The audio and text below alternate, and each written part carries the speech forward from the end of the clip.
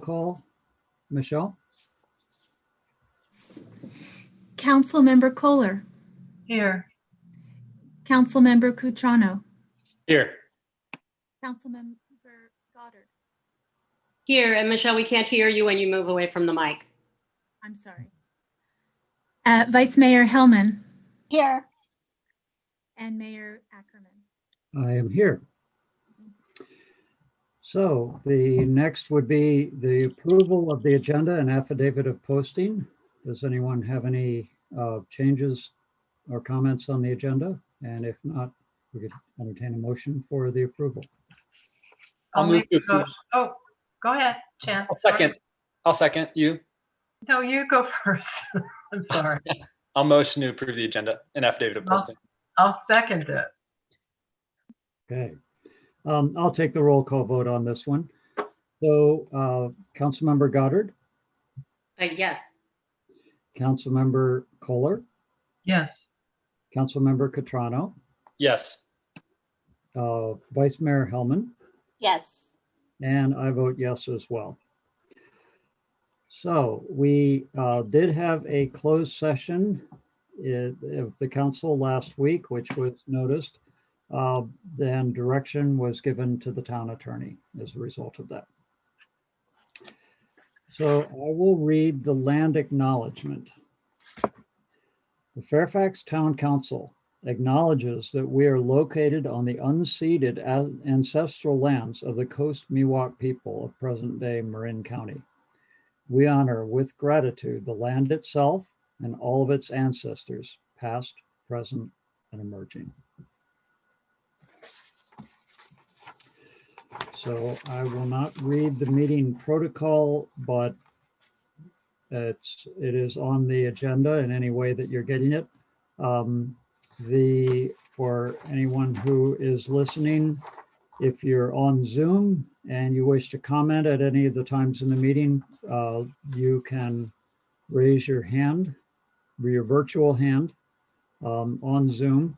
And if you're calling in by phone to Zoom, you can press star, Michelle, which is it? Star 9. Star 9. Star 9 is raising your virtual hand if you are calling in by phone. And when it's your turn to comment, Michelle will unmute you and allow you to speak. Okay, so a few announcements. We have vacancies on boards and commissions, which you can contact the town clerk, Michelle Gardner, to inquire about possibly applying for these vacancies if you wish. There is one vacancy on the Planning Commission. There are up to 3 vacancies on the Climate Action Committee, and there are 2 vacancies on the Open Space Committee. The Fairfax Food Pantry continues to serve many people Saturdays, 8:30 to 10:30 in the morning at the Fairfax Community Church at 2398 Sir Francis Drake Boulevard. And as you might all know, you can receive town agendas, newsletters, and updates by email. So if you go to the town website, townoffairfax.org, you can sign up for that email list and get the agendas sent to you regularly. Okay, and there's one more announcement that Councilmember Goddard wishes to make. Thank you, Mayor. I'd really like to announce and celebrate this joyful day that we are in, but I'm not going to go there. I think everyone's having their own private celebration at home, or my colleagues on this screen on a historic inauguration day. So anyway, that's not where I'm going, but I did want to announce, and it's a bit of a statement and followed by an announcement. As a Jewish woman and a member of the larger collective of human beings, I am deeply disturbed and angered both personally and professionally by the hateful incident on November 24th, where a young man came to Fairfax and he pasted swastika stickers on our town property. He spoke as a Holocaust denier and he spewed Nazi ideology. In light of multiple such hate-filled incidents locally and the tragic insurgency at the nation's capital on January 6th, I am here in the form of an announcement to let people know about a forum which is being organized, and it is co-sponsored by District Attorney Lori Frigoli. It will take place on, on February 4th from 5 p.m. to 6:30 p.m. Now, I am aware, and I read all of my emails and I follow the social media streams, that there are many members of our community who are not in support of yet another discussion that leads to no action. But we hope, and this is coming from the DA Frigoli and others that I've been speaking with, we hope for this to be a positive, healing, and a restorative forum with time, and this we've assured, we've been assured that there is time for community to be heard and to come together united against hate. There have been 2 town council members providing input to the district attorney and assisting in the organizing of the event to ensure, and I repeat, that the Fairfax community has a chance to address what took place locally. The event is co-sponsored by Patrice O'Neill from Not in Our Town, and participants will include Seth Brisk from the Anti-Defamation League, Noah Griffin, and Rabbi Susan Leiter. And I invite and encourage people to tune in. We will put out more information as to how to access that forum. It is county-wide. Again, February 4th from 5 p.m. to 6:30 p.m. Remotely, obviously. So thank you for the time, Bruce. And Stephanie may have something to add to that.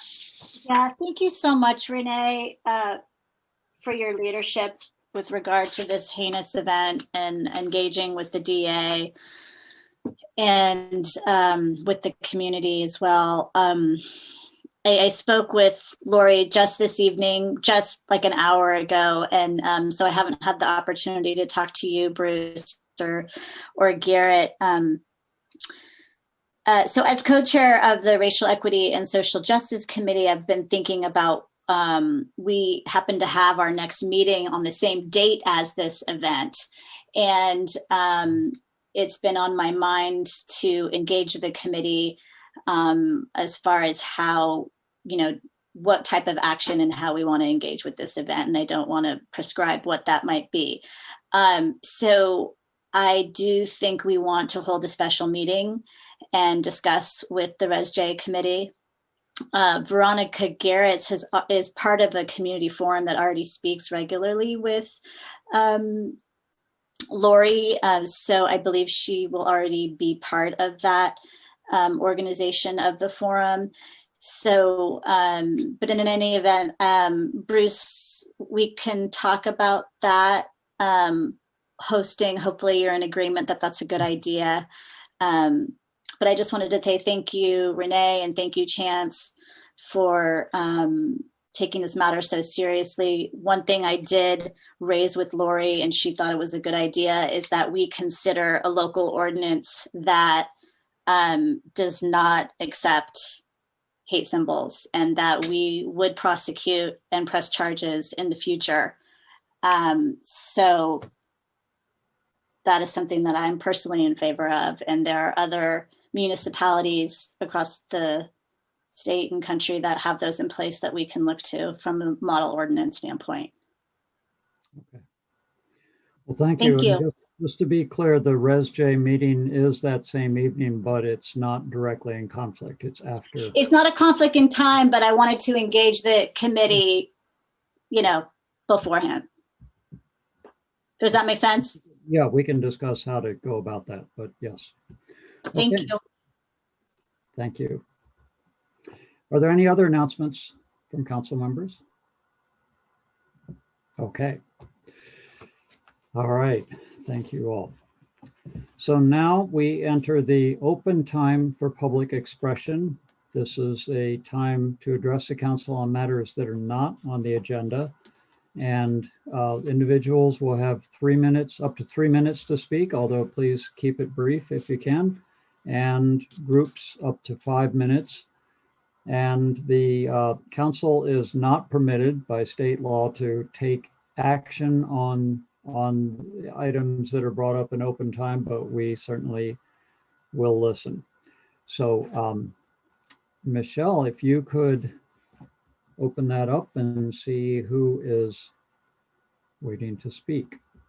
Yes, thank you, Mayor. I see 3 hands raised. The first is Jody Timms, followed by Cindy Yob, followed by Walt Vernon. So Jody, you're unmuted. Good evening, council members and mayor. Just a quick report for the age-friendly initiative. I'm the commissioner to the county on behalf of the town. So our next Commission on Aging meeting is February 4th, and the subject is actually climate change, its relationship to social justice and public health. So I encourage people to have 2 great speakers that night. Also want to mention, for those who don't know, that the California Master Plan on Aging has been released. It's a massive document, but there are 15 pages of initiatives for 2020 and 2021 that all the age-friendly communities are looking into to see how we can work with them locally. Also, as you may know, our 5-year plan is due, and we have a draft of it. Camille Esposito, our wonderful graphic artist for the town, is working on the layout of that, and we hope to bring that to you for approval in late February or early March. We also have a new set of goals for 2020, 2021, and one of those areas is equity and inclusion. And on that front, in terms of COVID vaccination, I want to let older folks know in particular, and family members, that there are 65,000 people in Fairfax, in Marin, that are over 65. So the whole process of vaccine distribution is going to be tricky, and we just want to encourage everybody to be patient. Right now, if you're 75 years and older and you are Medi-Cal, Medicare, or a healthcare worker, you can get in the queue to get your shots. Otherwise, you want to be in touch with your primary care provider and or reach out to them or wait for them to reach out to you for when it's time to sort of get in the queue. And I really want to encourage folks who are not in these high-risk categories to please be patient. The county's goal is to have everybody in the county vaccinated who wants to be by June 30th. And it's just a mammoth job, and especially around equity access and trying to be sure those most vulnerable without transportation are being given the opportunity to get vaccines first. So the last thing, just if you need any more information about that, of course, go to our town website, to our coronavirus link there, and hit on vaccine, and you can get more information there if you need it. Last thing I just want to mention is that the Age Friendly Marin Forum this month will be on January 27th at 10:30. It's called Aging in Place with Grace. So if you're thinking that you might want to stay in your home or stay in Marin and live the rest of your life here in your home, there are quite a number of very important questions to be considering to make a plan to make that happen for yourself. And that will be the subject on the 27th at 10:30. Again, the link for that would be on the town's website. And actually myself and Chloe Cook from the county will be the speakers that day. So thank you very much for all you're doing on our behalf. Thank you, Jody. Next speaker. Next speaker is Cindy Yob, followed by Walt Vernon. Hi, Cindy? Hi, yeah, this is Cindy. Actually, this is Cindy Ross. Cindy Yob is my nickname, my Zoom name, and I apologize, I forgot to change it before logging on. But anyway, good evening to the council. And before I talk about what I wanted to, I just really wanted to say a special thank you to Renee Goddard for bringing up the issue about the incident with the Nazi and the forum. I just really, really appreciate that. Anyway, the reason that I'm wanting to speak with you this evening is, as I've written to you in the past, I have a matter that's really urgent to me. It's really affecting my health, and I've been trying to request assistance from the council and from town officials. I live on Lansdale Avenue, across the street from Good Earth, near the Fairfax Plaza.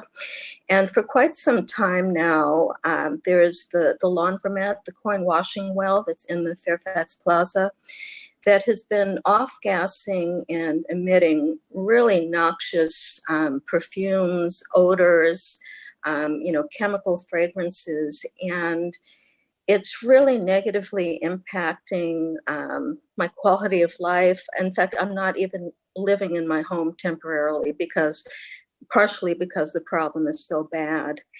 And especially in, Fairfax has an ordinance, 734, I believe it's section 1.12.010, emission of noxious fumes or odors. I'm just wondering if there's something that the council can do to either, eliminate the fumes, if that's not possible, to at least contain them to the laundromat in some way, so that they don't come across the street, get into my house, and get onto my property. And I realize that there's not a whole lot of time. I know you can't answer me right now, but I would like to request that if this could be put on an agenda at some point in the future so that it can be discussed, because I'd really like to see some kind of resolution that works for everybody. I'm not trying to, to shut down any businesses or, cause any hardships for anybody, but it's just, it's really made my life literally a living hell, getting me sick. And it just needs to stop. So I really appreciate that. Thank you.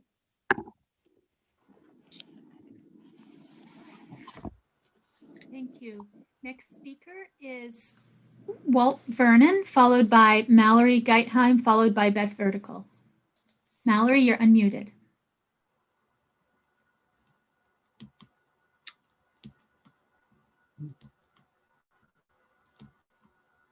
Hold on. Can you hear me? Yes. Yes? Okay. I thought there was somebody else before me. All right. So let me just back up what was just said by Cindy. I think we could I agree with her. I mean, I don't live in the, where it's affecting me, but I know when my neighbors are using Bounce or something, it really is strong. It's been proven that these kind of fabrics do harm people. I mean, the fabric softeners and these false scents. And if we could have a bill for at least the laundromats, you can buy all kinds of detergents that are odorless now. So I just want to back up Cindy. That's not why I was going to raise my hand, but I think that would be a good idea that we do this here and for people like Cindy. So I want to back that up and say, let's make a bill for the town to just say the laundromat should be using odorless detergents and things like Bounce. So here's what I want to talk about is, can we get Zoom for everybody here so we can see in the town who's talking and not just the five of you who I love looking at, but it'd be really nice to look at everybody else too when they're talking, to know who is talking.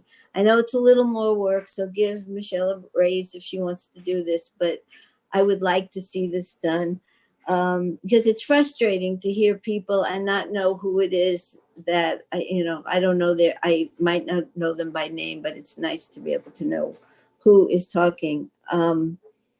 Then Renee, the forum sounds great. I just texted you, but I don't know if there's a Zoom number. I know the day and the time, but what is the Zoom number for this Nazi forum thing? Whatever you want to call it. But so could you let us know that, or are we going to get it in an email? And that's it. Thank you guys. I'm very happy about today. We have a new president. Thank God. Okay. All right. Take care. Just so everyone knows, There is no Zoom link at this point, but we will make sure that it goes out on the website, and perhaps the ResJ can also help to promote that. So wait for that. So look on the town calendar. Will it be posted on the town calendar even though it's a countywide event? Or just posted as an announcement on the website? I think we're going to try and get the word out in every way that we can. So yes. So on the front page of the website as well as other routes. Okay. Sure. Thank you. Okay. Hi. Michelle? Yes, the next speaker is Walt Vernon, whom I skipped over. I'm sorry about that, Walt. If you're ready, I'm going to unmute you now. Great, thank you. Walt. Okay, well, hopefully you can. The first thing I'll say is you are not missing anything by not seeing me on Zoom, I promise you. I do want to thank the council for your service and just bring you up to date on the Climate Action Committee and our activities. We've had actually a 2-day retreat, believe it or not, over the last 2 months in 2 separate Saturdays to build our plan for the next fiscal year and to think about budget requests. And it's been a really good series of meetings. And so we're pretty excited. Obviously, 2020 was a tough year because of the virus to get a lot done in so many ways. And so we're excited to be able to look forward and with the new administration about the new possibilities. The one thing that we are working on. You're up on the town meeting. I know, I'm talking. Sorry, my peanut gallery is helping me. We are nearing the one thing we have gotten accomplished this year is the update of the Climate Action Plan. As I've announced before, we achieved the goals for our current Climate Action Plan a couple years early. We are now looking at a 2030 Climate Action Plan, really aimed at the climate emergency resolution that you all set forth and trying to think about how do we get there. In doing that, we've had a series of public meetings. We continue to have those. We have more public meetings coming up on February the 8th and on March 8th. Those are on the town calendar. They're also on the Climate Action Committee's website. And so we invite everybody to come and be a part of that. We've done a survey and we have the results from that. So we have a lot of good feedback from town residents. And we're getting close to being able to provide you all with a draft of the Climate Action Plan that will then, we're hoping that we'll be able to come together in a special meeting with the council and staff and us and probably the Planning Commission to think about adoption and make any changes and amendments that you guys are thinking about. So we're looking forward to that. One of the key things in that plan is to move towards elimination, obviously, of fossil fuels in all their forms, including the natural gas in our buildings. We had made a recommendation to you previously to adopt the Marin County REACH codes with respect to buildings. This would only be for new buildings, not for existing buildings. In our December meeting, we've updated that and said, actually, what we should really do is follow the lead of cities such as San Francisco and others in the Bay Area to adopt an all-electric ordinance for new buildings. And so that's something we'll need to talk about, of course. And we hope we have a robust discussion about that. The last thing I wanted to say is in this light, we are engaged in a competition against San Anselmo right now to see which town can get the most which town can get to 20% of our residents on the Deep Green program, which is A, cheaper than doing PG&E, and B, all renewable. So town residents will gain money in their pocket, plus we can beat San Anselmo. So if you have any questions about how to do it, come to our website. And I thank you. I thank you for your service. That's it. Thank you, Walt. The next speaker is Beth Vertical, followed by video conference 9JFCS. Michelle, we can't hear you. I'm sorry, you can't hear me? Now we Oh, we can. Now you but- can? Okay. Yeah, I'm having trouble with my microphone here. The next speaker is Beth Vertical, and I've unmuted you, Beth, and after that will be someone called Video Conference 9. All Thank right. you. Hello, everyone. Good to see you on such a lovely day. I just wanted to speak about the redwoods, the older redwoods that we have on town property. It's my understanding that we're not going forward with looking for an irrigation system. I'm assuming because of cost, but I don't know the particulars there. And I would just like to say we need to do it anyway. And the reason why is every meeting we open up with the unceded land from the Miwok. We talk about how we revere the land, and we need to put up if we're going to be reading those words at the beginning of every meeting. Global warming is not a comfortable time. We have to do things that may not feel at ease. It's a shift. And part of that is we need to preserve older trees. They sequester more carbon. And if you think that you're going to do well by having a new tree, try and make it in an earth that can't even support an older tree with a much more sophisticated network of roots, you're kidding yourself. And if we're going to be a barren tree town in 20 years, that doesn't really speak to us being thought leaders in California. Or the world for that matter. So it's time to put up. And if the town can't do it, that's fine. But to shut it down because the town can't do it is not the right answer. What I want to see is if you guys can't do it, then I need to know, can I get somebody to come in and pitch to find out how much it would cost for irrigation? Because then what I'm going to do is I'm going to look for funding, and I'm going to start something in Fairfax where the people of Fairfax contribute to keeping those trees alive and well. That's where I'm at. So my voice is cracking because I'm super impassioned about this. I can't believe we're disregarding it, and there wasn't anything said about it. So there you go. Let me know. You know where to find me. I'm at the Climate Action Committee, and also I'm on the internet. You can find me. All right. Thanks, everybody. Have a great night. Thank you. The next speaker has a Zoom name of Video Conference 9. I am going to unmute you, and that is will be followed by Ross D. and then Mike Dayam. So Video Conference 9, you're unmuted.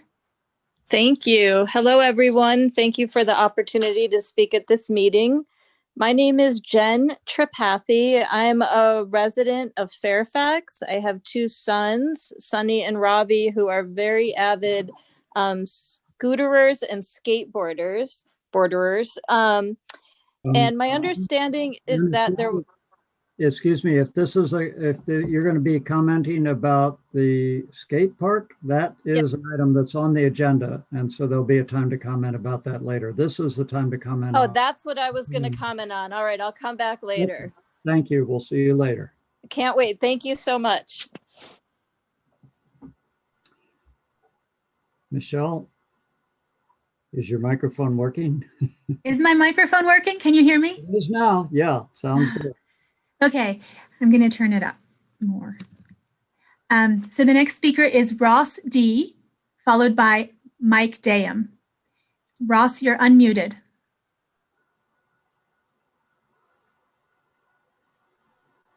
Ross, you may need to unmute yourself as well.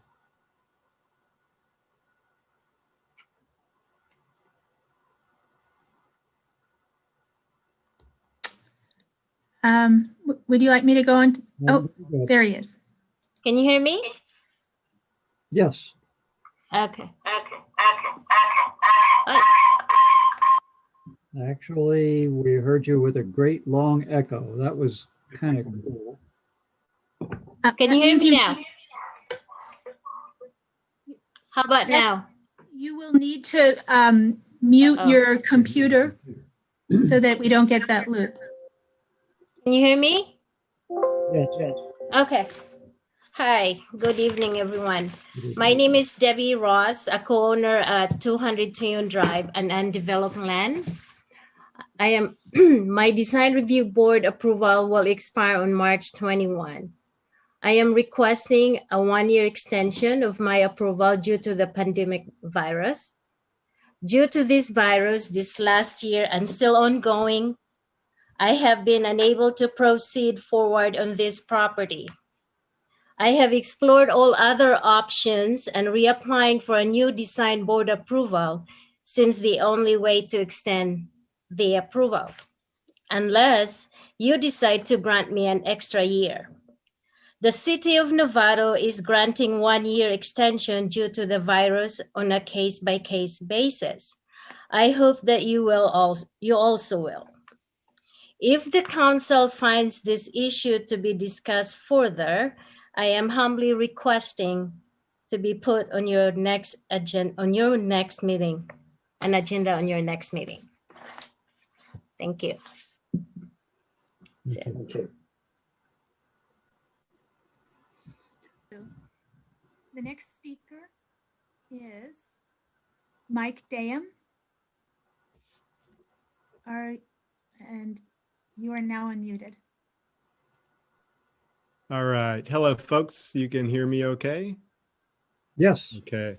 It's wonderful to be here. I'm so happy that we have this opportunity, and thank you all again. I know you probably hear it all the time, so hopefully it doesn't get overwhelming, be thanked so much. But what brings me here, unfortunately, is not the greatest news, but I've spoken to a lot of neighbors. I live up here on Roca behind the Tea Temple and the auto shop, and it's a wonderful place. There's a couple things that have been really persistent, and especially in these times where we're all kind of trapped inside and having to work from home, take meetings from home. And they're both noise related. I don't know if they need to be looked at as two separate things. One is the alarm bell at the movie theater, which another place I absolutely love, but that alarm bell often goes off for many hours, sometimes 4 or 5 hours in a day. And the other is this piano, which this pains me to say. I grew up in a musical family. I grew up with piano and nieces and nephews and sisters playing all the time. And I never thought I would say this, but I hear this piano so much, 6, 7, 8 hours a day. And I speak also on behalf of a number of neighbors here, maybe 4 or 5. I didn't really go around and poll folks because that's not really what I want to do. But just in casual conversations, I've realized a number of people hear it and are affected by it. And even during winter here with the windows closed, I often hear it to the point where I will, it's loud. People on the phone I speak to can hear it. And so I wanted to bring that up and see if other people also, have this, are not enjoying what's there. And it's typically just one gentleman who plays it that, so yeah, I'm hoping there's a solution for that. I've spoken to, the police just to see what, options there were, and I don't want to ruffle any feathers. And I know some people love the piano, but not all of us do, I'm realizing. And so I want to voice my opinion with that and see if there's a solution to, not have that affecting people in a negative way here. Thank you guys so much for listening. Thank you, Mike. Mayor, if I may. Yes.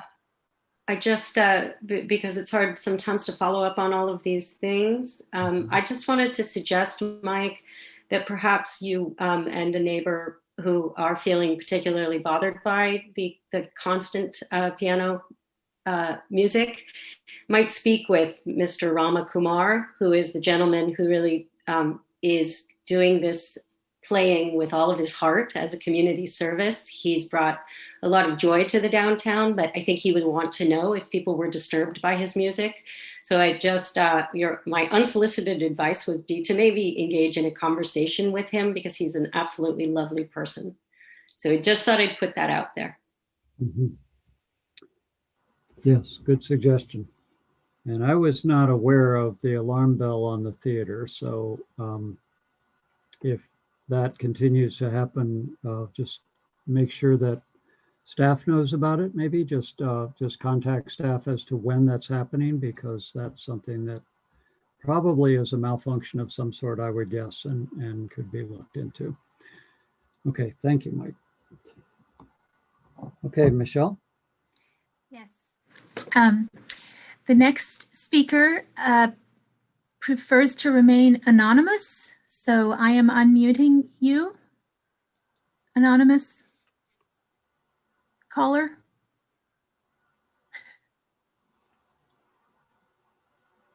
You're unmuted now. I'm seeing a name, so I don't know. Okay, you're unmuted. Can you hear me? Yes, yes. Sorry about that. I have some sound issues on my end. So first of all, hi everyone. Happy Inauguration Day.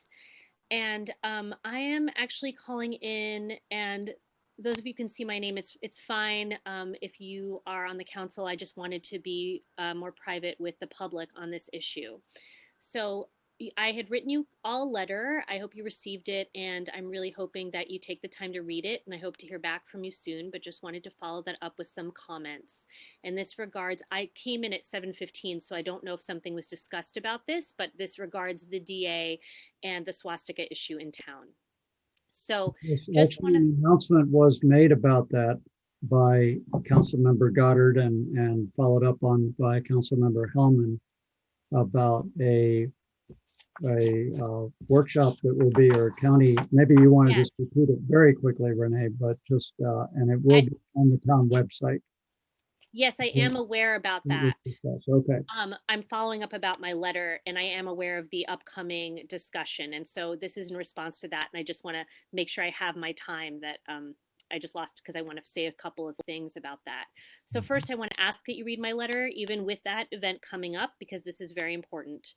So, you know, I said very clearly in the letter that I sent, and also in the letter that we co-wrote with Showing Up for Racial Justice at Surge, that the discussion is not what we're looking for. It's not enough.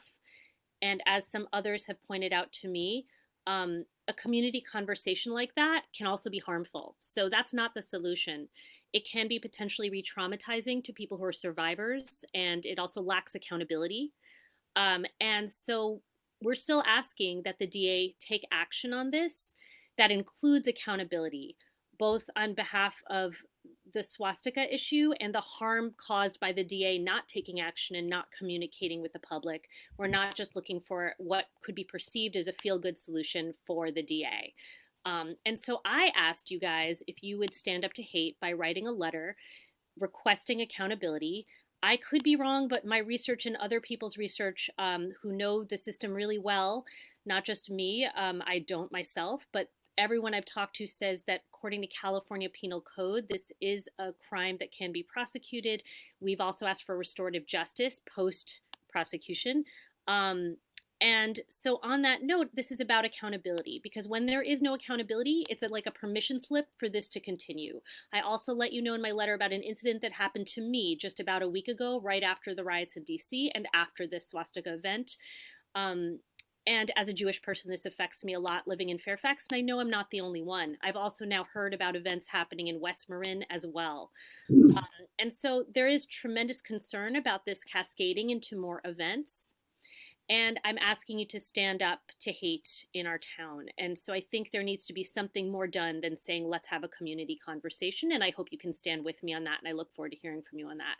And just in the last few seconds I have, I just want to, on a separate note, say, the woman who spoke earlier on who has chemical sensitivity about the laundromat, same with me, totally agree with her. I hope something can be done about that. I used to have to switch seats outside of Good Earth because I couldn't even, it will blow over there. It's a very powerful smell, and that kind of thing can make people sick. It's sort of invisible sickness. So just want to second that and hope that some action can be taken to put that on the agenda sometime soon.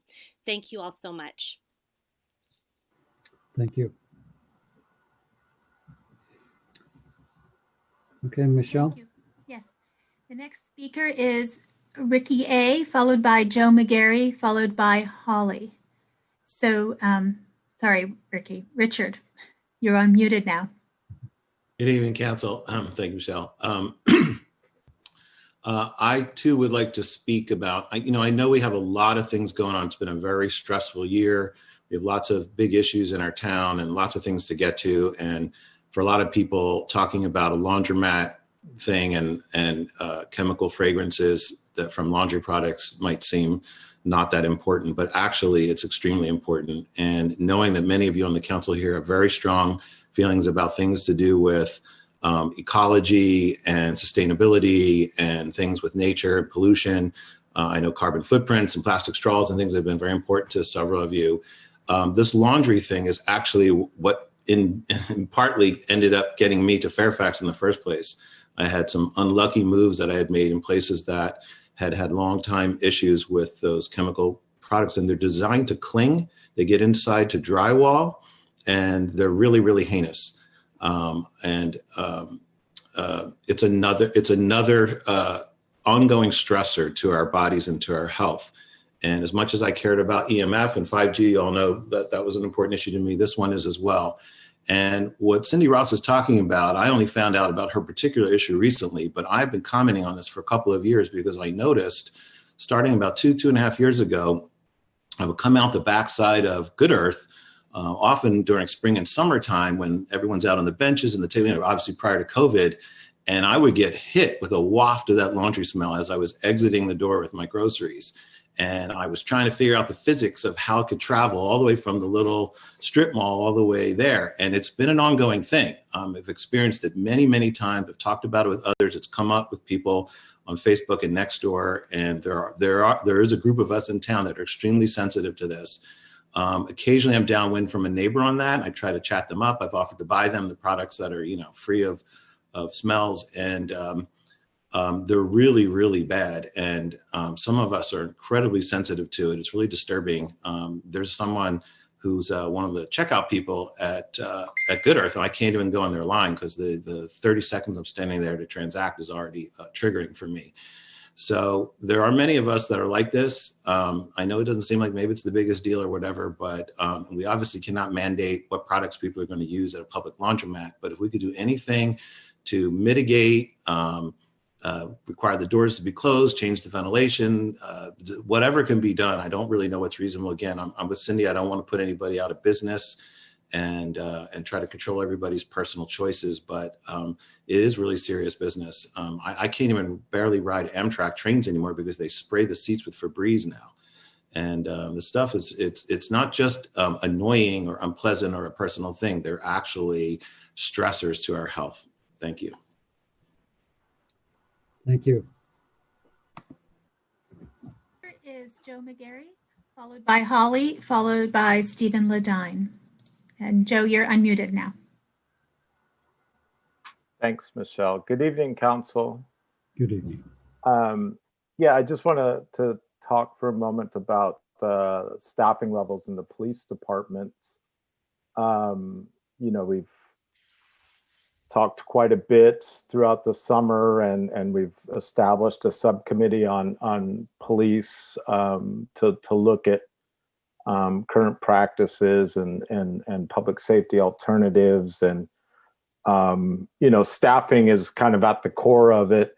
And just want to throw out that, so there's been, I think, 4 new hires at the police department in the last 5 weeks, and a promotion. Acting Chief Rico's been given a nice padded raise, and I think Chief Morrison's been clocking hours in the last week. We've heard reports of that. Might be related to Acting Chief Rico's leave. But what the point being that there's for those of us who are aware of this and watching and wanting to work with, there's a perception right now of an investment in the police department, increased financial investment. And I'm sure there's some context, and I'm sure Garrett could explain some things. But I think maybe we could get ahead of this, and we do a good job of reporting on the town website in regards to police, a lot of good information and data, and maybe we could, the monthly staffing, so we could see if there was some ebb and flow that provides context, that there could be a little more transparency, because right now it's looking like we're increasing some spending in policing at a time, racial equity issues, and we've got pandemic, we've got, homeless issues, unhoused folks all over the county. And yeah, it draws a lot of attention and a lot of concern from a lot of us. So maybe we could get ahead of that and be a little more transparent about some of the staffing moves in the police department, since it's been established that it's a very important topic in the town. And yeah, that's just police business is down. We've got the final stats in from 2020. We're diving through them now, but it's looking like about 25% less incidents for the Fairfax Police Department in 2020 versus 2019. And so to see the possibility of an increase in staffing is really concerning in light of a lot of the other issues that I just laid out. So maybe that's a topic that we can explore. Thanks so much. Have a good night. Thank you. The next speaker is Holly, followed by Stephen Ladine. Holly, you're unmuted. Hi, everybody. Thank you for taking the time to chat with all of us. This is my first Zoom town council meeting, and it's pretty cool. I wasn't really planning on speaking today, but I did want to sort of second what Mike Dam had mentioned. I also live on Roca and have been somewhat tormented as of late by both the movie theater alarm going off nearly every night and by the piano. And I wanted to add, I've spoken with the police department on both matters, but with regard to the movie theater, I guess that the owners have been contacted and that they can't seem to get a hold of them. So I don't know what more can be done in that way, but I know that have tried, and it has been a really persistent issue. And then with regard to the piano, I was actually recently informed that it's not the property of 19 Broadway. It was dumped just outside of there. And I spoke with the owner and the manager, and they also don't really care for it, but don't really know what to do with it. And I have spoken with the gentleman who plays and asked him to stop, because it happens at all hours. And I mean, it keeps my little boy up, especially if we have the windows open. So yeah, hopefully we can find a solution to bring us a little bit of peace.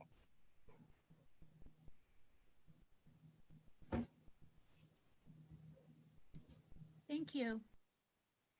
The next speaker is Stephen Ladine, and there are no speakers after Stephen Ladine. Great. I should be unmuted. Councilmember Goddard, thumbs up. Can you hear me? I can see you on my screen. Great. I got my timer. Awesome. Hey, thank you everybody for taking my call and gathering today. I just would speak on a couple topics. First one is I live at the end of Cascade Drive. I'm a very strong advocate for cycling. And I know the lines were painted and it turns out they have not caused the undue harm we thought they would. So I just wanted to comment, or at least acknowledge. I thought that would be a real travesty for cyclists, but the cars seem to be following slow, trying to go in those little bumper car lanes. So I'm glad to that. And I hope there's not going to be any changes made to the additional white cycling lanes. And if there were, that you would let us know and have that discussion again. But so far it seems good. The subject topic I want to comment on is about the swastika issue. And I understand that there is going to be a community forum. Thank you, Councilmember Cutrano, who wrote back, as well as Hellman, but Chance, you gave some detailed information. I appreciated that. So I guess my comments, in addition to the community forum, I just feel the need to speak here at our town council, because this is our town and our opportunity to run our town how we see fit and the issues we face. And I was just really disturbed when that news came out about the DA. I had watched the video originally with my middle school children. We watched it as a family the day it occurred. And I said, oh, there's evidence here. The police will hold this person accountable. And when then I saw the news, on the patch that I sent to you all, I was just, flabbergasted that there was no accountability. So I know there are technicalities with the DA and public, private property, etc. But my takeaway is a member came to our town, put up swastikas. and there was no consequence of that action. There's lots of technicalities in between, but to my 12-year-old, my 14-year-old, somebody did that, there was no consequence. The gravity of that. I'm not looking for punitive actions. We want to change behavior, not just to punish people, but we need to be held accountable. Today's fantastic inaugural speech is historical because it's the first inaugural speech to ever use the word white supremacy. And I think we need to acknowledge that this exists. Even in our own little community, these are clearly symbols of hate. It may not be that this incident has follow through, people should still pursue it, but I want to make sure the very next one, that people are held accountable. Whatever rules we need to create in town, that's your job, why you guys are elected and why we trust you. White supremacy is real and people are naming it. Our president named it, and we need to acknowledge it and not let it go by on technicalities. Breonna Taylor, people that aren't being held accountable for police violence. We need to have accountability, and I thank you for looking into this so it happens next time. Thank you so much. Thank you. There's one more speaker. And that's Mark Bell. You are unmuted now. Good evening. A couple points have been raised, but I'll continue on them.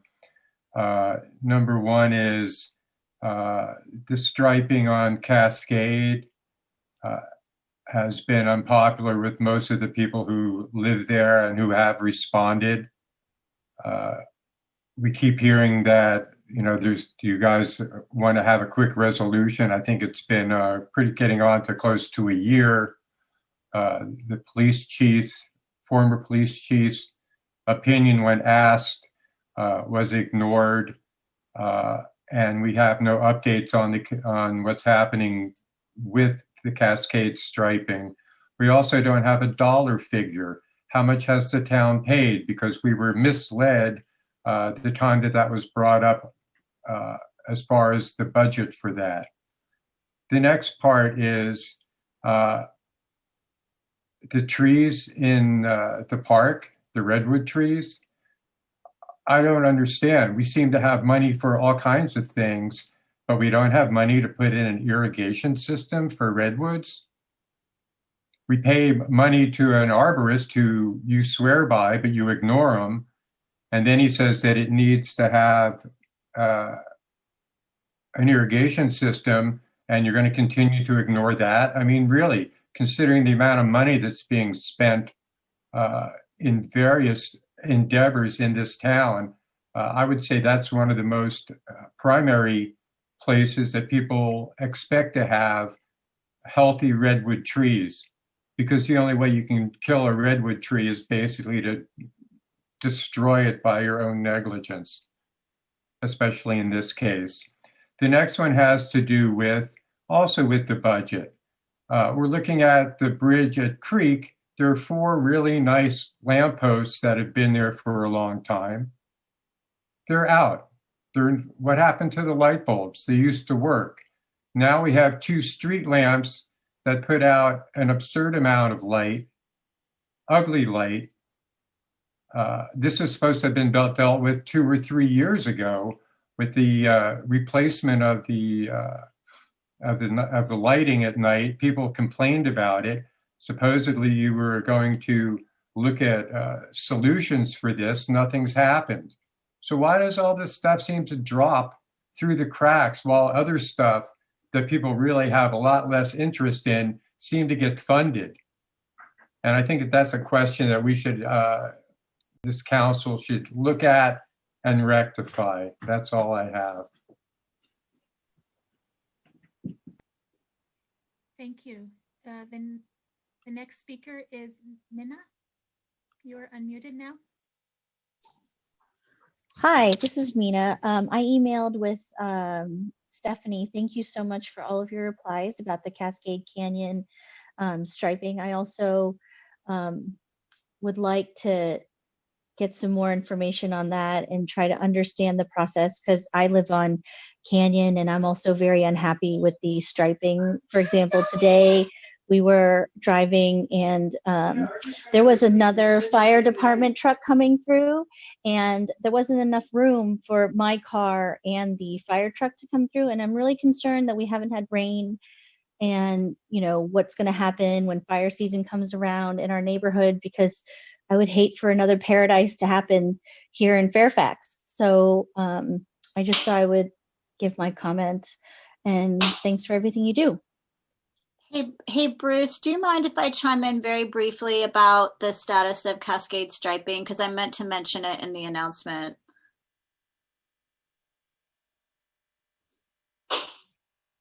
Did you say yes?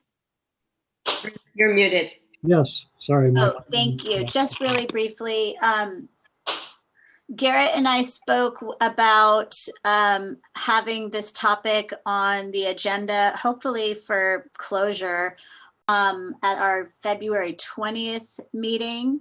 And prior to that, in the next week or so, having a final survey up for the community to capture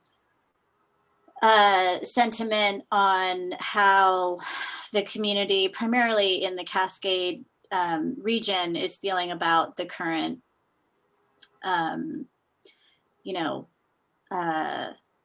dashed line and so forth. We have not received too many emails from the community in the past, it's been in place since I think it was December 2nd. We've heard from a handful. So that's just anecdotal. But we have the emails for the neighborhood community that was involved in our, ad hoc group. And so we'll send that link out to the survey. And like I said, our meeting will be on it'll be the second meeting of the month in February, which I believe is, I'm just looking at my calendar right now. Is that the 24th, Michelle? It's the 17th, Wednesday, the 17th of February. I'm way off, sorry. The 17th, and that'll be the special meeting start at 6:30. So thank you. Thank you very much. Okay, thank you. And Michelle, do we have any more public comment? No, Mayor, we do not. Okay, thank you. We'll bring it back to council then after our public comment on items not on the agenda. And now we'll get on with the consent calendar. So we have 4 items on the consent calendar, and we will we can ask whether there's any comments by council members on that or questions for staff on those items. Yes, Nick? Barbara, Renee? I just wanted to mention I had sent a comment to Michelle on an edit to the minutes which she had made. So, and also to thank Councilmember Cutrano and Councilmember Goddard for their work on item 3, which deals with the logistics on the process for the renaming issue. So I thought that looked like great updates. So that's all I had. Thank you. Okay. Yeah. No. Sorry. Go ahead. So I just had a quick question, or I'm looking for some clarification on item number 4. And so Garrett, yeah, thank you. So on the last page of the staff report, which is page 5, under the interaction with other paid leave, I got a little lost in the staff report looking at that second paragraph that says that employees on expanded FMLA leave under this policy may use emergency paid sick leave during the first 10 days of normally unpaid FMLA leave.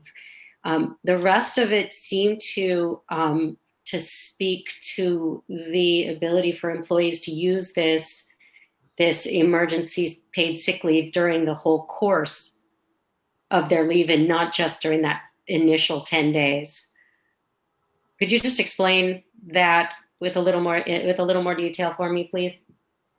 Yeah, I think without going through it a lot, it basically under the emergency, under expanded FMLA, which is the Family Medical Leave Act, you could request it and you could be unpaid those first 10 days. You would have to use your other leave to be paid, but this is allowing you to use the emergency sick leave if you wanted to within that time frame. I believe that's what the section is just referring to. I think that's pretty typical for FMLA. Right. Yeah. Basically it's letting them use the emergency sick leave instead of their other leaves because everyone gets sick, vacation. If you're managing admin, you have floating holidays and so on. And some people get comp time. Okay. All right. Thanks. Thank you. Vice Mayor Hellman? Yeah, regarding the November 18th minutes, I believe there was a comment submitted by Mr. Larry Bragman. His comment was omitted from being captured that I just want to make sure is included. So if we could pull that and resubmit.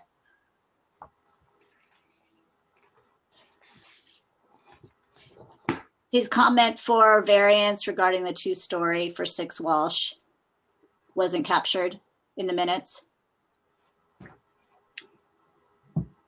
So would we, Michelle, do you, are you aware of what that comment might be? And are you or the minutes clerk able to insert that, or do we need to postpone? Mayor, I would suggest we postpone the November 18th minutes to your next meeting, just so I can have a chance to confirm Mr. Bragman's comments. I did see an email from him just before the meeting, but I didn't have a chance to really investigate. Okay. So if that's okay, that's what I would recommend. Okay. Yeah, we can do that. So we can consider approving the minutes other than the November 18th tonight. Anything else on the calendar that, and then we'll go to public comment. Okay. So Michelle, do we have any public commenters on the consent calendar tonight? I just give them a minute to raise their hands. Mm-hmm. I'm not seeing any raised hands right now, but okay. Oh, there is one. We have one. Joe McGarry, I have unmuted you. Hi, good evening. I just wanted to, last we talked about the rental assistance program. I think we kind of closed with Councilmember Kohler saying that she was going to check in with county, some of her county sources to kind of track allocations to Latinx families in Fairfax. And I'm just wondering if there's any report on that, or if we've done any work to look at the equity of this program, if it is actually getting to Latinx folks, particularly those who are Spanish speakers as a sole language. Thanks. Unless there's other public comment, I can provide an update, Bruce, Mayor. Okay, Michelle, I'm not seeing any other public commenters. Is that? That is correct. I don't see any either if you wish to close it. Okay, so we'll bring it back to council, and Barbara, if you wanted to. Yeah, I did a call with Liz Darby, who's the social equity coordinator at the county, and she had looked into our reaching out and felt we have done quite a bit. Another piece that the town manager pointed out to me that I had forgotten about is one of the reasons that is really helpful for us to work with St. Vincent's and Ritter House is that they have bilingual folks that pick up the phone. And so they have used, and it's Latinx speakers, so or Spanish speaking folks, so they have used that quite a bit. But Ms. Darby felt that we had done enough outreach and to that community here in Fairfax. So if that's helpful, there you go. Thank you. Okay. Thanks for looking into that. Thanks for your work keeping up with this, Barbara. And Mr. Mayor, can I just add to what Councilmember Kohler said? Yeah, good. So one of the reasons why for people to apply that they call in is because our discussions with, say, Vincent Paul and Ritter Center, the reason is for that income group that really calls in, they don't use the website, they don't use online forms, and that's why we have a call-in number, and that's why when they return the calls, because it's the voice message, they call both in Spanish and English and provide that service. So predominantly a large portion of the population we serve are primarily Spanish speaking. So that just provides that added understanding. So that's what we knew going into it. And that's why it's a call-in number and not an online application process. Mm-hmm. Good. Okay, so we have a little bit of indication that there is certainly penetration into the Spanish-speaking community. Very good. Anything else? And if not, we could, Renee? I would make a motion that we approve consent with the exception of the minutes from November 18th. I second. Okay. Michelle, would you like to do a roll call vote on this? Please. Council Member Goddard? Yes. Council Member Kohler? Yes. Council Member Cutrano? Yes. Vice Mayor Hellman? Yes. And Mayor Ackerman? Yes. That was unanimous. Motion passes. Okay, thank you. So now on to our regular agenda. Item 5, we would discuss and consider the residents' petition submitted per town code. The petition was signed by actually quite a bit more than the minimum 25 people that to ask us to put it onto tonight's agenda, which we have to discuss the desire for a skate and scooter park to be for the town to look into the how that could possibly be done. And we have, I believe, a presentation by the group that has brought this to us, and we've gotten quite a few emails about it. So the way the presentation would work is that the staff will operate the PowerPoint, and this group will have a speaker. And I assume, Michelle, that you know which speaker it is that needs to be brought in order to do that. Garrett? If I may, Mr. Mayor, it'd be helpful I could offer a couple of staff comments before you turn it over to representatives. Oh yeah, sorry, we should get a staff report. I'm sorry, my mistake. Okay, so I think you covered most of it in terms of a petition was submitted January 7th. It is requesting that the council approve the effort and dedicate town space for a skateboard scooter park. We just wanted to point out town code does require if residents submit a petition of 25 or more, that item is scheduled for discussion at a council meeting.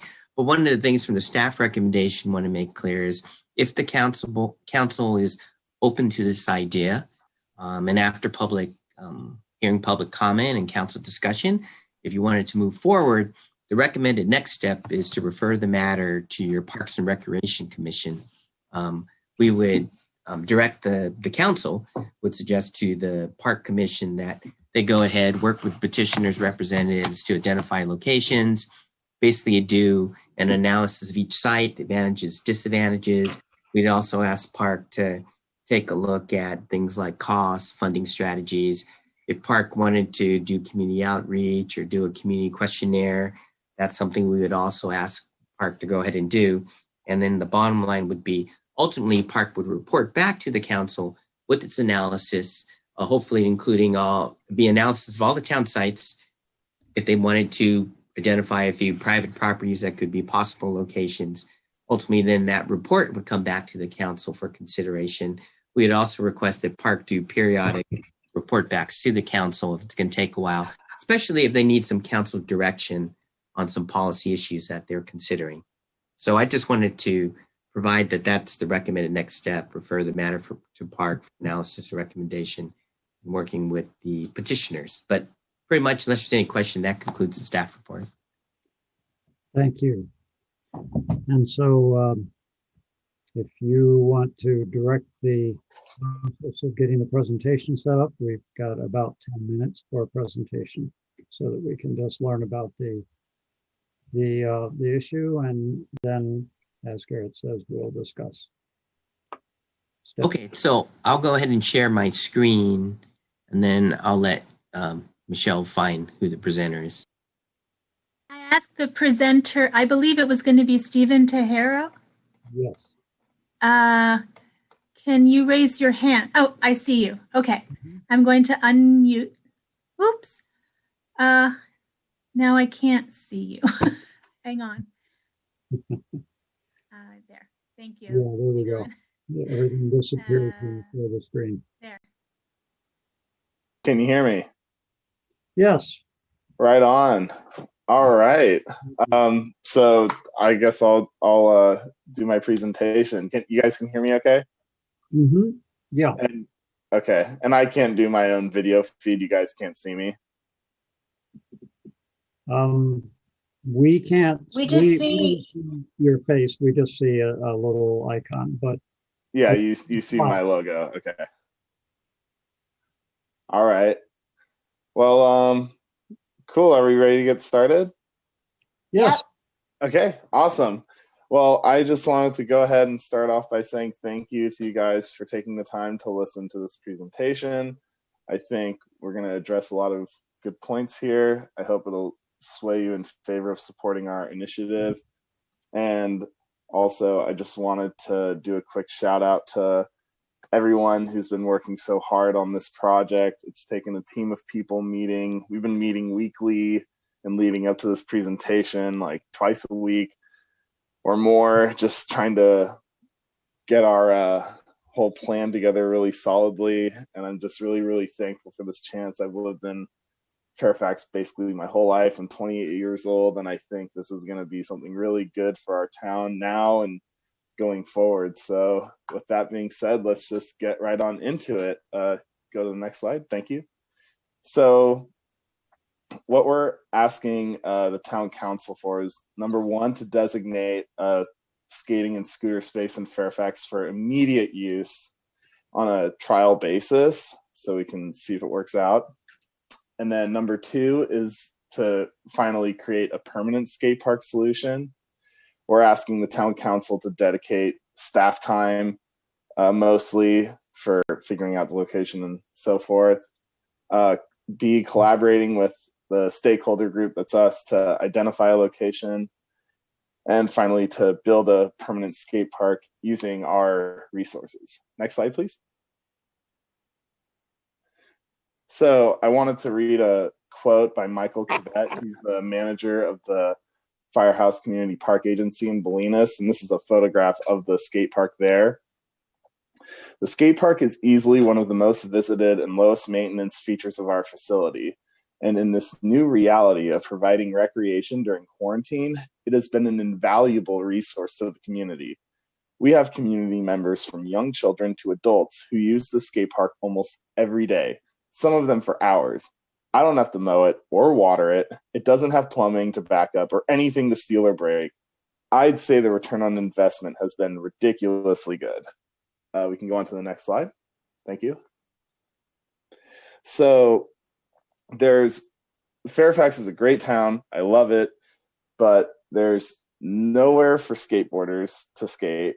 And we're seriously lacking in things for youth, mainly teenagers, to do.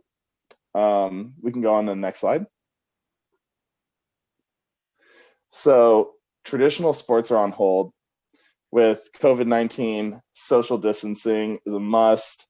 And most physical activities are just no longer available. They're impossible to do under the new safety guidelines. So, and also many kids aren't even getting PE because they're not physically at school. Kids need activity for physical and mental wellness. And in our teenagers, the physical and mental wellness is so important in the light of we have teenagers using drugs and alcohol in a greater proportion than anywhere else in Marin County. All right, next slide.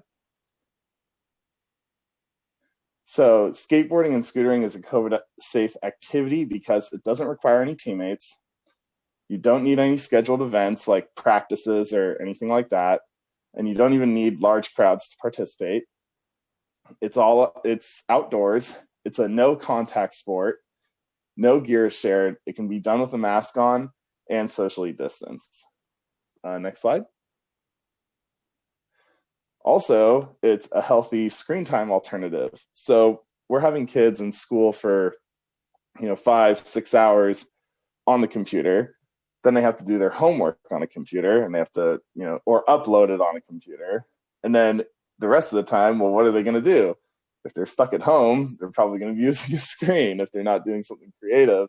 So we really need to get kids out of the house, and we need them to do something that's healthy and easy for them to access. Next slide. So skateboarding empowers a positive community too. It's a common interest, and it brings people together from all different kinds of backgrounds. And in a town like Fairfax, I want everyone from every walk of life to be getting along together, whether they're from here, whether they're not from here. Skate park really forces inclusivity because everyone has to share the space and get along. Next slide. Skateboarding is gaining popularity. Right now, skateboarding is at an all-time high. It kind of comes in waves, and right now we're at like the peak of a wave. Skate parks do require an initial investment, but basically don't have any maintenance expense after they're made.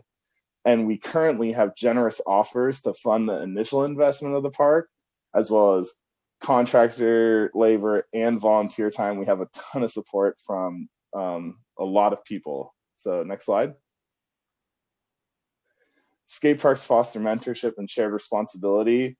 So in the light of, the things that happened at the Capitol and stuff, we need leaders, we need strong leaders, positive leaders, and skate parks bring together adults and kids. And this photo of this gentleman giving the fist bump, I don't know his name, but he helped get that skate park made in Oakland. So it's a really positive example for kids to see the adults come together and the kids come together to make a beautiful space that everyone can share together using like the democratic process. And it can be a beautiful thing. The skate park can be a beautiful place. Next slide. So having this is a picture of the skate park in San Anselmo. Skating benefits everybody, not just the skaters. Active kids are better learners. It's a positive risk-taking activity. So instead of doing drugs or doing graffiti, teenagers and youth can get on a board. They can try going down a ramp. They can try dropping in and do that risk-taking in a positive way. It's inclusive. It builds community and social skills by sharing a space. Active people have better mental wellness. They're less depressed. And a designated skate park area reduces skating in more dangerous and undesirable places. Because right now in Fairfax, the only skate spots are in parking lots full of cars, private property where people are getting upset, or you do your jump off of the staircase downtown straight into traffic. And kids like following the rules when they can do what they want within the rules. Next slide, please. So neighboring towns who have built skate parks have had a massively positive experience in Bolinas and Terra Linda and just all around Marin County. It's easy access when it's in your own town. You don't have to drive and burn fossil fuels. Skate parks are about as loud as a playground. And there's a study that we linked to at the end of our presentation you can check out. There's no maintenance for a permanent concrete skate park. It's used by the community members of all ages daily. High use per square foot compared to other recreation facilities. I mean, you have a baseball field can be giant and rarely used. Having a park in our own town that kids can get to without driving and not burning fossil fuels, any of that. And skating is no more risky than any other sport or park activity. And most of the injuries are minor, wrist sprains or ankle sprains, stuff like that. Next slide. So some burning questions you might have. Where the park would be located. We're confident there's a feasible spot on town property. We want to partner with the town to identify the most suitable site. Does it create liability for the town? No. Look at the neighboring towns. All they do is they add it onto the existing park and rec insurance. Who would fund it? We have received generous offers of funding and labor from local residents and contractors and businesses. If needed, we'll raise the additional funds. We just want the town staff time and the insurance coverage. Next slide. So again, what we're asking for is just a designated space for immediate use on a trial basis, the dedication of staff time as a resource, collaborating with us to identify a location, and ultimately building a permanent skate park. Next slide. And the community support is just growing daily, all the time. We're getting more and more emails with expressing strong support. We're sharing our story on Nextdoor. It's getting, or we're not, other people are. It's getting huge positive reviews and positive comments. We're getting lots of signatures on our petition. Even with coronavirus, we have to email the petition around, have people sign it, scan it, send it back. So it's way more complicated. We're still getting tons of signatures. And on our website, we already got over 30 submissions. So it's overwhelmingly wanted by the town. I think it solves a lot of our problems with the youth, using drugs and stuff like that, giving them a place to skate. It's COVID safe. It's an activity. The kids absolutely need this. We have to take action on this. I'm so thankful for you guys' time. The last slide after this links to all of our statistics and resources. You can check that out. We're trying to get the PowerPoint up on the website. And thank you very much for your time. And if you guys have any questions, I'd love to answer them.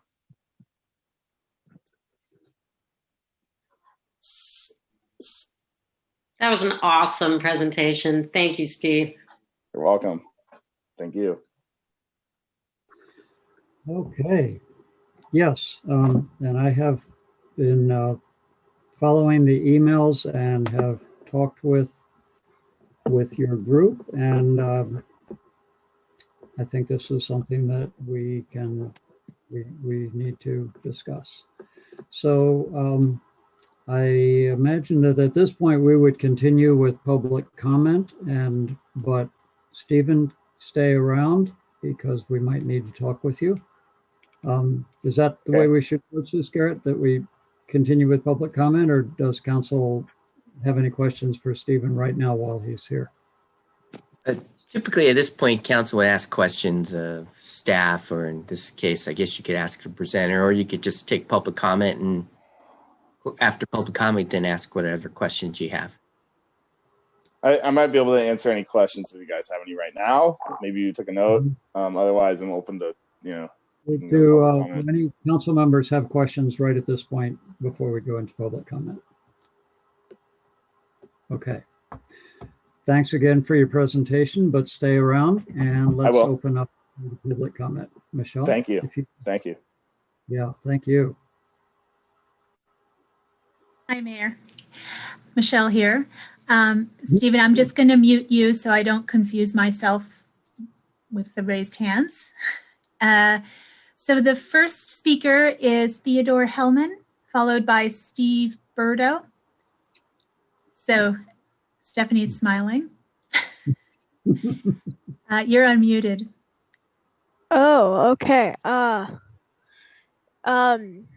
So I've wanted a skate park for a long time. And because every time I generally want to go skating, I either have to go to a very crowded San Anselmo or go on a 30 to 40-minute drive to McGinnis. And and because of this, I don't really like go skating, and it's pretty much the only thing I can do in the pandemic. So yeah. And then and I know other kids have had the same problem. I've heard that White Hill students have to take the bus every day to go to the San Anselmo Park, and there's like 24 of them, like always going there. So it's it's like a real problem that like kids have. And also I just think like it would be a good thing like for everybody, even people that don't skate. They can just just learn because it's like right there. I mean, might as well. And I think it would be very beneficial to Fairfax and kids that skate in Fairfax. And yeah, that's my statement, I guess. Thanks for listening to me. Well, thank you, Theodore. That was very clear, and you explained the situation very well to us. Thank you very much. Michelle, do we have? Thank you. Yes. Sorry. The next speaker is Steve Burdo, and after Steve will be Cass Morrison. So Steve, you're unmuted now. Hey, Steve. Hi, can you guys hear me? Yes. Mayor Ackerman, distinguished members of the Fairfax Town Council, it is my pleasure to be here tonight before you. My name, as you know, is Steve Burdo. I am a member of the San Anselmo Town Council and a resident of San Anselmo. I appreciate you taking up this issue tonight and Steve's presentation, as we always need to be looking to improve recreational opportunities for the youth in our community. Prior to my service on the San Anselmo Town Council, I was a member of the San Anselmo Parks and Recreation Commission and worked closely with our residents back in 2012 and 2013 to build the skate park at Memorial Park. So this is an issue where I have a bit of experience. I certainly support the staff recommendation of referring this idea to the Parks and Recreation Commission for further discussion, and would offer up for further consideration the option, as you have this discussion, of partnering with San Anselmo on an improved skate park at Memorial Park. The park is currently frequented by many Fairfax residents, as Theodore just eloquently mentioned. And they come to skate and scoot at the San Anselmo Park. And as this committee is about to begin a discussion, our skate park committee in San Anselmo, about both short-term improvements as well as a vision for a larger concrete skate park at some point in the future. You know, this is the right, I felt it necessary to just reach out and offer up that option for consideration. The Memorial Park skate park is easily accessible to Fairfax residents. It's right down the road, and it's easily accessible by walk and bike, as well as right on the Marin Public Transit line. Back when we were fundraising for the Memorial Park skate park, Fairfax invested in the park. Both the Fairfax Police Department and the Fairfax Parks and Rec Commissioners, you know, ponied up in that effort to create a skate park in the Ross Valley here in San Anselmo and Fairfax, where we didn't have one before. So considering that your locations in town are limited and the possibility that a newer, bigger concrete park, as you're discussing, may be considered at some point in the not so distant future, again, I thought it was a good idea to offer up that potential option.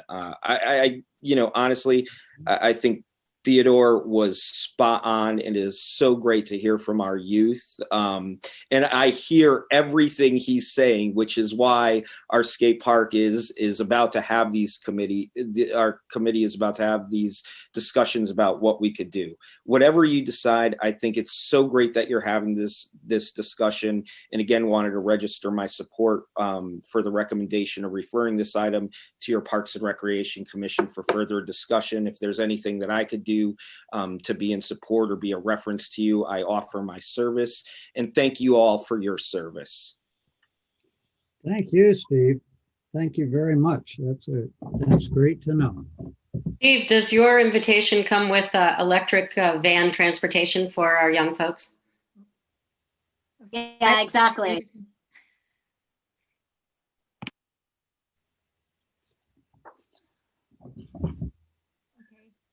Sorry, I muted him. I think, yeah. Do you? It's okay. I was just being snarky. Thank you. Thank you, Steve, for your offer. Great food for thought. Yeah. Okay, so the next speaker is Cass Morrison, followed by Jonah Daley. And Cass, you're unmuted. Hi, can you hear me? Mm-hmm. Hi. So I just wanted to voice my support for this park. I'm a 16-year-old student at high school 1327. And during this pandemic, as I'm sure many of you guys probably have experienced, it's really a struggle to maintain a healthy mental state. And part of what I've noticed has directly affected that is the amount of exercise I get per day. And I'm a student athlete. I play volleyball for high school 1327, and that's been shut down. So it's really hard to get a sufficient amount of exercise per day. And in Fairfax, skateboarding is actually, I've been kicked out of the parking lot by Central Field, told that it was illegal to skate on public property by Fairfax PD, which is confusing and troubling to me, as you know, I think skateboarding is a valid physical activity. And I think that should be supported by the council. And I know that many other kids like me, like in this time, it's really hard. It's really easy to fall into a cycle of just like online school and video games and then sleep. And I think that all that it would take to break that cycle for many of these kids that don't currently skateboard is just for a mom or a dad to be, hey, why don't you go check out that new skate park that the town installed? Like it's a really positive physical. It's really, I don't know. I think would very beneficially impact the community. Be a very positive addition to the town. So thank you for your time. Thank you, Cass. Thank you. The next speaker is Jonah Daley, followed by Charis Dennison. Jonah, you're unmuted. Hello, can you guys hear me? Hi, good evening, guys. Thanks for letting me talk. I just wanted to say that voice my support for the skate park. I go to high school 1327 with Cass, who just spoke. And I just wanted to say that, you know, right now, so many kids are skating, and like all ages of them too, like everyone. It's like, it's not just like for the bigger kids, like there's like little kids learning how to skate and like having a ton of fun. And there's not that many places for us to go because we get kicked out of like almost everywhere that isn't the skate park, and the skate park gets super crowded. So I don't always feel comfortable going there during the pandemic. So I was thinking like I was like originally thinking this would be a really good thing for us to have. And now when the pandemic hit, like now it feels like it's just totally necessary because we just don't have anywhere to go. And this is kind of our sport, you know, but you can't get kicked off the team. So you're always doing it. Like people start skating when they're kids and they stop when they get super old. Like it's our sport, and it would look really good in our community. I think maybe I'm just saying that because I'm a skater, but I think it would look good. And yeah, thanks for listening to us. Feels nice. Thank you. Thank you. Thank you. The next speaker is Charis. I hope I'm pronouncing that right. Followed by Danielle Diaz. And I have unmuted you, Charis. Can everyone hear me? Mm-hmm. Great. I'm Karis Dennison. I'm a youth advocate and a teacher. And I have been talking to teens once I heard this was on the agenda. And so I'm actually more speaking on behalf of teens, although I do have a small opinion. But what I just love hearing is the fact that Cass and Theodore and Jonah, just listening to them speak, the way that they are articulating themselves, the way they've organized their thoughts, the way that they're present, no disrespect to all of us, I'll just include myself, was far more entertaining and more informative than my own voice in a lot of meetings I've been in the last 2 weeks. So what I'm most excited about is that we have something on the agenda here where we're asking teens for their input. And right now, as a youth advocate, my job is really challenging because there are no spaces for teens. People complain that they're on the screen all the time, that they're not getting enough exercise, et cetera, and they just lack the spaces to do so. And they're asking for help in finding those spaces. So when I did speak to teens, they actually were saying a lot of the same things that a lot of my peers were saying, that they were excited about a space that was dedicated to them as a part of the Fairfax community, which is what we really say Fairfax is all about. So they were even more excited about that, definitely excited about a skate park. If that weren't to happen, they are so excited about the fact that we're having a conversation to create space for something, if not that, then similar. And I think that that's what I feel most strongly about is that, and what I would love to see if this moving forward is to give teens the space to be a part of this conversation moving forward.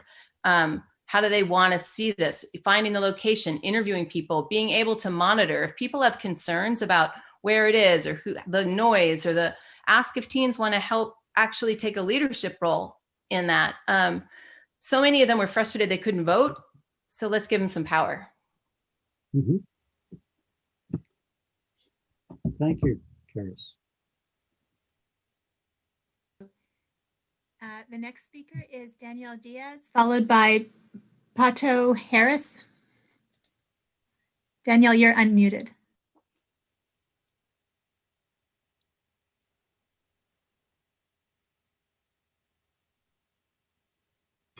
Sorry, my 11-year-old son had to help me with the technology, even though I'm a teacher here in the district. Hi, I'm Danielle Diaz, and my son is here to speak with me as well, Tino Diaz. I am a mom of 11 and 8-year-old boys who are avid skateboarders and scooterers, and I'm also a 3rd grade teacher at Brookside Elementary here in our community. So I'm going to reiterate some of the points that Steve made, but I strongly support building a skate park here in Fairfax for so many reasons. First of all, as it's been said, it's great exercise, gets kids off the screens, gets them outside, gets them in fresh air. And it's just such a supportive and safe environment for kids to hang out. When I go to skate parks, I am so impressed by how much they support each other and what a positive environment they give each other. They're always encouraging each other in a positive way to try the next trick, not give up. They support each other's struggles and mistakes. It's just a really positive community feeling. Furthermore, it gives kids who may not play organized sports the opportunity to really belong to something important. I see kids practicing growth mindset, perseverance, building strength and endurance and agility. And so all those things I'm just seeing in community and the environment of the skate parks that I've seen so far. And lastly, like Steve said before, it would decrease traffic and carbon emissions. We would no longer be driving to Terra Linda multiple times a week. The kids could go there independently just from our house, and that would be such a wonderful thing to have that be part of our community. So I really hope that you strongly consider building a skate park in Fairfax for all of these reasons. And my son Santino would like to speak a little bit as well. Hi, my name is Tino, and I've been skating for almost 2 years now. And every time I need to go to the skate park or want to go to the skate park, my parents have to drive me 30+ minutes just to get there, and I don't get to stay there too long because they have to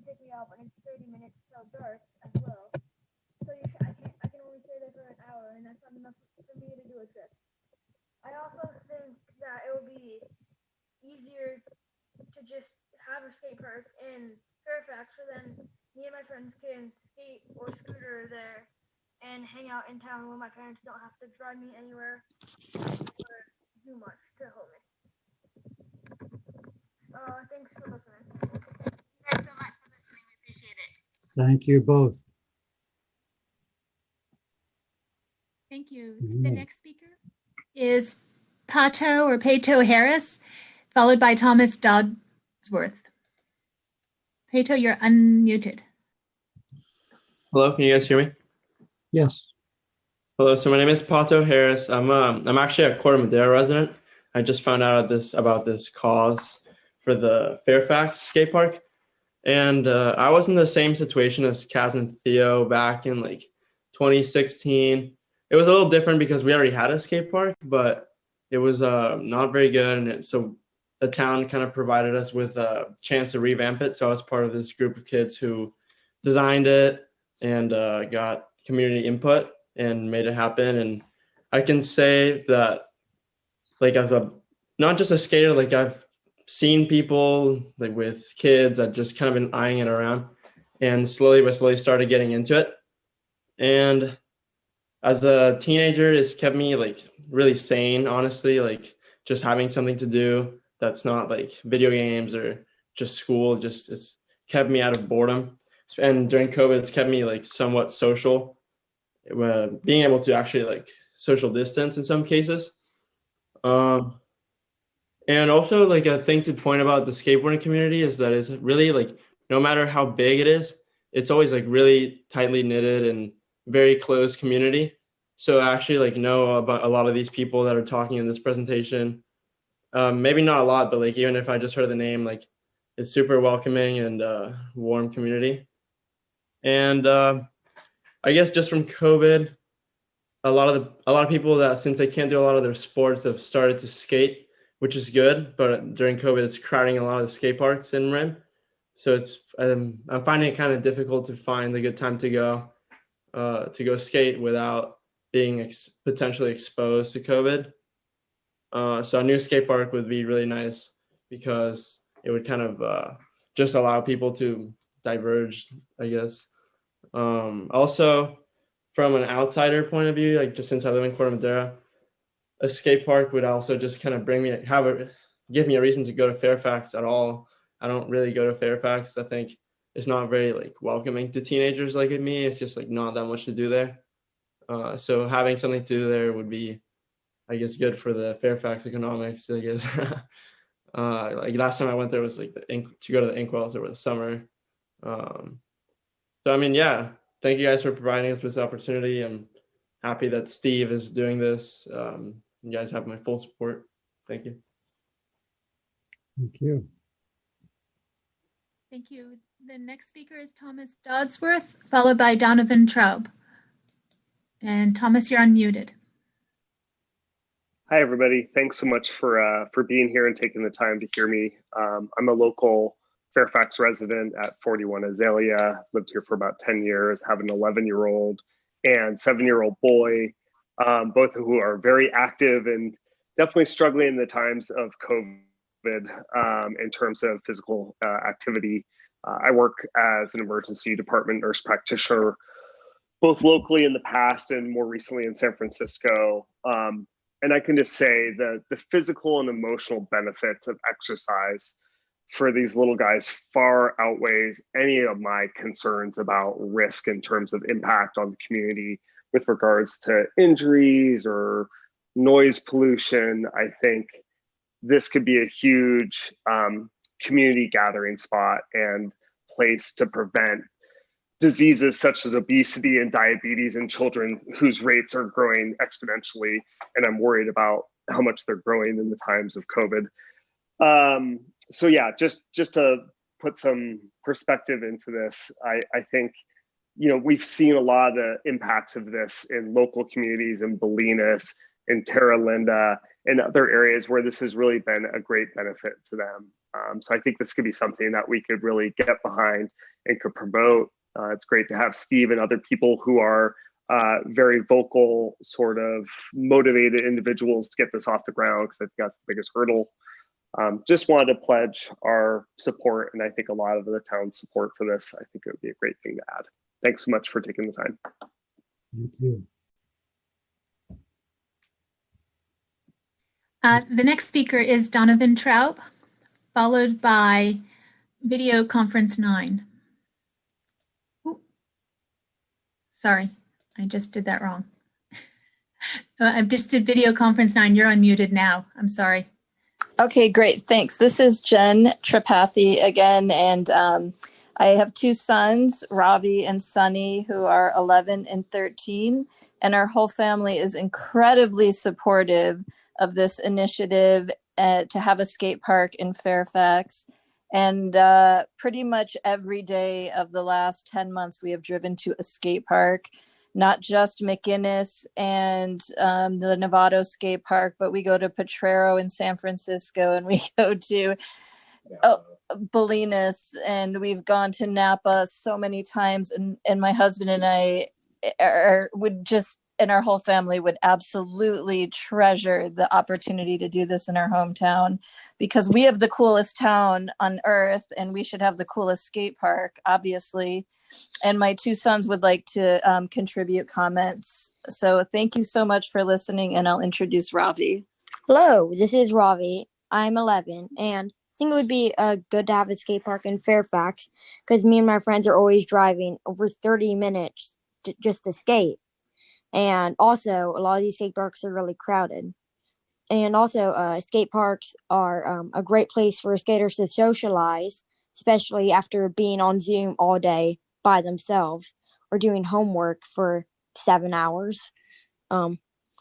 Also think it would also prevent property damage from street skateboarding, and help the economy, because skaters might eat locally after they are done skateboarding. Okay, thank you for your time. And Put Sunny on. And this is my brother. Huh? Oh, okay. Just say you'd like to have one.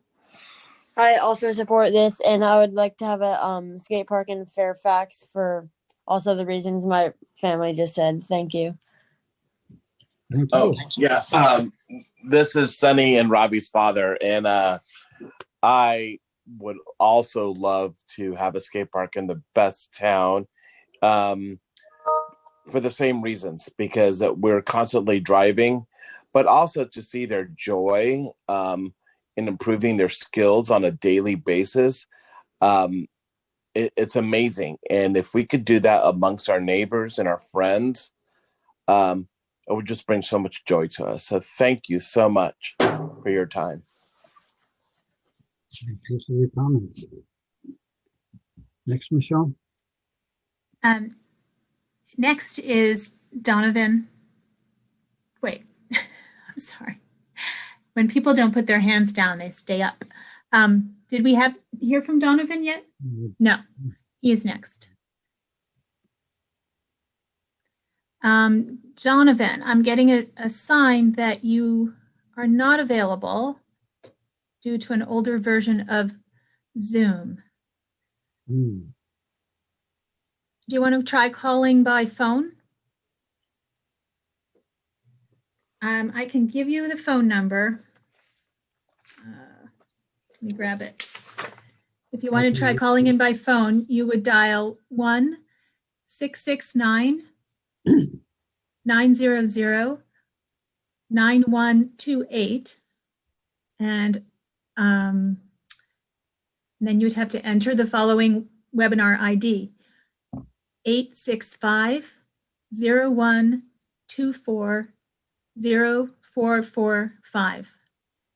I suggest you can go to our website, townoffairfax.org, and find out this information more easily so you could actually read it and use it.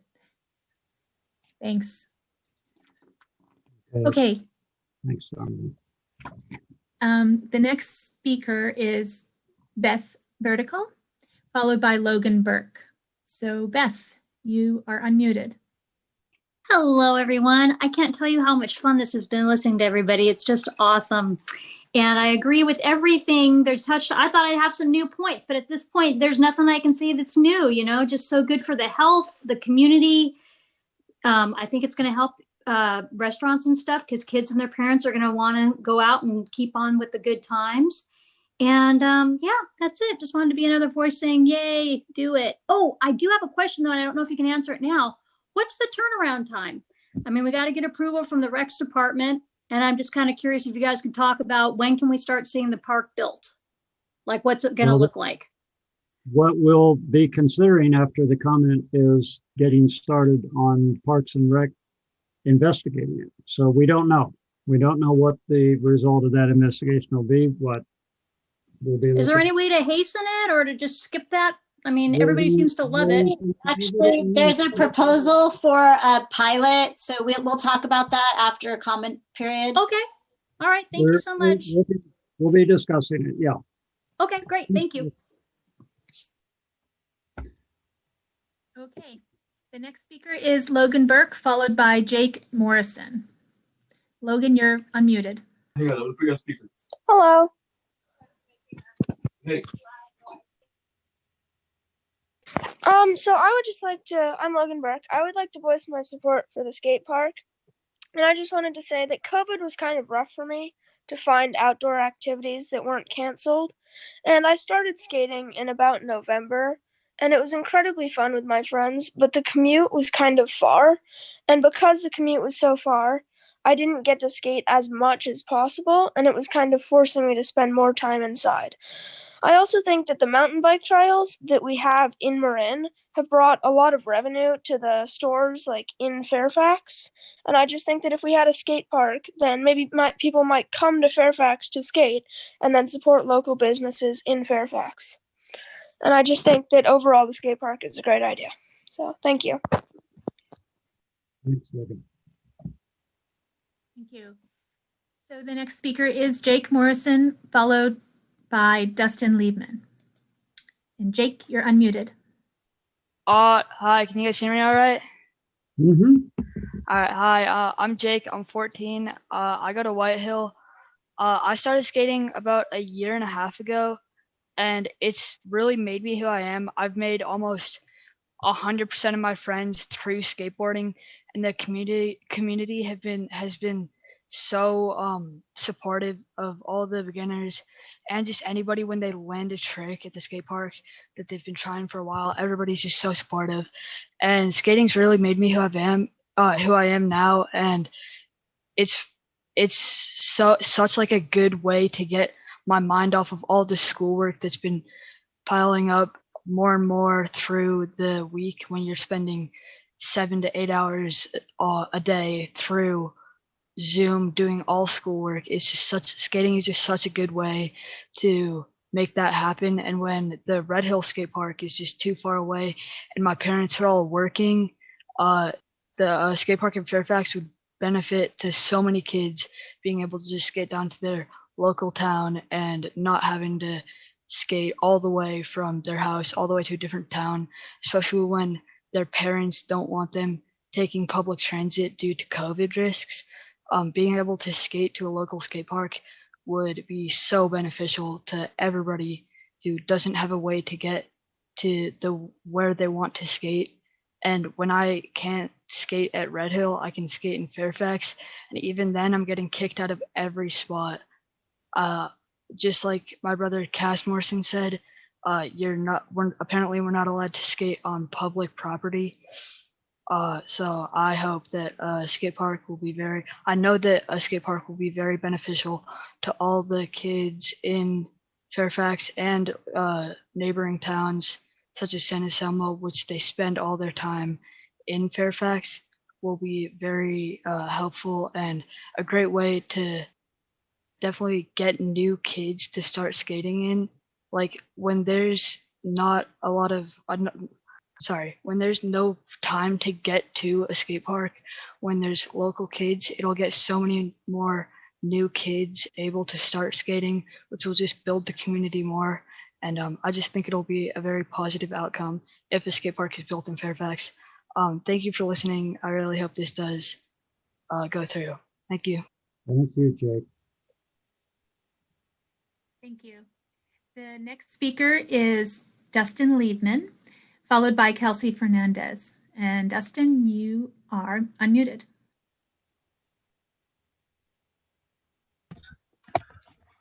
Can you hear me? Mhm. Hey, first off, thank you, everyone, mayor and council members. Just wanted to make sure that it was acceptable I speak being on Parks and Rec. But I'm really coming as a parent and a citizen of Fairfax, wanting to talk about, obviously, in support of a skate park specifically in the town of Fairfax. I think there is so much benefit to it, and as a lifelong skater and somebody who has been an advocate for this sport, I think there's one of the most important things you'll see amongst, beyond everything that everyone's saying about how much they'll enjoy it and how positive it is you will not go to any environment, any sports environment, anywhere where you will see kids from the ages of 5 to 18. You will not see that level of inclusivity. I have a daughter who goes to this skate park. You will not see her on the same field as the boys. It is a place where there is inclusivity for all ages, all genders, and I think it's something really important, in terms of how we look to build community and to have a centralized athletic space that can support that. I also think, having grown up skating and it being something that was not particularly supported always in all environments, to be progressive and to look at something that is an individual sport for kids that might not have access to or might not thrive in team environments, for them to have a place to pursue athletics that is supported, that is individual. I think it's really valuable and important. And another thing I'll say, as a parent who has children in multiple schools within Ross Valley, by having one in Fairfax, we have kids that go to a multitude of different schools in this very small town.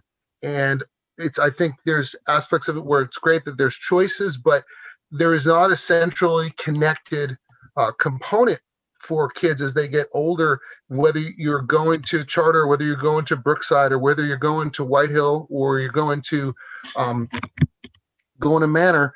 It is an environment that will bring all kids from this community together, regardless of where they go to school, hence making stronger connections amongst all of them. So just a couple of social points that I think are really valuable of talking to, in case anybody had any concerns about any of it. I just think it's really positive, and I got 3 kids at home who couldn't be more excited about the possibility of it as well. And I know that having something local and not having to drive to San Rafael, although it's great to see all the parents from Fairfax over there, it'd be nice to all walk together into town and see each other and support our kids there. So thank you all for considering this.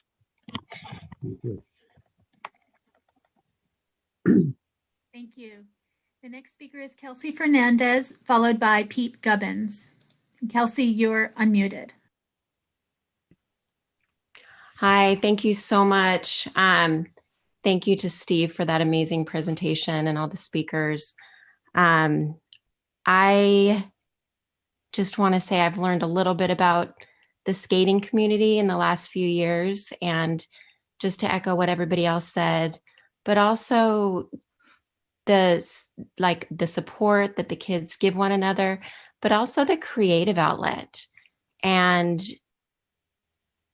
just the ability for them to come together. Sorry, I have a couple things going on here. And to really just kind of explore their own style. And anyway, I'm just really supportive of this. And as you all know, I'm really into natural highs and healthy highs for kids, and, creating space for our youth. And so I really appreciate that you're considering this. And I think my son wants to say something. Hi, I'm Luke. I'm 14 and I go to high school 1327. I really want a skate park because skating is just like one of the funnest things I know. Like I do sports. I play football and cross country. And that's like 6 days a week. And the only days I get off from that, I just want to skate. But there's not really many places to do that. So I just think a skate park in Fairfax would be just amazing. So yeah, thank you. Thank you. Thank you.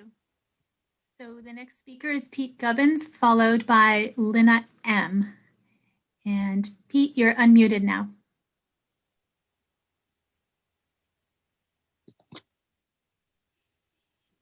Hi, can you hear me? Yes. I'd like to say thanks to the council, Mr. Mayor, and the town staff for your service to the community. And thank you to the group working on bringing a skate park to our town, and especially to Stephen for that great presentation. I'd like to just make 3 points, maybe reiterate some things that have been said. First of all, Fairfax is one of the best towns in Marin County, yet we don't have a skate park.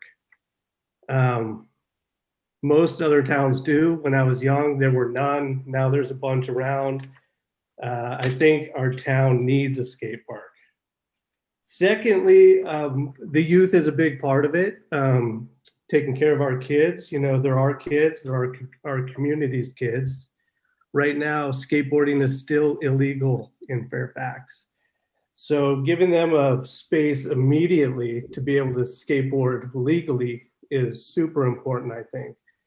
I think we want to decriminalize skateboarding. We want to embrace the things our kids are doing, and we'd like to, you know, bring it into the light and be supportive of that, and not treat them like they're breaking the law or they're criminals, because they're our kids, they're our future.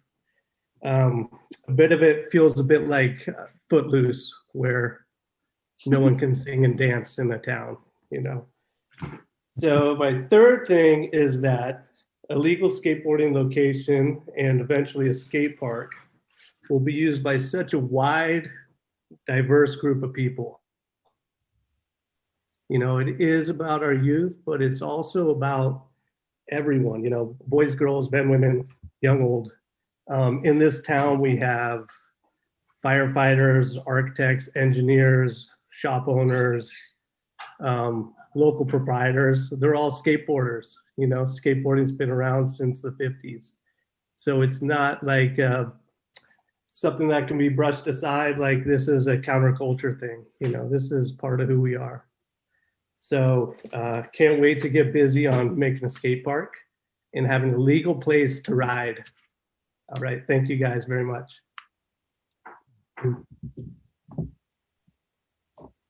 Thank you.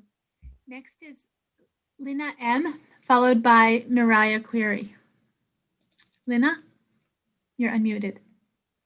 Hi guys, I just wanted to say that I'm so grateful for this opportunity in our town, and I think it's such an important outlet for teens and kids and adults.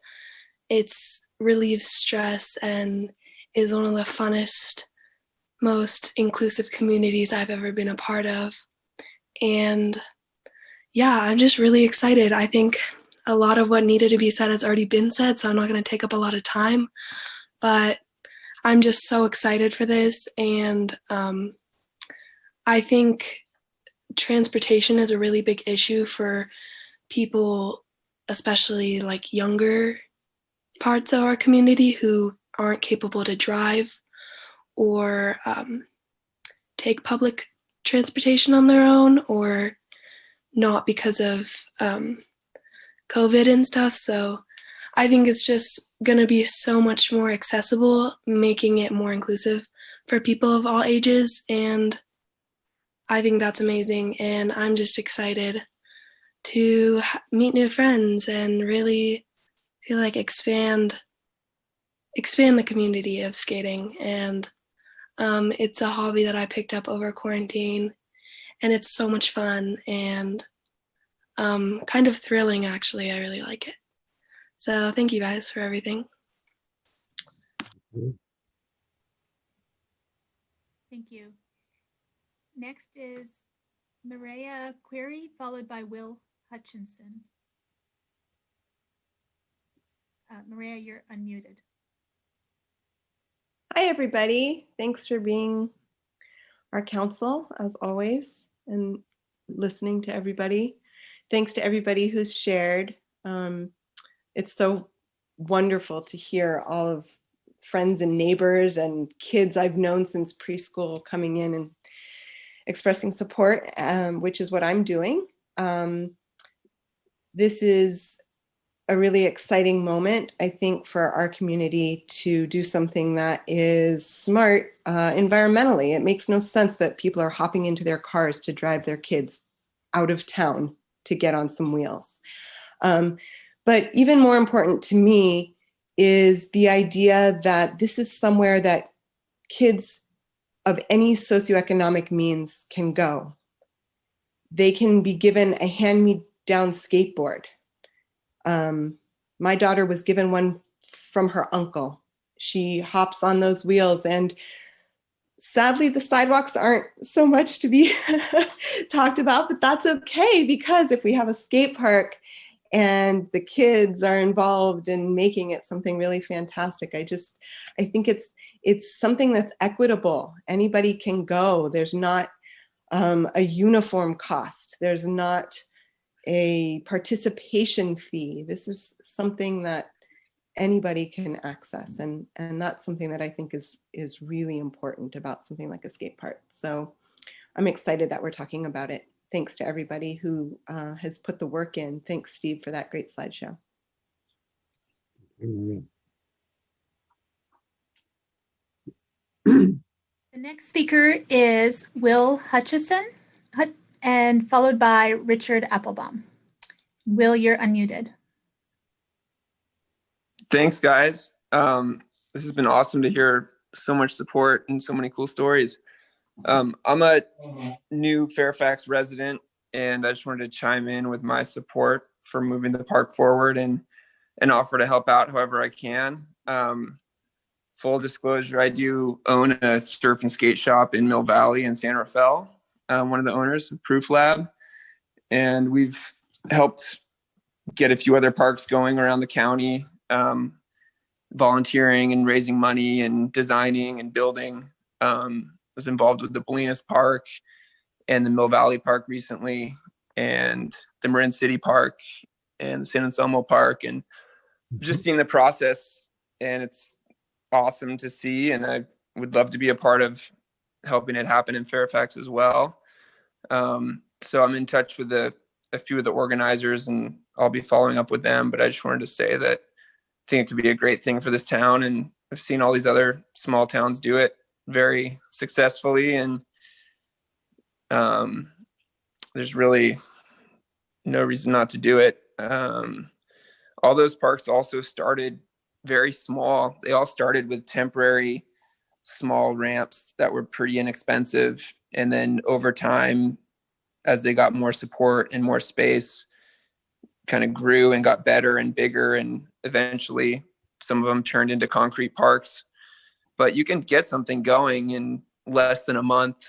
You could have some obstacles built pretty quick, and that would get a ton of use. So you don't have to do a whole big plan. You know, a full park can take a few years to work through, but you know, right now, as everyone's talking about with COVID and the state of things, I think you could move a lot quicker than that if you guys wanted to, and had some space. You could get something up in a month. So I'll be around, and we'll be in touch, and looking forward to working with the Parks and Rec and helping out however I can to move it forward. So thanks. And I also think that a last thing is that, you know, no matter how many parks get built in Marin, there's still going to be not enough parks. All those parks I mentioned are small relative to, you know, the Napa parks or the big parks that get built in big cities. I mean, all these parks are small and only handle those local populations. I mean, Corte Madera is just barely big enough for the Corte Madera kids. San Anselmo is just not even big enough for the San Anselmo kids. You know, same thing with Mill Valley. It can only handle the Mill Valley kids. It can't even handle that. So I think no matter what happens to those parks, Fairfax is going to need one too. And it'll get, no matter how big you build it, it'll probably have more demand than however big you build it. So thanks. Thanks, Bill. Yeah. Thank you. Okay, next is Richard Applebaum, followed by Mark Daley. Richard, you're unmuted. Thanks. Hi, I wanted to chime in because most of the people speaking tonight seem to sort of know about the issue or connected to it. And I didn't really know much about it at all. And I really appreciated the presentation. It was really excellent. And all the parents and adults calling in. But what I really wanted to say is I'm incredibly impressed with how thoughtful and articulate all the youth have been. And I think they have pretty much told all the adults really what's going on and with great clarity and really super articulate. And that's, it never even occurred to me that, when I was a kid, I was a very active sports kid, and I can't even imagine COVID and being on Zoom school for 7 or 8 hours and then being told I had nowhere to go and I couldn't run around. And so, so I definitely support this. I don't know anything about it. I'm not connected to it, but I've really enjoyed this. And I have to just say, this is probably one of my favorite council meetings that I've ever attended, and just hearing how amazing and articulate and brilliant the young people of Fairfax are, it's really got me inspired that there's really hope for our future. So thanks for all the young folks that called in and spoke up tonight. You're all amazing. Thank you. Indeed. Thank you. Thanks. Next speaker is Mark Daley, followed by Deborah Benson. And Mark, you're unmuted. Hi, I hope you can hear me. I'm just going to add briefly to the many very good things I've heard people say in support of this proposal. It's just that if you go down to San Anselmo and you look at the skate park, you'll see all kinds of kids down there, from teenagers on down to toddlers, and there's so many of them. They're often kind of on top of each other, and you see the teens waiting their turn while some little guys scootering back and forth in front of the bottom of the ramp. So that really argues for, we need to have more of these things around. So just like you would have, it's like what you would see if there was only one basketball court in the whole town. These things need to be all over the place for there to be enough of them for the kids to get out and really use them. So that's my, and I support and agree with a lot of, all the things that people have been saying in support of this. So that's my one thing to add. And I thank you for the opportunity to bring this up. Thanks, Mark. Thank you. Next is Deborah Benson, followed by Valerie Fowler. And Deborah, you're unmuted.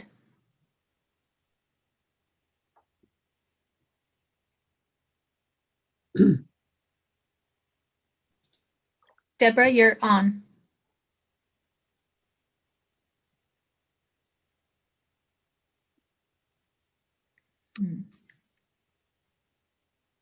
Maybe we should circle back to Deborah.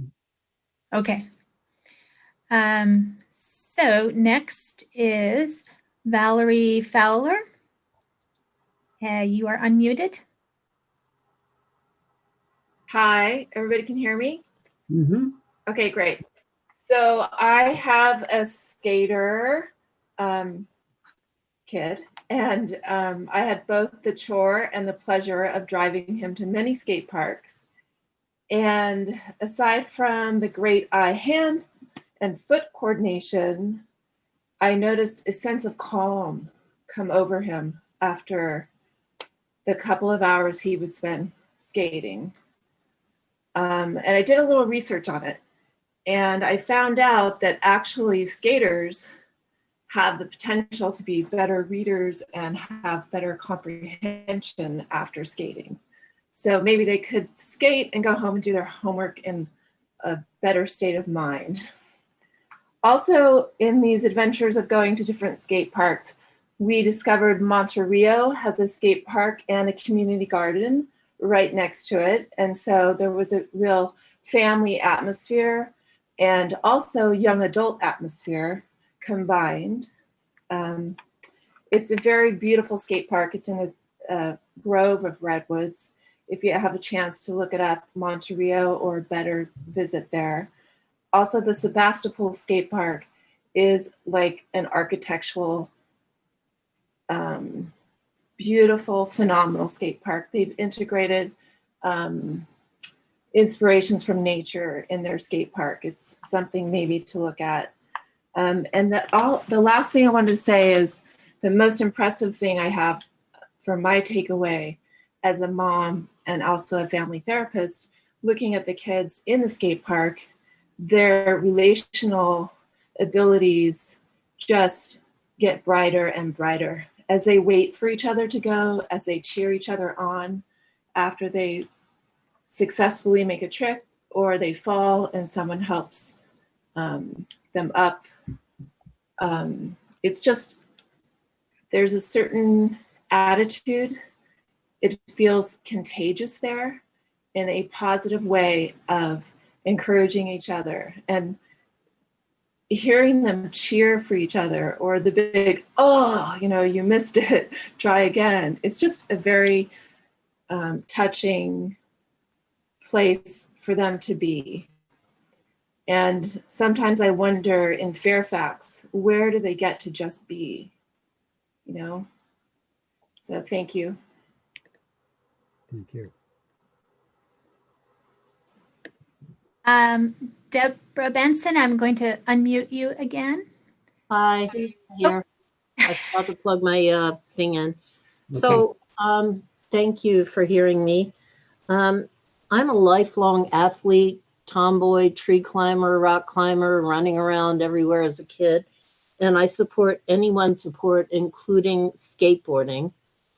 And the number one question that I haven't heard an answer to tonight in regards to a skate park in Fairfax is where do we put it? We have limited public space. We have a tennis court downtown. Do we override that with a skate park? We have a redwood grove, which according to the town arborist would be threatened to the point of extinction by doing something like a concrete skate park. We have the parkade. Do we take half of that over and put in a skate park?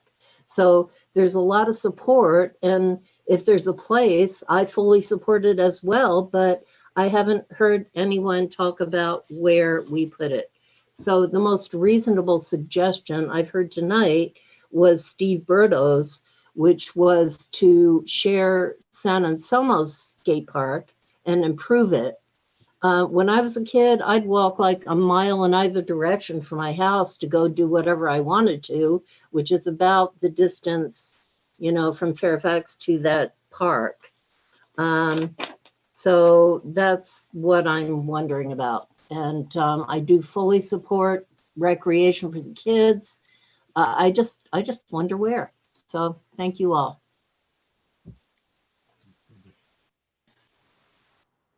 Thank you. The next speaker, I didn't give you a heads up, sorry, is Cooper Carroll, followed by Dashiell Wagner. So Cooper, you're unmuted. Hi, I just wanted to, my name's Cooper. I go to Whitehill. I'm 14 years old, and I just wanted to share a quick story on my experience with skateboarding. When this whole COVID thing first started, they shut down all of the skate parks. And I just found myself sitting at home playing 6 hours of video games a day and watching TV. And then I was sitting there like, what am I doing? Like, I'm not getting any benefit out of this. And then the skate parks opened back up, and I was having a bunch of fun with my friends. And I noticed how big of a community skateboarding is, and that like Jake and Steve, they talked about like how it's like if somebody's doing some really big trick, like everybody's there to congratulate them.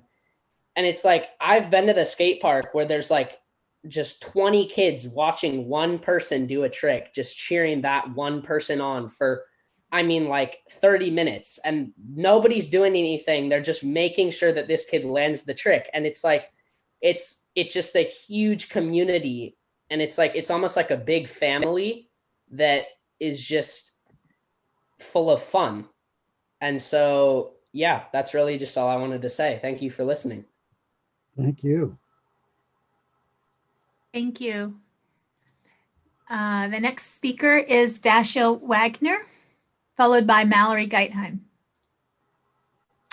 Dashiell, you're unmuted. Hi, can you hear me? Mm-hmm. All right. I think a skate park in Fairfax would be really important because skate parks are an engaging outdoor environment where people interact with one another, social distance, of course, and build social and physical skills. Skate parks are also very like positive places, and one in Fairfax would make it like so much easier to skate because it would be so much closer than any other skate park for myself and all the other people in Fairfax who love skateboarding. And thank you for your time.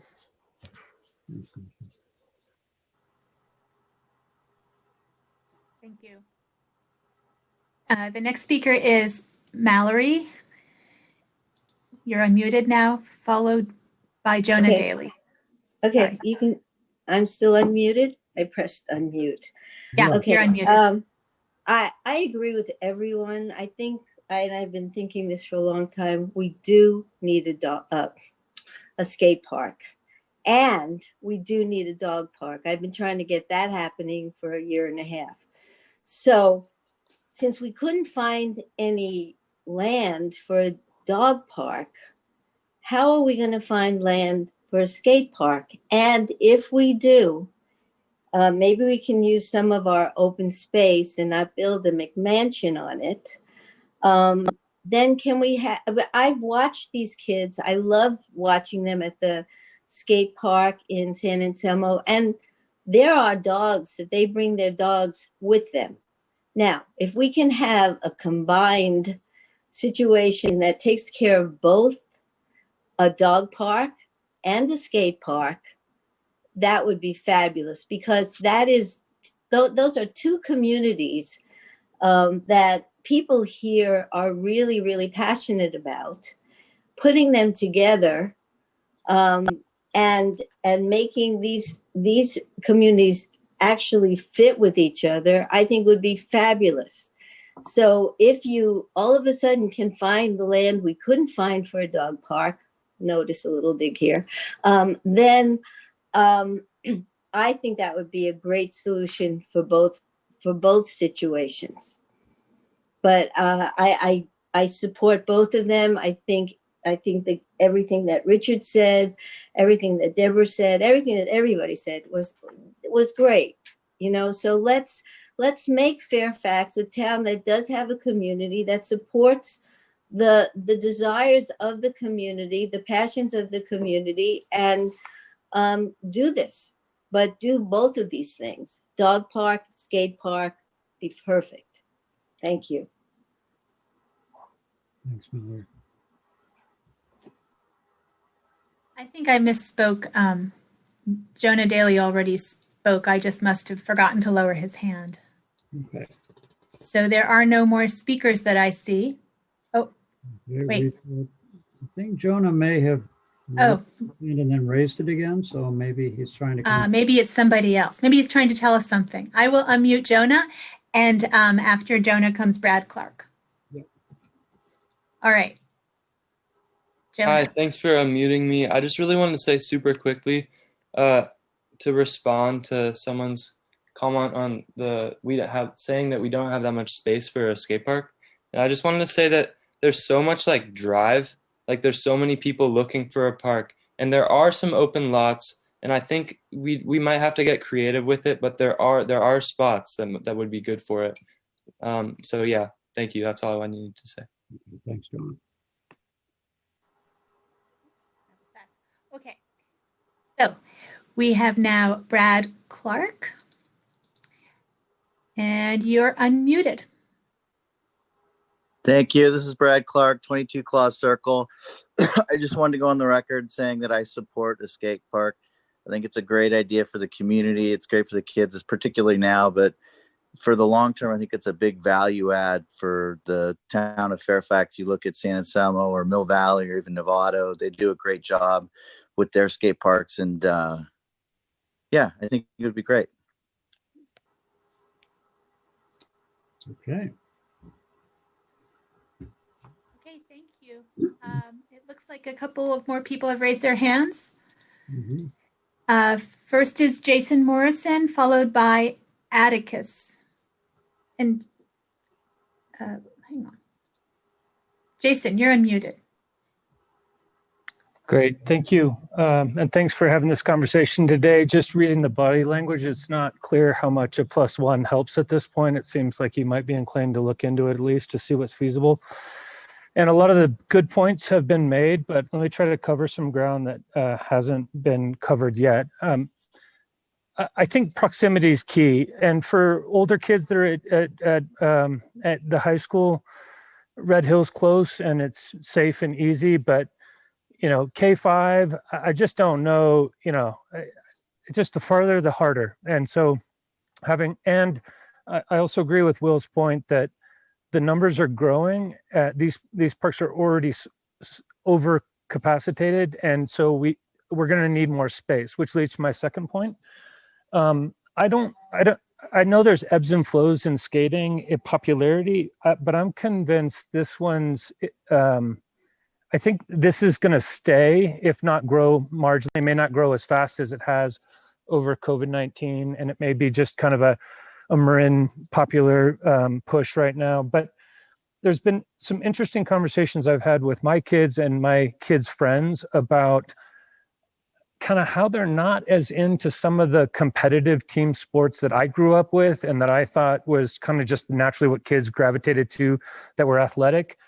And it's really just, it's almost like this type A hyper competitive world we live in, and having an outlet that actually is just more about joy. It's like being a snowboarder, but not necessarily being on a snowboarding team competing against somebody. And I just think there's something that's real there for our kids. And I don't think it's going away. I think they already feel like life is hyper competitive. And, so while there may be a dip in popularity, on a short span, I just think this is the type of sport or activity that you're just going to see more and more kids want to do in this environment that we live in. And so I think investments now are worthwhile because it's not like building the extra school, demographics change, and then you got extra capacity with schools. I just think this one's a good long-term investment. And then my last point is, just listening to the practical reality that you guys were dealing with the citizen concerns in the open comment period. I just appreciate what you guys have to grapple with to overcome challenges. Oftentimes there's priorities for spending, and I get that. It's not like, all local governments are well endowed, particularly now. But, this opportunity seems like good value. You've got citizens willing to put money on the table. And there's a lot of really good skills to help build a solid park. And so it seems like a good investment just from a value for money perspective for the town, something worth considering from that perspective. Thank you very much. Thank you. Thank you. Next is Atticus. You are unmuted. Yeah, hi, can you hear me? Yes. All right, so I just wanted to say a few things about the skate park. I am 14 years old and I live in the San Geronimo Valley, but I'd say over half of my friends live in Fairfax and go to White Hill and Drake, which is now high school 1327 or something like that. I don't really remember, but I just wanted to say about that. Me and my friends have been like kicked out of places for skating, I'd say over 100 times in like 2020 and late 2019. And I just wanted to show my support for how that we need a skate park. And it's just getting sad because like normal people, not just cops, are kicking us out of places for skating, and it's not even like their property and we're not harming them at all. And it's just, it just needs to come to an end because and also me and a lot of my friends who go to Lagunitas Middle School in San Geronimo or more Lagunitas area, we're trying to get a skate park in the valley as well, but it would just be great to have two skate parks in two different places and without having to travel a super long way to McGinnis and Red Hill. And that's all I wanted to say. Thank you.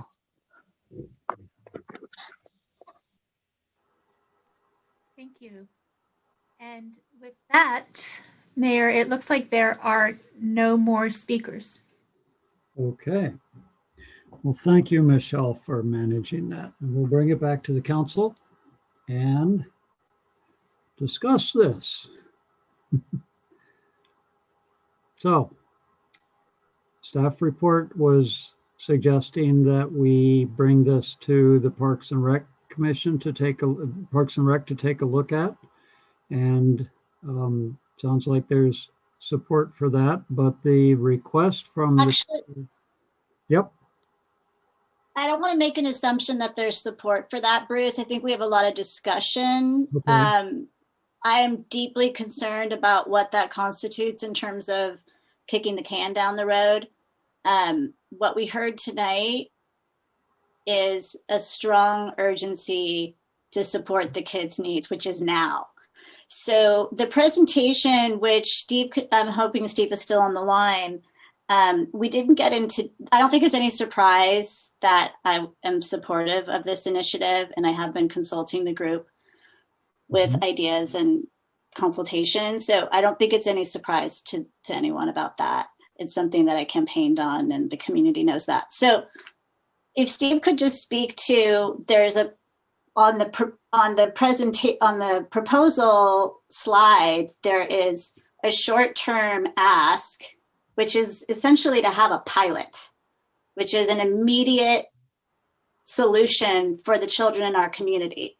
So they don't get chased off by the police or other residents. They need a solution today because we have a wellness issue on our hands, and the pandemic's not going away in the short term. So I really thank all the youth that showed up and expressed themselves, and everybody that showed up tonight. And I don't think I need to speak to the business case. The economics are there. I think this really is a wellness. In this pandemic, we've supported small business. We've supported renters assistance. We've done what we can to support homeless. It's time to support the children.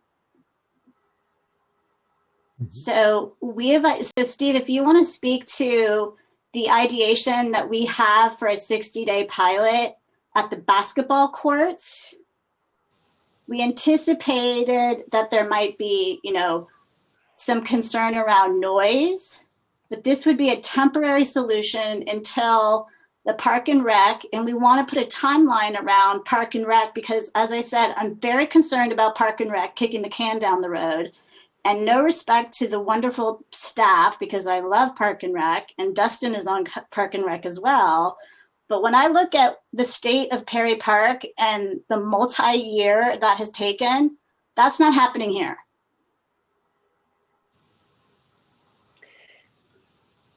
Mr. Mayor, if I may. And all due respect to Garrett, Garrett wanted to put this on the June agenda. So that's why we went the petition route, because I couldn't get the support we needed. So we want to partner with Park and Rec, and that's the right thing to do for a permanent solution. But I first want to talk about how we can work on a pilot for a short-term read on the community so we can demonstrate for the community how healthy this is for everybody. And then start talking about some ideation we have for, we have looked at town-owned parcels, and we have some ideas already for the long term. Does that make sense? Yeah, I hear you. Good. Michelle, can you unmute Steve? Yes. You can. Hang on. Can I just ask a question? Yeah. Just I'm now unmuted, but yeah, go ahead. Just a quick question. So I'm not disagreeing with things. I'm just wondering, since the staff report didn't consider a pilot, are we able to take this up because it really wasn't agendized for that? Yeah. And I know that many folks, we heard a lot from a lot of folks. I'm not sure that we've heard from other folks in the community. So I'm just wondering if there's an issue with taking up a pilot since it wasn't on the staff report. But that's all I'm asking, just procedure. Well, let's check with Janet to see if there's Thank you. This is still on subject of creating a skate park, it seems to me like this is the possibility of a temporary skate park before a permanent skate park. So Janet, what do you see any problem with us discussing that? It's not on the agenda that way. If you look at the agenda item, it says discuss, consider the residents' petition submitted per town code regarding the establishment of a skate scooter park on town property and refer the matter to the Parks and Rec Commission for analysis and recommendation. Certainly part of the council comments can be look at a pilot, but there can't be any action towards that tonight. It's not agendized that way. Okay. Well, I would love to at least carry on this conversation because I agree, as Stephanie said, and it's unfortunate that it was agendized that way, but the presentation. Yeah, it is unfortunate. What I need to, can I speak? Or Mr. Mayor, we have an opportunity to provide some clarification. Yeah. Okay. So first of all, maybe it's just a matter of correction. In terms of what I recall of discussion with Councilmember Hellman when she's saying in June, I'd indicate I suggested this should be a matter brought up during the council retreat. During that process, yeah, maybe it wouldn't be till June. But for the matter at hand, when it comes to the skate park, within the context of this, if the council in your discussion, because it's not particularly clear in petition, but it does ask the town council to approve the effort and dedicate town space for a park. So if the council, majority of you said, well, we like the idea of a pilot, then you could say the staff come back to us with how that would work. Now, there is, for a pilot program, obviously you need a paved location. Really, there's only 2 paved locations I can think of. One is by School Street, one is by Pavilion parking lot. I mean, those are paved. So the idea of a pilot would be temporary structures in some kind of paved location. Only thing I'll say to the council is that in the past, anytime we've done anything without some level of community input to that neighborhood, we've always gotten a lot of pushback just on things. So like the basketball court, for example, I'm not saying this is a good thing or a bad thing, but yes, we get complaints when people play basketball and they play music from that neighborhood or from some neighbors. So you just have to keep in mind, if you tell us that's what we like to proceed, then you should have to have a discussion about how you plan or what's the best way to let that neighborhood know that this is what you're planning to do and what the parameters are. The direction to park for something more permanent, you can give direction that they come back to you in a couple months, or less, I guess, but they're going to need some time to do their analysis. So that's the only thing I want to just provide as guidance. I think you could talk about a trial period. I think you could even talk about a location. You could direct us to proceed. We can come back to more formalize that if we need to, but I just want to be clear that what happens is we need to provide that ability to let the neighborhood know and for the neighborhood to somehow provide some input on the process, because I do know we will get a lot of that once we broach that if you decide to put it on where the basketball court is. That doesn't mean you can't do it. I'm just letting you know what our staff perspective is. Mm-hmm. Okay, thanks. So seems like we can discuss it to some extent, you're thinking, and give direction to staff to pursue it quickly. So let's go ahead and talk about that. If I may, I have a point of clarification.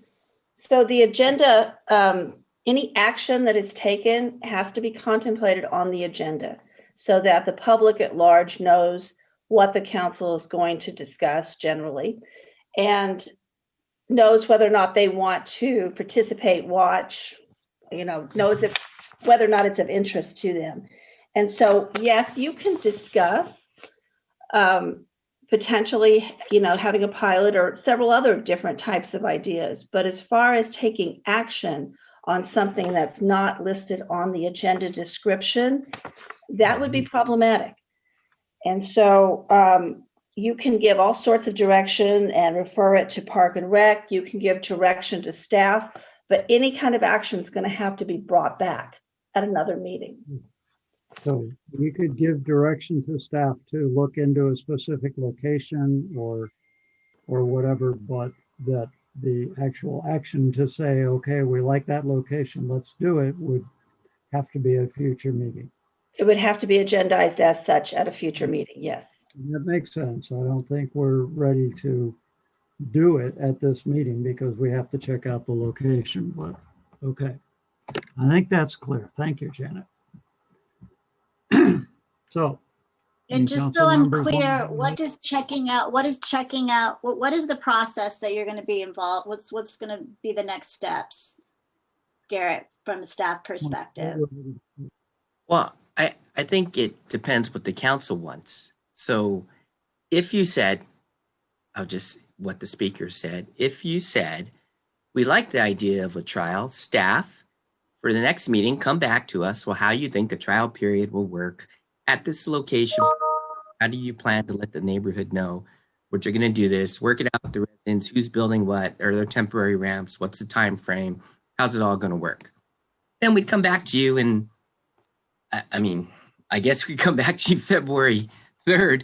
I think that's pretty quick to try to get all of that solidified, but I could be wrong. If the organizers have everything ready to go, the funding. We have the materials. We have the materials and we have the location. This has been several months meeting multiple times per week, and there's experts in this industry working on this. So I don't know that you need to do much other than meet with a few people. Well, the basketball court. All I'm saying is we would come back to you if that was your direction. I think the first step is you just need to figure out as a group, the majority of you, how you would like to proceed. I think I pointed out what the one concern is, at least when it comes to the public input from the residents in the neighborhood.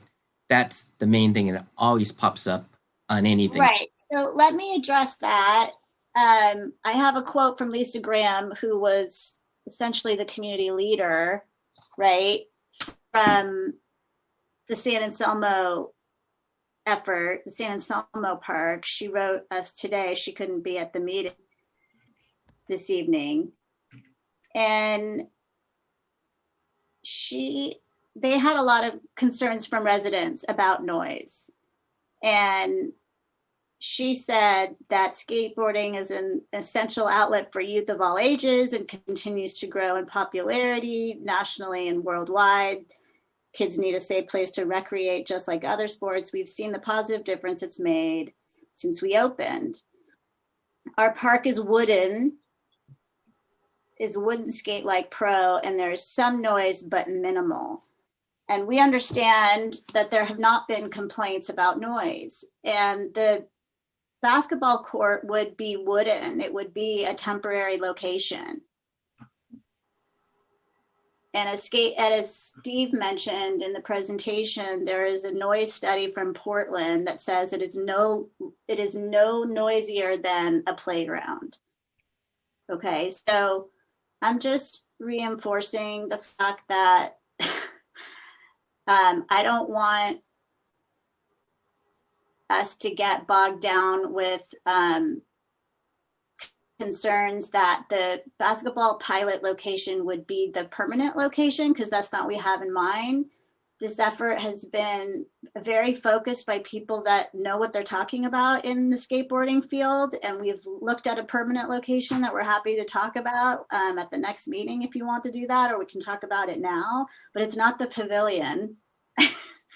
It's not the pavilion parking lot. So I don't know where you want to take it from here, Bruce, but I would appreciate agendizing it. Other council members speak to it. Renee? I have a bunch of stuff to say, but I just have a question at this time.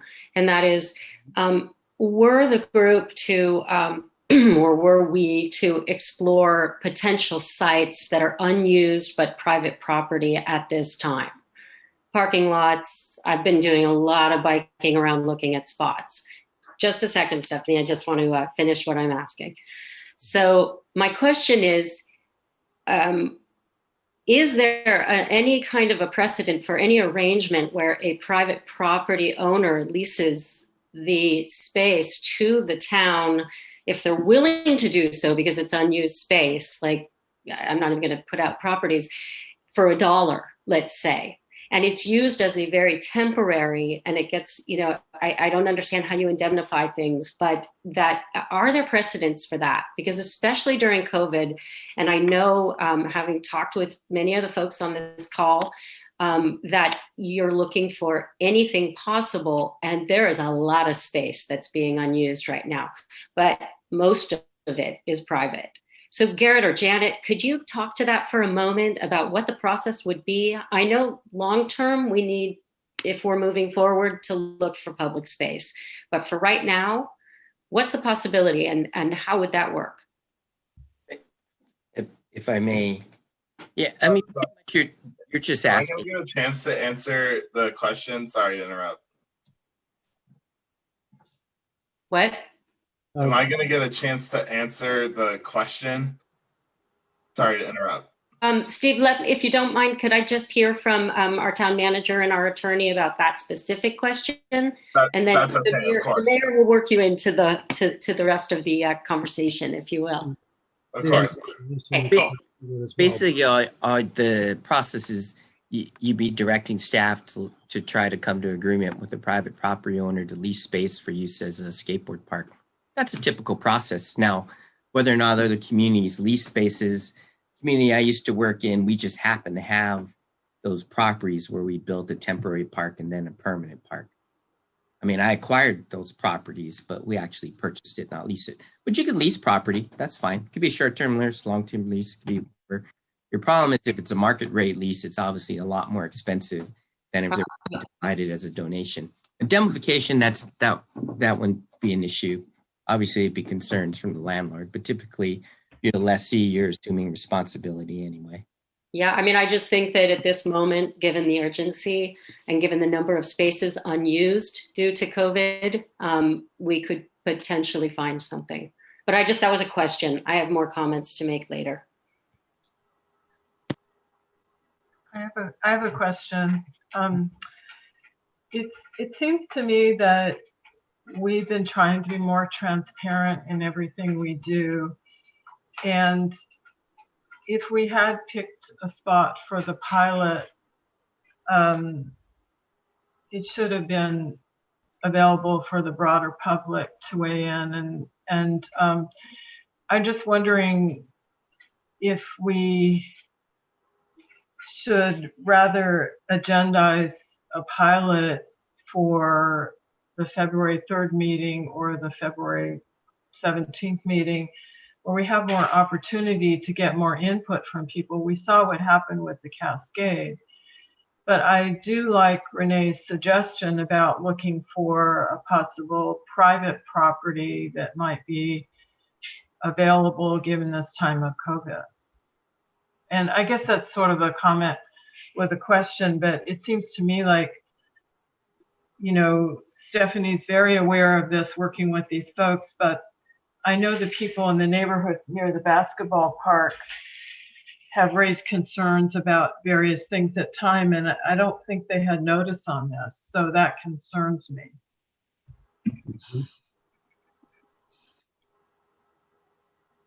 Yeah.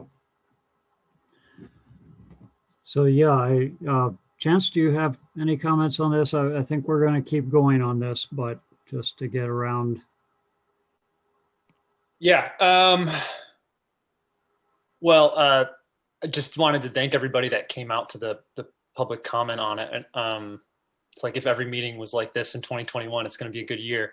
I am concerned that we went through this particular staff report, and then now in the discussion section, there are more clear plans that are being recommended short-term, long-term, but like that's not available to the public, but we're like discussing these things, which feels unfair to the public. I don't know if that was an issue with how things ended up in the staff report or not, but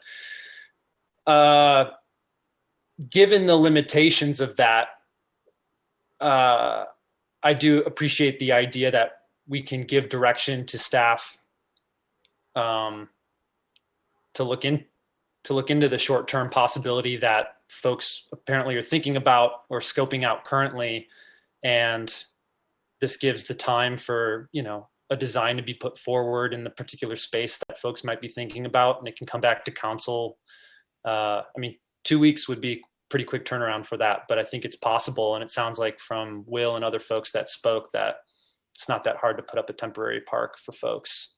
So especially if, as Councilmember Hellman or Vice Mayor Hellman mentioned, all the materials are there. So there's that. But I just wish there was more clarity in the staff report about the distinction between a long-term recommendation to Parks and Rec and a short-term ask, which could have had we could have taken action on it tonight. Or something like that, given us more flexibility. But yeah, that's my feeling about it right now.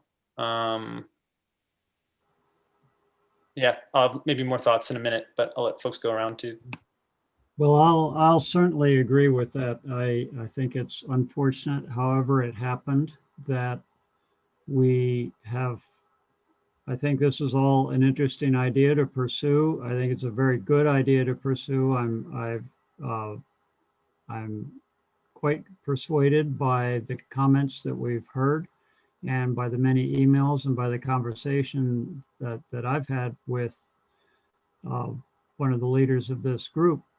But unfortunately, we find ourselves now with, at least from my perspective, this is kind of a new idea that we would be looking at a short-term solution, and as it wasn't, and we ought to be able to talk about it, but we're in that transparency situation now where we haven't let the public know that that's what we were talking about right now.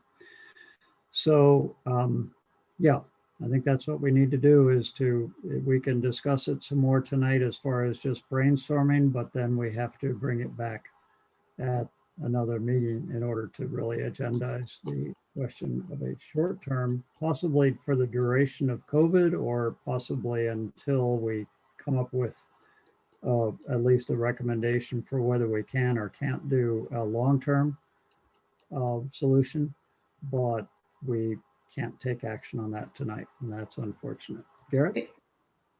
Yeah, I need to point out that the petition doesn't say trial period. The petition hereby, I quote, hereby ask the town council of Fairfax to approve the effort and dedicate town space for the park. That's what we put. Right, and I so we didn't, no one said right. The trial period part. I didn't hear anything about a trial thing until I saw the PowerPoint that we just all saw, and that was so I just I just wanted to make it clear that the item was based on the petition. The petition itself didn't say, and how about a trial period? Well, really, until we saw the presentation, didn't really know about the trial period. So I just wanted to make that clear in case it was something where I didn't want a misinterpretation whereby it was specifically listed in the petition and staff chose to ignore it. I just want to make that clear. We have to look at that transparency. So, okay, I'd like to get back to Renee, because you said you had a number of other things you wanted to bring up, and so I'd love to hear them. Well, actually, another question came, and that is what's stuck with me. And I remember seeing a post up on the roastery wall, like probably when my kids were around the age where we were talking about another generation of talking about a skateboard park. And it had all of these really strong, very offended kinds of messages, like, we are not criminals. And you basically kids feeling criminalized. And I was very struck with a number of young folks tonight who said that in our code, it says that skateboarding is illegal on public property in the town of Fairfax. One, could you explain to me where it says that in the code? And two, what are we going to do about that? Because understanding that there isn't a public property at this point that's allocated or designated for skating, I understand the spirit of that code wording, because otherwise it's skating on parking lot walls and railings and places that it doesn't make sense. But I think we have to look at that code.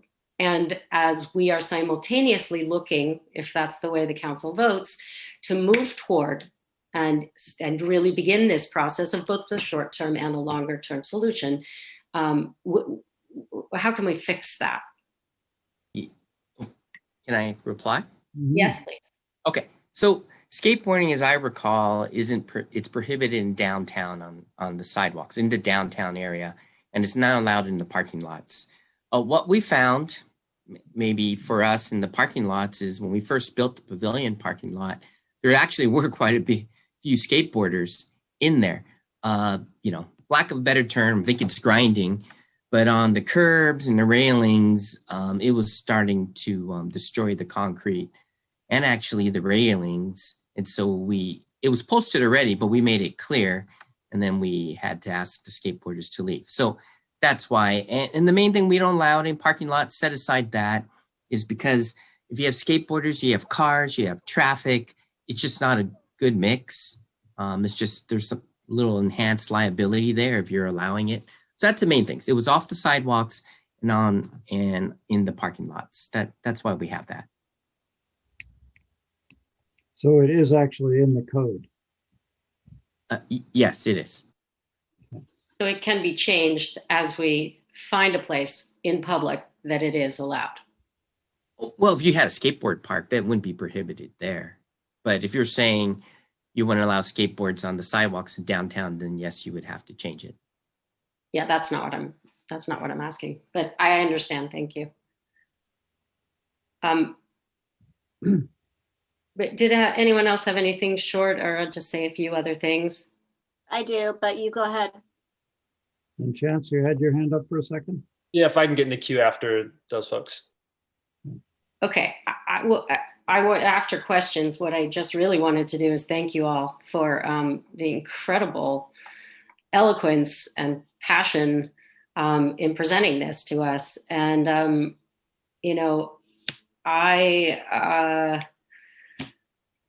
I want to make this happen. I understand what we can and can't do tonight. I do have some very specific ideas of places that I think we could create something temporary, should that be what the council decides when we bring it back on the agenda. So I take this very seriously. I have been all about creating one, space, and two, opportunities and activities, and prioritizing our young folks in this town. And this is an opportunity. I also understand all of the other issues around noise. I've had my experience of what happens when we don't do things correctly and transparently with making sure the public are involved. So I appreciate that we've figured that out and that we're going to bring it to be able to make some more of a decision next time. But anyway, I just thank you all so much for all the hard work. And I think that the culture of skateboarding has shown us a unique and inclusive culture. Everything you said really resonated, and yeah, just thanks. Great way to start the year. Okay, Stephanie. Yeah, I'm so grateful for the community and that came forward and the choir of support, particularly the youth. And thank you to my peers on the council for listening to the youth this evening. This is so clearly the right thing to do. I don't think you need convincing of that. The transparency item is valid. Garrett, I ask you to work with the group, the working group. I ask that staff make that connection so that we don't have this disconnect moving forward, and that we're really in lockstep and partnership working to execute on this in the short term and the long term. But you're right, the pilot was something that came up in the 11th hour, so that wasn't in the petition. So I perfectly understand why we are where we are at this point, but I cannot stress the wellness issue, and just reiterating the sentiment that the kids have right now. It's really urgent. And if anyone's struggling with, do we really need this? We have one in San Anselmo. There is so much demand. San Anselmo is crowded. Even when they upgrade, it's going to be full. And kids under 12 can't get there independently. It's not safe. Sir Francis Drake is a very busy boulevard. And it's not safe to bike or skate there on your own when you're 9 years old.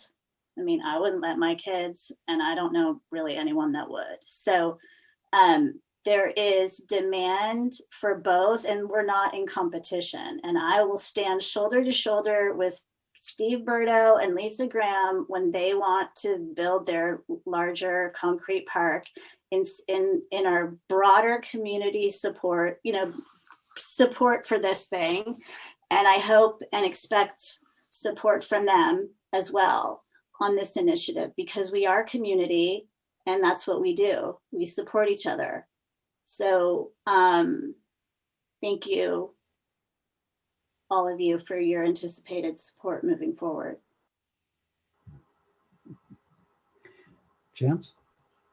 Yeah, I just want to echo those sentiments as well. I think what really affected me listening to some of the high school students and grade school students speak is talking about like picking up skating as a hobby in the middle of the pandemic.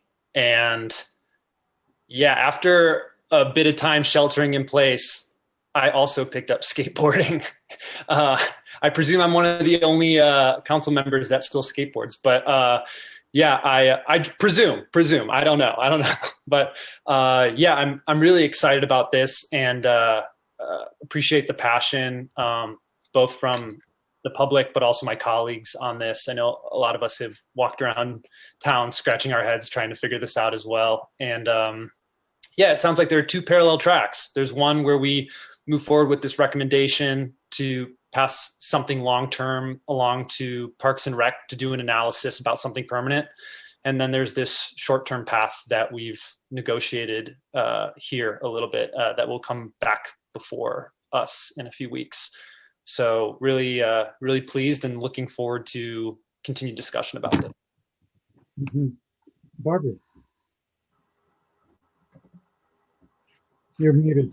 Yeah, thank you. I'd like to thank everyone for showing up in the presentation and all the energy that we heard and enthusiasm from not only you, but many of the parents and other folks that maybe don't have kids at this time. So I think there was a lot of enthusiasm. I would like to make a suggestion on moving forward on the pilot, and this, I haven't talked to anyone, so I'm just making this here, is because Renee has some ideas about private spaces that could be leased, and because Councilmember or Vice Mayor Hellman has worked on this quite a bit with the group, I'm wondering if the two of them can work with staff, and I'm not trying to offer up anybody's time because I know everybody's busy, to try to kind of flesh out this pilot idea. It may be that 2 weeks from now is too soon, but February 17th is a couple weeks later. So we can get that fleshed out more so there are less surprises and that we can get it out to that community wherever this might be. And then also, just to echo what Councilmember Catrano said, is that I do think we should refer this to the Parks and Rec Commission for the longer term solution, because it does take time. And I also want to just add something. Our Parks and Recreation Commission have been working quite a long time on Perry Park, And one of the reasons they have, because they've been working with volunteers, and that has taken an extraordinary long time.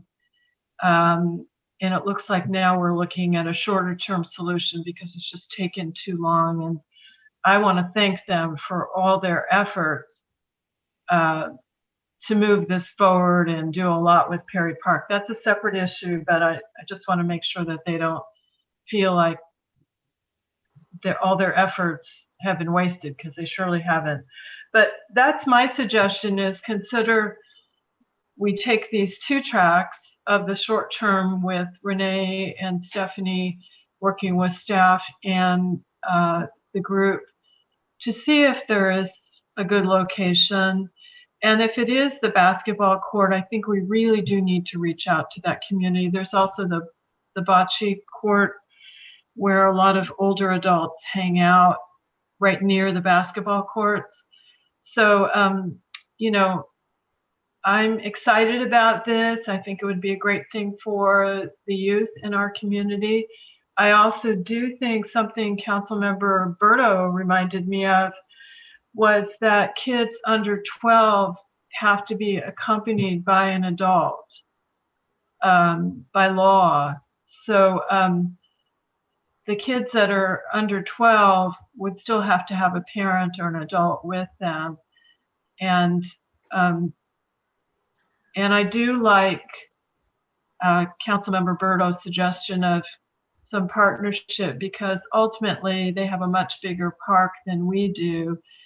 And in the future, if they are able to really enhance that skate park, there still will be kids from Fairfax going there. So thank you, all of you, for all your hard work. It's amazing, and also very pleased to see people being willing to put money on the table or resources on the table. We don't always get that, so I appreciate that. Thank you. I'm sorry, I got to counter that. The initiative in San Anselmo for the people that are close to it is like 3+ years out. That's not what we're looking at. We have heard from our community. And Berto, thank you, but no thank you, okay? We will support your effort. We will. But Fairfax wants a Fairfax Park. Well, I think it's pretty clear that from the comments we heard that there's at least at this point in history, there's a great opportunity, there's a great appetite for skate parks. And so if we can do, Stephanie, I don't see what's wrong with accepting Steve's offer to, over maybe 3 years, talk about some collaboration. That's not to say we're not going to do anything else, but why say no thanks to working with? Because we have the funding and the community support to do a permanent park with far sooner than 3 years. I'm all for partnering and doing park and rec, but I don't want to wait 3 years, and none of the 50 people that showed up tonight do either, or the 80 people that signed the petition. We need to listen to the community. I don't think anybody's saying wait 3 years, but I don't see any reason to say no to an offer either. Anyway, let's skip that. That's 3 years from now. We can't get that far talking now. So anyway, I appreciated what Barbara said. It was what I was thinking as well. So this idea that we tonight could possibly take the action that's on the agenda of getting Parks and Rec started on exploring the longer term possibility of permanent skate park. But meanwhile, Renee, before I say your name, you should speak. I didn't know if you could see me where I am on your screen. No, you're right. I wanted to bring back something that Karis said to us, which is that part of the greatness of this is how much youth involvement and leadership has arisen and how much opportunity there is for that. So in the short term pilot idea, I would really strongly encourage us to enroll some of those young folks to come forward and help with the outreach, because it's a door-to-door, knock on that door, talk to your neighbor, talk to them about some of the stuff we learned tonight, and really enroll them in supporting this as a short-term solution. So I would like that to be out there on the record. And also for the record, it does not have to be Stephanie and myself, because Chance and I have walked these properties. So if Chance, you'd like to be on that, duo to work with Vice Mayor Hellman, just to try to pinpoint some potential spots, please jump in. And if not, I would love to work with Stephanie to explore multiple options. Okay. I just wanted to put that out there. It doesn't have to be. I would like to suggest that we let Steve Tejero speak for a minute, because he's been muted this entire time, and I just can imagine him clawing at the walls wanting to respond to some of this. So can we do that? Michelle, could you he's muted himself. He's unmuted whenever he wants. Right. Go ahead. It's hard to tell. Never mind. Okay, so wow, a lot of people talked before I got a chance to talk, but that's okay. There's something really great that I heard today from someone, and that is a mind works best when it's like a parachute, open, right? And I am trying my best to be open-minded about what every single person here has had to say, and it's challenging. I feel frustrated. I feel disappointment, because I want something to happen right now. Maybe that isn't going to happen. Maybe it could. I'm unsure. But I think that my partner said something really, really wise the other day, and that was that, if you take down the basketball hoop, right, then there's got to be something else in its place. I mean, with recreation already being difficult in this time, it's really wasted space right there, right now. And I understand the importance of being transparent with community members. I think it's pretty clear on the agenda that what we were meeting here tonight for was to discuss serious plans for a skate park, and if people wanted a chance to voice some opinion, I mean, they had it. And no matter what we do, there will be pushback on the skate park. I don't think it's as big of a risk as maybe some people think if they're worried about pushback from neighbors. I mean, you have the tennis court there with lessons. You have people in the park with boombox. You have people smoking next to the bocce ball court, which I refer more to as a giant ashtray, considering its disarray. I advise that maybe it would be to our community's benefit to decide now to just go ahead and do a trial period in the basketball court with a few skate ramps that are ready to go, and just move ahead literally like as soon as possible, within a week or two from now. I don't think it would be stepping on anyone's toes. I don't think it would be as sneaky as maybe it's being inferred it is. Stephen, if I can just break in, you can continue, but I'll just reply to that. As we heard, and this is just the way government works, but it's not just a technicality, it's the whole concept of transparency in the community. We did not agendize this due to what sounds like a sort of flurry of miscommunications and it kind of coming up as a last minute idea, but it is not agendized for tonight to actually take action to build something temporary, permanent, or otherwise right now.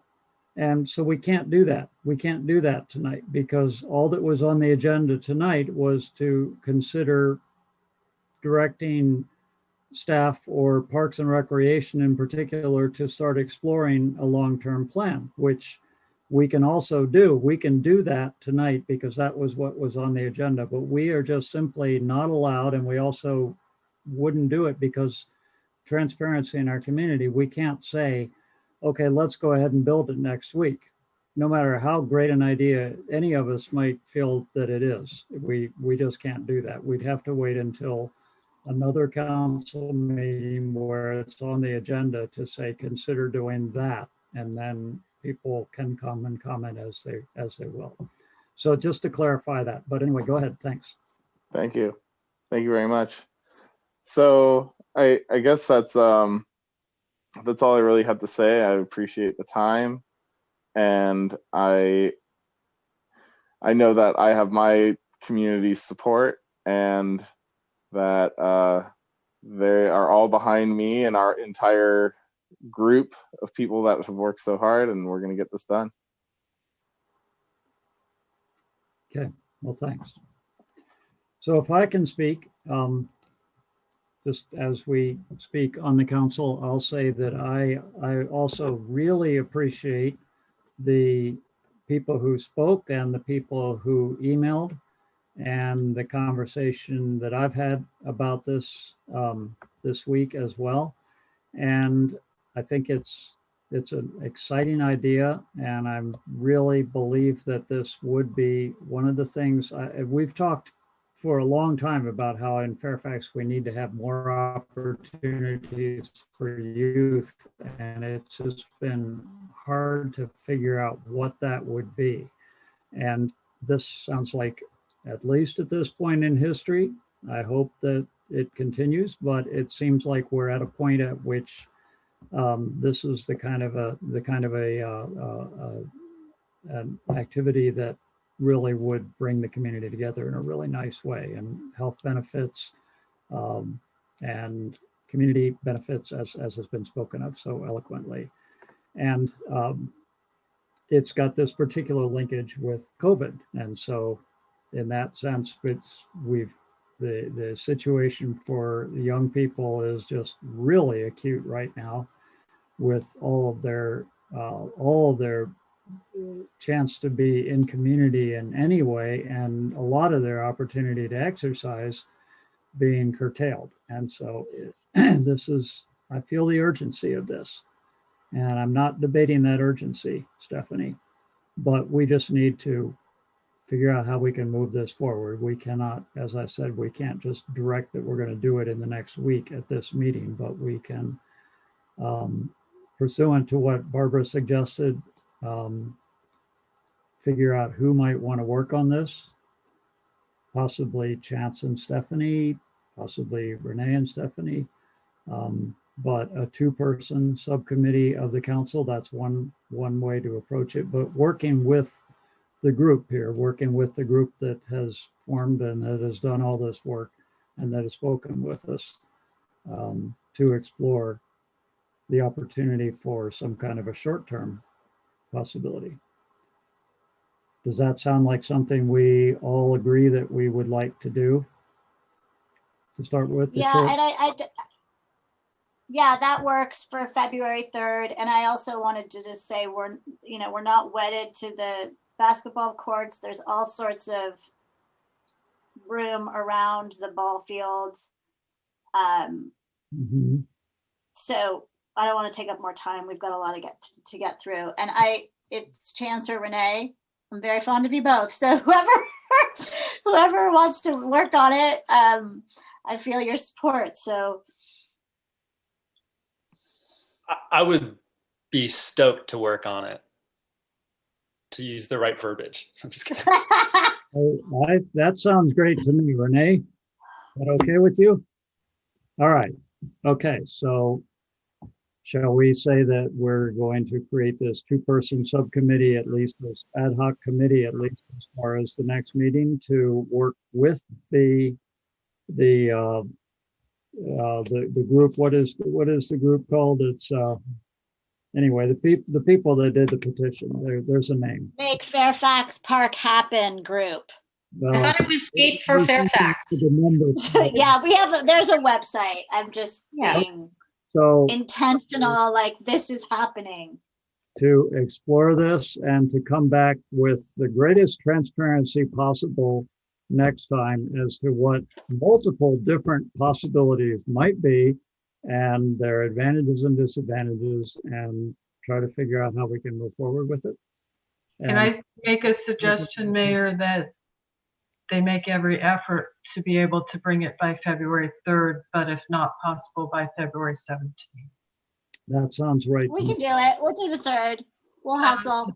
It has to be done by the middle of next week, Vice Mayor Hellman, in order to make the 3rd, and to reach out may take a little more time. Okay, so you'll be in communication back with Garrett and myself as to when it goes on the agenda. It might be that it goes on the agenda both as a report on February 3rd as to what it's looking like.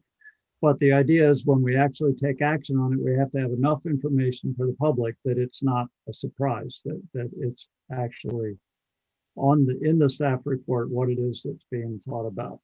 So you've got to narrow it down to that point before we can actually take action. Okay. And then the long-term referrals, for the longer-term referral to park? So that's pretty much what's on the agenda and in the staff report, just basically saying, do we like this idea of exploring the possibility of a long-term skate park? And do we want to refer that to parks to work with? Well, I'm fine with that. I think it makes perfect sense, but I would like to put some parameters around what long-term means, and prioritize it. Because I mean,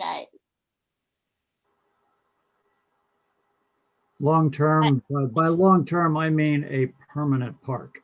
I don't mean it takes a long time to build it. Right, but again, I'd want to, and Dustin is part of our group, and he's on Park and Rec, so we can show up at the meetings and accelerate this through a lot of the ideation we've already done. And with all respect to Park and Rec, they have looked at this in the past, so I don't know what more they would come up with. I've asked for a recommendation and it actually hasn't come forward, but so I think we could accelerate this, right? Because this working group has been working on it for the past several months. And when we say, refer it to Park and Rec, I would like it to be in partnership with this community group that's been focused on it and has the expertise. I was just recommending as well, working with the group. Yeah. And we need to get out what the ideation is. I'm the mayor and I haven't heard the ideation. So I've heard one suggestion, but I'm sure there's been a lot of discussions and we need to have these discussions come forth to the public. So let's have the group and Parks and Rec work on it. And so that's a parallel path to the Okay, well, we'll get on their agenda and get this prioritized and moving along. Can I just make one friendly suggestion? I think we need to continue to move forward on Perry Park. And I know they're getting really close on that, on making a decision to potentially just order off the shelf. And so we don't want to circumvent that, because I know a lot of parents with younger kids that want that park done and have been waiting for 1.5 years. So just to make sure, I think they can do both, but I want to make sure that we don't forget about Perry Park. Yeah. And Garrett, that was going to be on the agenda soon, right? The Perry Park. Perry Park would be your first meeting in February. Yeah. Can we hear from Dustin, who's on Park and Rec? I see his hand is raised. That's okay with me. Thank you. Okay, Michelle, would you go ahead and unmute Dustin and Yes, I have unmuted you, Dustin. Thank you.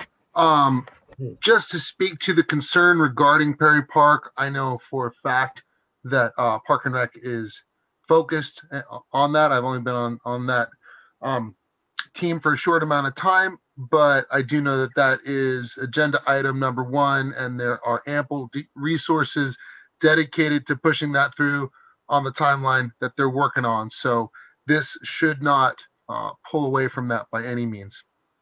And as much as I have spoken with Maria on Park and Rec, and obviously it's a group decision, but there were no indications that I would not be able to be involved in helping to support this and work with whoever is on it. So I am definitely dedicated to doing that. Thanks, Dustin. Thank you, Dustin. Very helpful. Mr. Mayor, can I add one thing? Mm-hmm. Yeah, just I second and third what folks are saying. I think we can walk and chew gum at the same time. So I don't foresee a problem there. I think the other thing to Vice Mayor Hellman's point, and I think what's been raised throughout is like the advantages and disadvantages of different locations around town that Park would be charged with figuring out. Like that's only going to be done if we're centering the youth advocates and the youth themselves and the skaters that are going to use these spaces. And so we know that that's what Park is going to have to do. And so it would make most sense to speed this along by getting those recommendations directly from this working group as quickly as possible to just, speed this whole process up. So I think that's underway. So I completely agree. That's what's called for. We've got a group of people who've thought about this a lot and who are skaters themselves, and they've got a lot to say. And so, yeah, there's no need for anybody to have to start from the beginning on it. So, have we completed that's all we needed to do. I think our action was to direct staff to make that connection. And we've also taken the action of forming this 2-person subcommittee to work on the parallel path of a quicker solution for COVID. That sound good? Can I ask for some clarification here? Yeah. Because February 3rd, it's agenda week next week to get the materials. So the council's direction is you've formed an ad hoc subcommittee, Councilmember Cotrano, Vice Mayor Hellman, to work with the petitioners group. I forget what their name is, but to work with the group to develop the actual concept, or to lay out more for the council, to lay out the actual concept of how this trial park would work at that location. I guess you could have other locations too, but explore locations, yeah, not necessarily one location. Okay. But the goal for the council is you want to be able to take action and say, yes, that sounds good to make that a trial skate park at that location. So you want enough details so you can have enough to make that decision. Yeah. Now, within that, if that decision's coming to you on February 3rd, then depending on the main location, is the expectation that somehow we're going to let the neighborhood know, like via signage at the via location, that this is something that's coming to you via the council? Or are you thinking the council would make direction on a trial location and then let the neighborhood know and have some process? I'm just trying to be a little clear. And then who's getting all the information? Because really we need it by Wednesday, which is my feeling. This is just my feeling. This other people can weigh in, but at the risk of having my head chopped off here, I would say that I don't think February 3rd, we're going to be able to take the action of starting the building on February 3rd. But maybe this ad hoc committee is going to be amazingly fast, and that would be great. But yes, you raise a point. Even if 20 minutes after this meeting is adjourned, the ad hoc committee has done their work, and has a proposal to bring back to us, you've got the question of noticing neighbors and so forth. So maybe February 3rd, maybe we get a report back that this is what we seem to be narrowing it down to. This is what looks like it could work. And then maybe February 17th is when we can really take the action on it. And that gives time for the public to know what it is that we're talking about. I mean, the other what's involved would be that we're depending on the agenda going out before the February 3rd meeting, but that gives you 1 week to do this. And then clearly stated in the agenda, and that's with no discussion with the council. That's just the two of you saying, okay, this is what we propose to do, and that's it in 1 week. And then it gets written down in the agenda, and that's enough transparency for the whole community to know how to respond to it. So that's I think that's pretty tight. Maybe I'm just. What is required for noticing? Well, the agenda, of course, has to go into the information needs to be ready for the packet by Wednesday before the meeting. So that's a week. We can be ready by then. We already know what sites are. Can I just say this is that, I do not want a repeat of what happened with the Cascade Striping Project. I think the first thing that Bruce suggested, which is that you guys winnow down a location or two, have that for February 3rd, but then get some feedback from the community that's around that.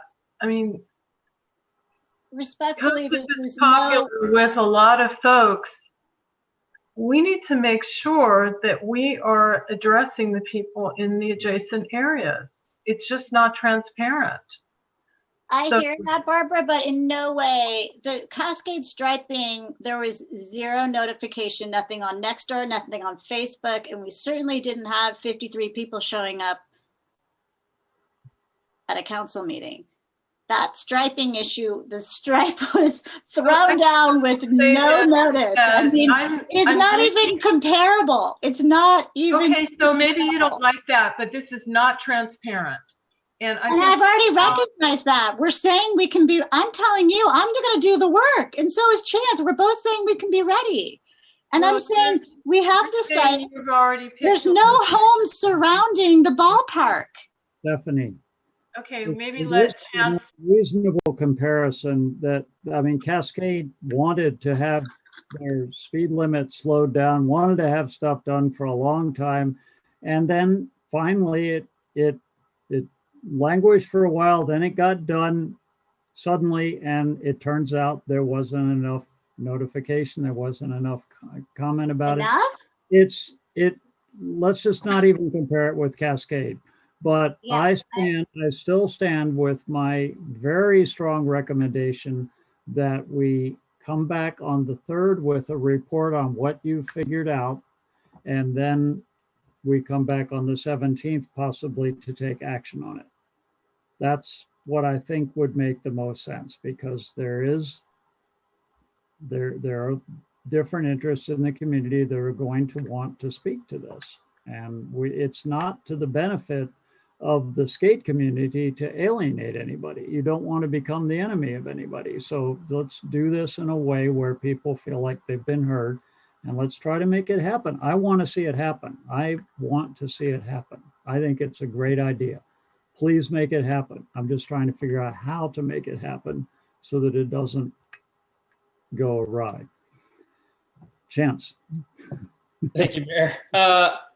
Just a quick question. If say we did whittle it down to 2 locations and could identify the residents in the immediate proximity, I mean, wouldn't it make most sense as we're discussing that location and we put it on an agenda in the upcoming week or so to invite those folks to the initial dialogue? Because I could see how, those folks might come to the first one and the second one, and then we might need a third. It can easily snowball. And so just wondering if there's any way that we could do the notification as soon as we have that on this upcoming agenda, if we're able to to pull it together. I believe we are, but wouldn't it make sense to have those folks come to the first discussion of it as opposed to like noticing them after? What do you think in terms of like with if this was a development that came before the planning commission, it would be notified with a 100-foot radius and so forth. So what's your thought about how to proceed with this?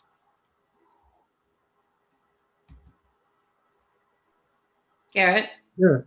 Yeah. I thought you were speaking to Councilmember Cottrell. No, I was asking you.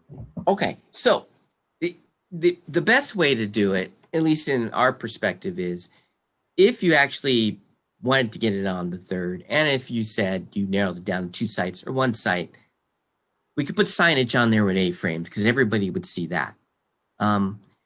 We put it out in the newsletter and some other things. It's a little more problematic on mailing out letters to people because then we got to run Marin maps, and then we have to put it in the envelope and mail it out. So that's just that much more labor intensive. I would say though, signage, especially around the women's club, that would be seen.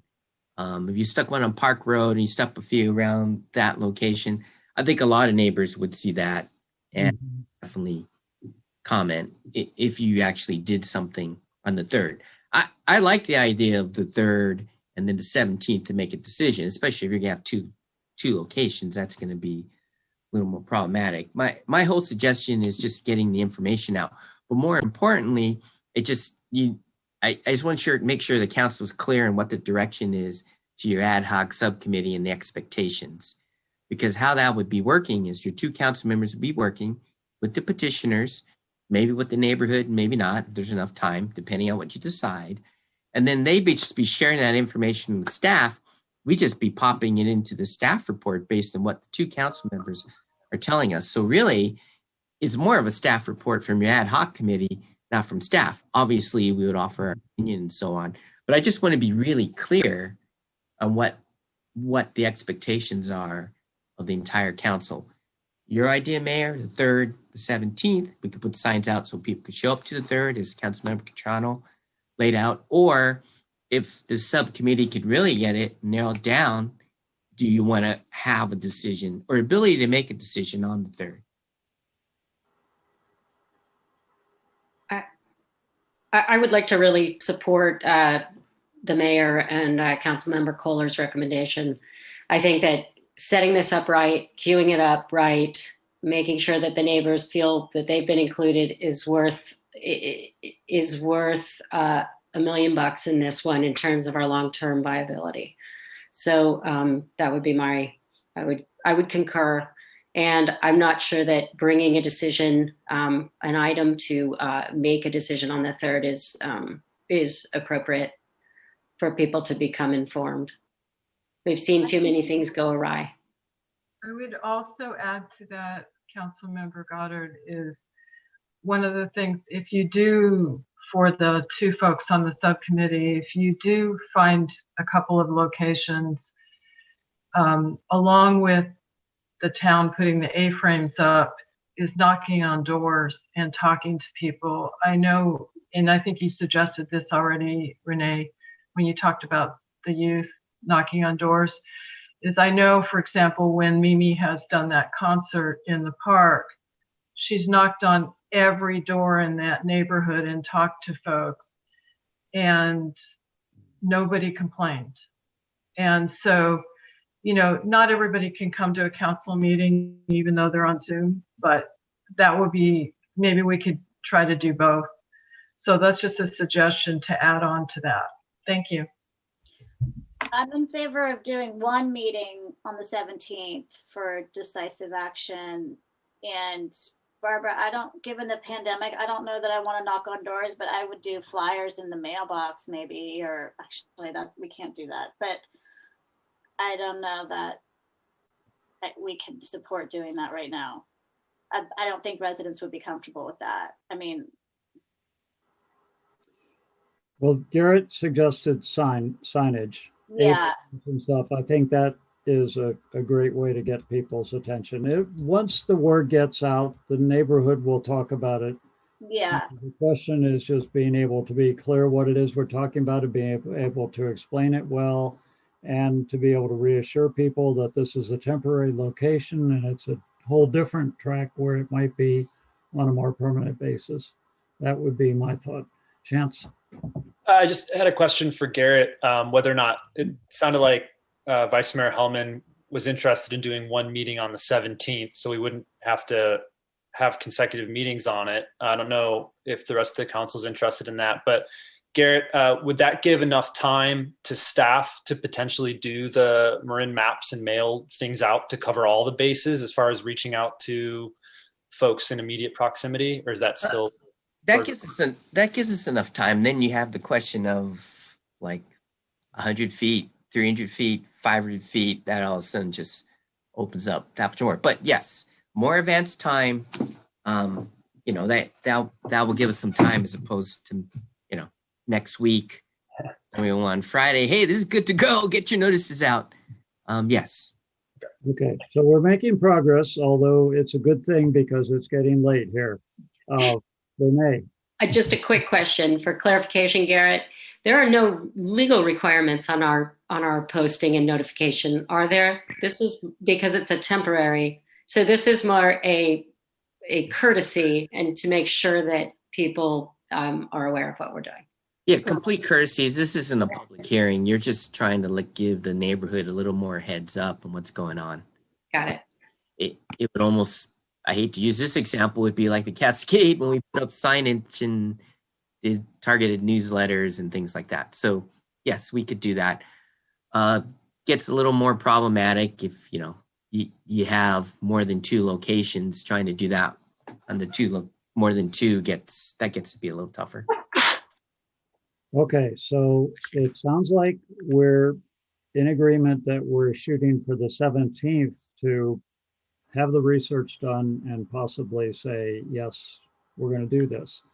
And the only question is, do we want to decide now to put it on the agenda on the 3rd as well? And it's fine with me if we don't decide that now. I would suggest that the two of you on the ad hoc subcommittee, as you learn what you're going to learn in the next week, decide whether you think there's something you need to bring back to council on the 3rd in order to be able to be prepared on the 17th to really have your ducks in the row and be able to say this is a proposal that we think is realistic. Chance? If I may, Mayor, might we just put like a report on consent or something similar to how Councilmember Gowden and I did for this learning session? I would love that, just a report. Yeah, that, and then if we need to discuss it, we can pull it from consent, but we're not taking any action on the 3rd. Great. Okay, great. Renee, was that all you were going to say, or we're good? Are we all good? Okay. Do we need a motion or a resolution, Garrett, in order to form this ad hoc subcommittee? Well, the motion would just help to make sure we're not confused. But I think directionally, what you've directed staff to do is to refer the matter to the Parks and Rec Commission, I believe, for a longer term analysis.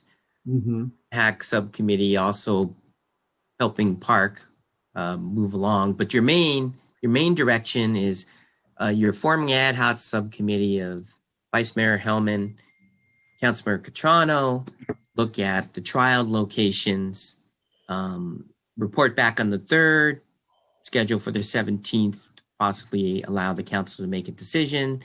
They'll be working with staff, so we have ample time to put out the proper notification for the sites so that the affected neighborhoods will be able to offer their comments at the meeting or prior to the meeting to the council.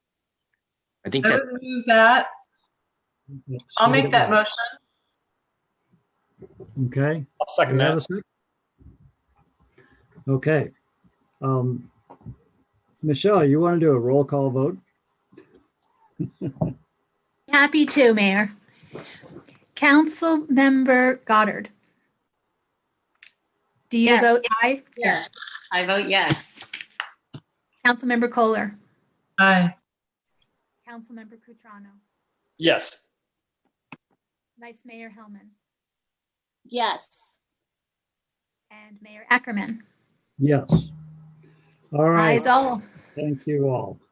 Mayor, I might suggest that we do the review the agenda. That's what I was going to say. We're past the 10 o'clock and homing in on 11 o'clock. And we're at the first item on the agenda. Here I'm looking for my agenda. Here it is.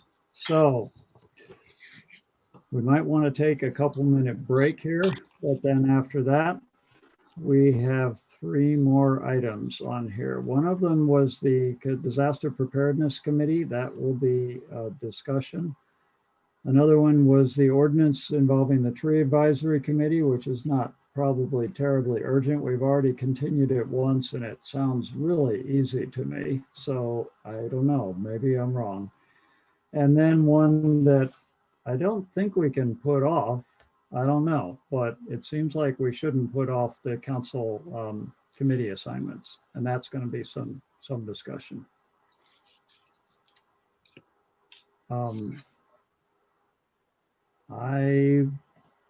If we're looking for a proposal from myself, I would say we postpone item 6, continue it again, unfortunately, and we do items 7 and 8 after a break. After a 5-minute break. Is that?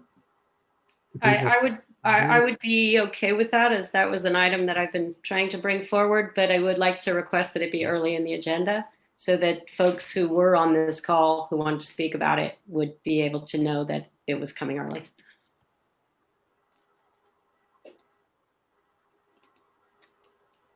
That sound okay with everybody? Sorry, Renee, I mean, Dave. Do we agree that we need to do the board and committee assignments? I'm assuming that that's something that we should do because these other committees actually exist and we need to get ourselves organized. I think your suggestion's a good one, and Renee's to put the item 6 early in the agenda for February 3rd. Okay. Okay. I'll make that motion. I'll second. Okay, roll call vote. Renee, Yes. Barbara, Yes.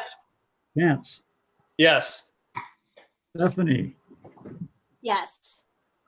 and I'll vote yes as well. It is currently 10:49. How about if we get back by 10:54?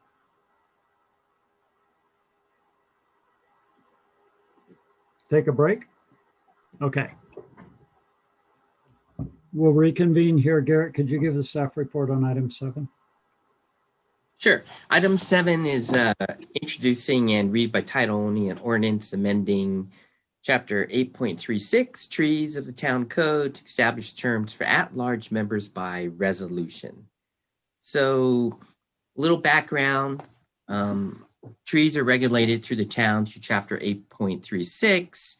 In Chapter 8.36, it talks about the creation of a tree advisory committee, which consists of a member from Park, a member from the Planning Commission, and a member from Open Space, and 2 at-large members. But if those committees I just mentioned don't appoint a member, then the council can appoint at-large members to take the place of those committee members, which you've done.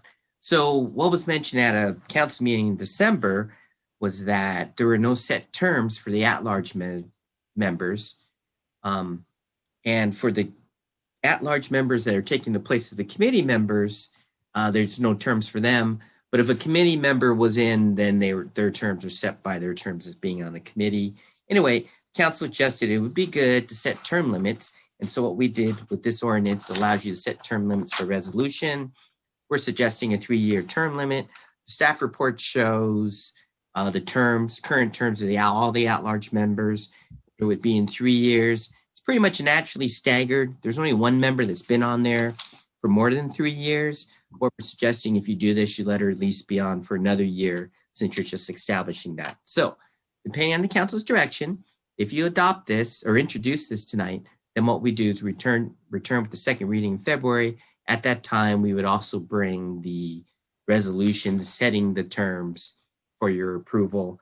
And I would also suggest that what we'll do is, depending on the agenda, perhaps the second reading would be on the consent calendar. Okay. So are there any questions from council members regarding the staff report or this concept? And then we'll go to public input. No questions? Okay, Michelle, you want to open up public input on this? Sure. Are there any members of the public who wish to comment on this item? Please raise your hand. Michelle, we cannot hear you still. I'm really sorry. I'm not sure. Is this better now? Yeah, yeah. Yeah, I'm sorry. There's something up with my computer. If there are any members of the public who wish to speak on this item, please raise your hand. I do not see any hands raised. All right, thank you. Bringing it back to council. So is there any discussion on this? Renee? Yes, and please forgive me if I am misunderstanding. I maybe should have asked this as a question, but if we have chosen to appoint at-large members because one of the committees does not have an appointee, my suggestion, and I know this wasn't what we talked about when we changed this, is that that person have a established term that they would get to complete. So meaning if we appoint someone because Park doesn't have an appointee, and then that person is appointed and 3 months later Park comes and says, well, now we have an appointee, I don't think it's right to tell that at-large member that their term is now finished. Well, that was, as I recall, that was the concept that we had when we decided that we would, because we earlier, if I remember correctly, Garrett, we didn't have any process for appointing an at-large member in place of one of the committee's members. We just assumed that the committees would all come up with a member, and we were having problems with that. I know when I was on the planning commission, we didn't have anybody who did it, and so right. But Bruce, my point is, decided was that we would, our priority was still to have that committee be able to put someone on, but if they couldn't, we'd appoint an at-large member, but we made it very clear that that at-large member would. So Bruce, my suggestion is that we change that, because I don't think it's right, since we've had so much interest in the community to be those at-large members. And our experience in the past was that it was very hard to get one of the committees to appoint someone and have them want to hang out there for 3 years. I would recommend that we change that. And so that if we do appoint an at-large member, they have an established term and they have the right to stay through that term and then reapply. I don't know how everybody else feels about it. It just feels very interruptive to a member of the public who comes in and then 3 months later, a committee says, we have somebody. You know, I feel that I don't think it's going to be an issue. And I do think it's not going to be an issue. I don't think any of these committees are going to jump at the chance. But I also do think we made it clear when we appointed people that without these terms, without any terms, we said, if you are appointed to the open space term and open space comes up with somebody, then your term is ended. Right. And I think we should stay with that, because there may be a critical reason in the future, but frankly, I don't think this is going to come up as a problem. I think we're going to end up with at-large members for years. I understand, but if we're looking at this in terms of policy making, I don't think it's good policy to have a situation where we would then have to turn a member of the public off of a committee because they got a new member on open space who was interested in trees. So if we're establishing policy, I feel as though we should do it as simply and efficiently as possible. Stephanie? You're muted. What Renee's saying, makes sense to me, and I appreciate her stance with regard to it being good policy. And I guess I'm trying to understand, Barbara, your point of view in opposition, other than you don't think it'll be an issue. Like, why not do it other than you don't think it's an issue? I think why not do it is because I believe before you were on the council, we decided that we would appoint at-large members because we could not get people from these committees. But we made it clear to those members that they might be moved off should one of those committees come up. And there was a real reason why we wanted to have people from those committees on the tree committee. It wasn't, I don't think it'll be an issue, but that's not the reason why I'm opposing this. I think if the planning commission, if a new member or an older member decides they very much want to be on there because trees are such an issue with planning, I think that takes precedence. Now, maybe there's an alternate way of looking at this where you say that person can finish out the year, who was the appointed member. But to say, you know, there was a priority chosen for people from these committees, and there was a reason for that, because they bring certain expertise. So that's why I'm just saying, I think Garrett has his hand up, so maybe he has a compromise solution or a better solution. Well, I don't know if I have a better solution. I was just pointing out what you pointed out is in 2018, when the council went through all this, you did adopt a process that allows the committee, if a committee member wanted to be on the tree committee, to go ahead and do that. And there's a process of noticing and how it all works. But it is true that someone, if a committee member wanted to do it, then the person probably would be off after, you know, after to get noticed. I think the process, it'd probably take 1 or 2 months for that to happen. But again, I think the whole reason the council did not change, what I recall is you did not change the tree advisory committee structure is because, as Councilmember Kohler points out, you wanted to provide that level of expertise of a planning commissioner, if they were interested, of an open space, and I think it's park, to be on it if they wanted to have that level of expertise on the committee. And that's why you just didn't change it to all at-large members. But you wanted to give the committee an opportunity, if someone new came out and wanted to do it, to replace someone. Now, if you want to change the policy, obviously you can. If that's the case, then obviously you just need to give us direction, and then we'd probably just come back to you with the first reading. So yeah, I agree. I think really going all the way back to the original structure of the tree committee, which was created before my time, I can imagine that there were 2 reasons for wanting to have people from these 3 committees on the tree committee, one being their expertise, but the other being communication back to those committees. So planning commission could, if they had someone who was willing to be on the tree committee, the planning commission would also benefit from having someone on the tree committee who could inform planning commission decisions. So I think it's a good idea to try to maintain that. That would be my feeling.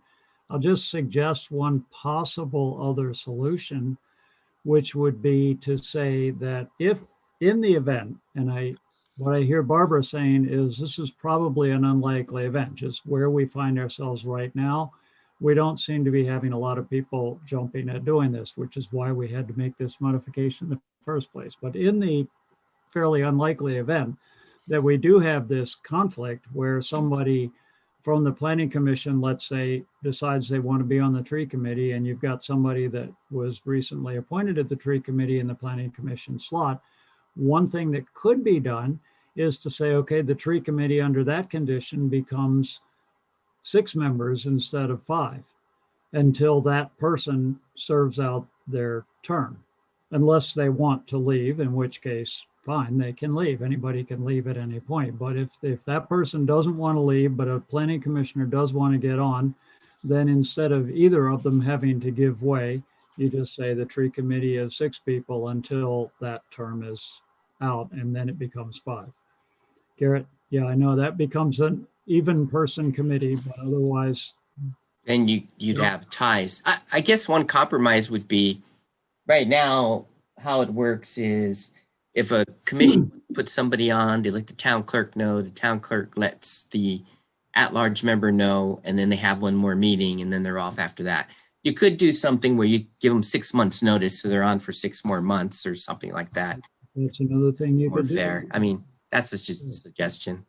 And I would support that. I would say 6 months sounds right. I was thinking maybe a year, but 6 months would even be better. But give the person who came in to take that slot a chance to at least serve out some more time and sort of finish whatever they were in the middle of on the tree committee, whatever they've been discussing, they can complete those discussions, and then the planning commission member could come in.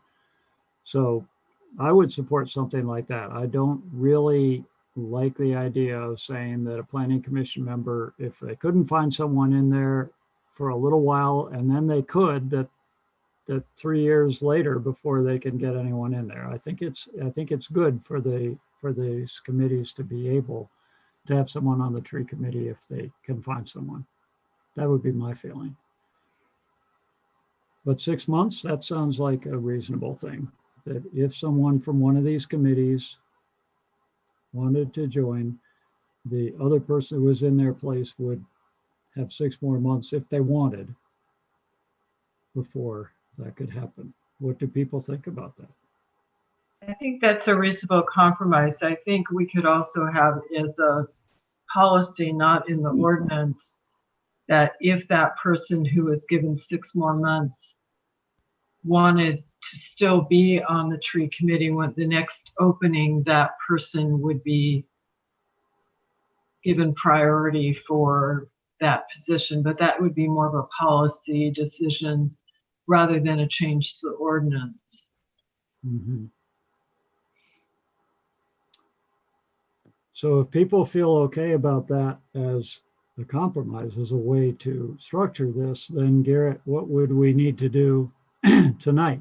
You wouldn't need to do anything, because your direction, it would be this. If you introduce this ordinance, then what would happen is not only will we come back to you with a resolution that you could set the terms by resolution, we'd also come back to you with the amendment to the resolution that has the process for the tree advisory committee, which is, I think, as resolution 1836, which has to do with interview and appointment policies for the tree committee. So we'd come back with an amended policy. So you'd have resolutions in the ordinance, but the ordinance itself, you wouldn't need anything to.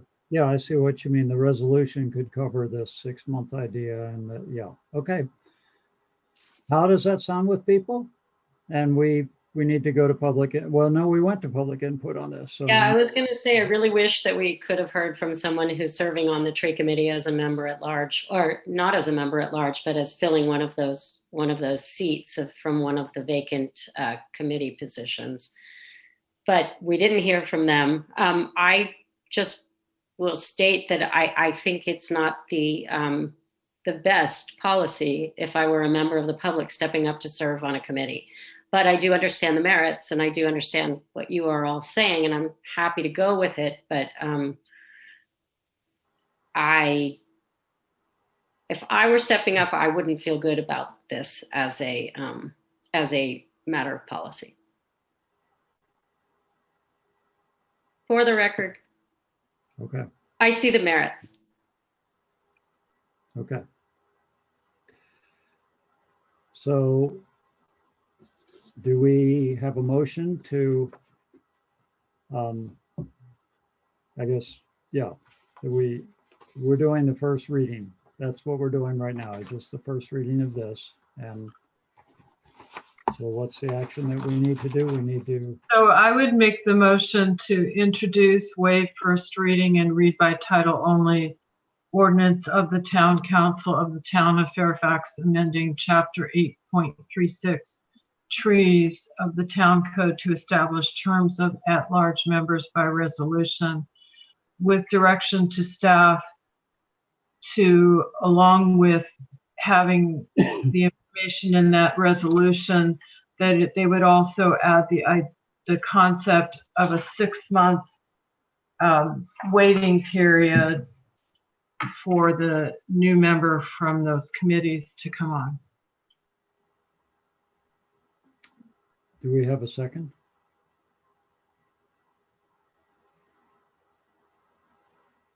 Do we have a second to that motion? And let me just say that, since, as Garrett said, this concept that we're now just kind of developing on the fly at 11:13 at night, that concept is in the resolution and not in this ordinance. So by saying we'll do the first reading of this ordinance, that isn't locking in this discussion. So we have time to think about it. Garrett has time to think about it. And next, when we have the resolution before us, we could decide to amend the resolution. And that's a lot simpler matter than amending an ordinance, because you've got the first reading and second reading. So I'm looking for a second on this ordinance if we don't see any problem with the ordinance itself, which the ordinance simply says we're going to have a resolution that says how we're going to put limits on the terms on the tree committee. That's all it says, right? Do we have a second? Or do we have more discussion that we want to have? I think if we could just take one more moment and discuss how that policy piece that would come by resolution might look, then I'd feel better about the ordinance, which is really just establishing term limits. Okay, so you want to put It's just something sitting with me that I wish that we could have heard from the public and members of the committee who have served or are serving. So I don't know, it looks like Chance and Stephanie are having some thoughts around this. I'm sorry that I didn't bring a clearer path forward. I'm just not ready to Jared has his hand up. Let me provide, if I may, I think I could provide clarification. Okay. Ordinance itself just sets the terms for at-large members, and it sets the terms by resolution. So that's the ordinance. So no matter what you're doing, we're not recommending you put any term stuff actually in the ordinance. That would be in the resolution. The resolution you could always change. If you don't like it, it's easy. You could even change it at the meeting. How it works right now is one resolution sets the terms, and this, what you have is your appointment policy. That's a resolution that sets how you handle just the tree committee. It handles all of it, but it specifically lays out the process for tree committee members appointed in place of committee members that should be on the tree committee advisory. So that's the resolution that would change. That's the resolution that, if you thought it worked, would change that process so that if a committee member wanted to be on the tree committee, they would let the town clerk know. The town clerk would let that at-large member know, and they would serve for another 6 months. And then at that time, then the committee member would take their spot.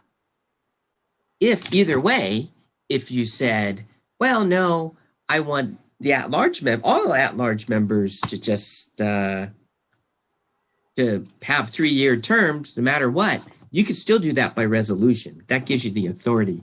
This change in the ordinance gives you that authority, so you could still decide on the resolution, because you wouldn't putting anything like that in the ordinance anyway. So adopting an ordinance doesn't preclude you from deciding at your next meeting how you want to handle at-large members on the tree committee. I guess that's what I'm saying in a nutshell. Yeah. I mean, based on your direction, like, you can do it anyway.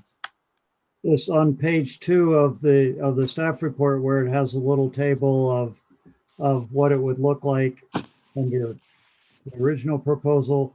That is just part of the staff report looking ahead to what the resolution might look like, but now we're talking about the resolution looking a little differently. But that table is not enclosed in this ordinance that we're talking about tonight. All the ordinance tonight is saying is we can now have a resolution to decide on our term limits. So the resolution is where the work is. I think, I'm just wondering if there's any concern about doing the first reading of this ordinance tonight. I don't see any, because nothing we're talking about is involved in the ordinance. So I'm comfortable with that, and I appreciate the explanation, Bruce, very much. I would feel comfortable seconding the motion around the ordinance with the caveat that we would revisit the resolution part in establishing those criteria. Yeah, the resolution's not before us tonight because it can't be. We don't. I understand. I understand. We didn't have a resolution, so. Right. Okay, so I'm happy to second Council Member Kohler's motion. Okay. Are we ready to vote on that? Okay, let's go ahead. I'll take the roll call. Council or Vice Mayor Hellman? Yes. Council Member Goddard? Yes. Council Member Catrano? Yes. Council Member Kohler? Yes. And myself, yes. Okay, so that was the first reading of this ordinance. I thought it would be quick, but it wasn't quite that quick. Well, no, I really appreciated the clarification. It was, I think it helped a lot. Thank you. Well, yeah, this is good because we don't want to come back with a resolution that's not what we want. So this gives Garrett some heads up what we're looking for. Good discussion. All right, that was item number 7. Now on to item number 8, which is the council board and committee assignments, which we do every January at this time. Garrett, do you want to give a introduction to this? Actually, I believe Michelle was going to give the staff report on this one. All right.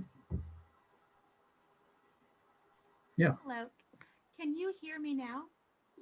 It's still, it goes back and forth between being a normal volume and being quiet. We can hear you, but it's in its quiet mode right now. I really don't know what it is. I thought I'd figured it out. Is this good?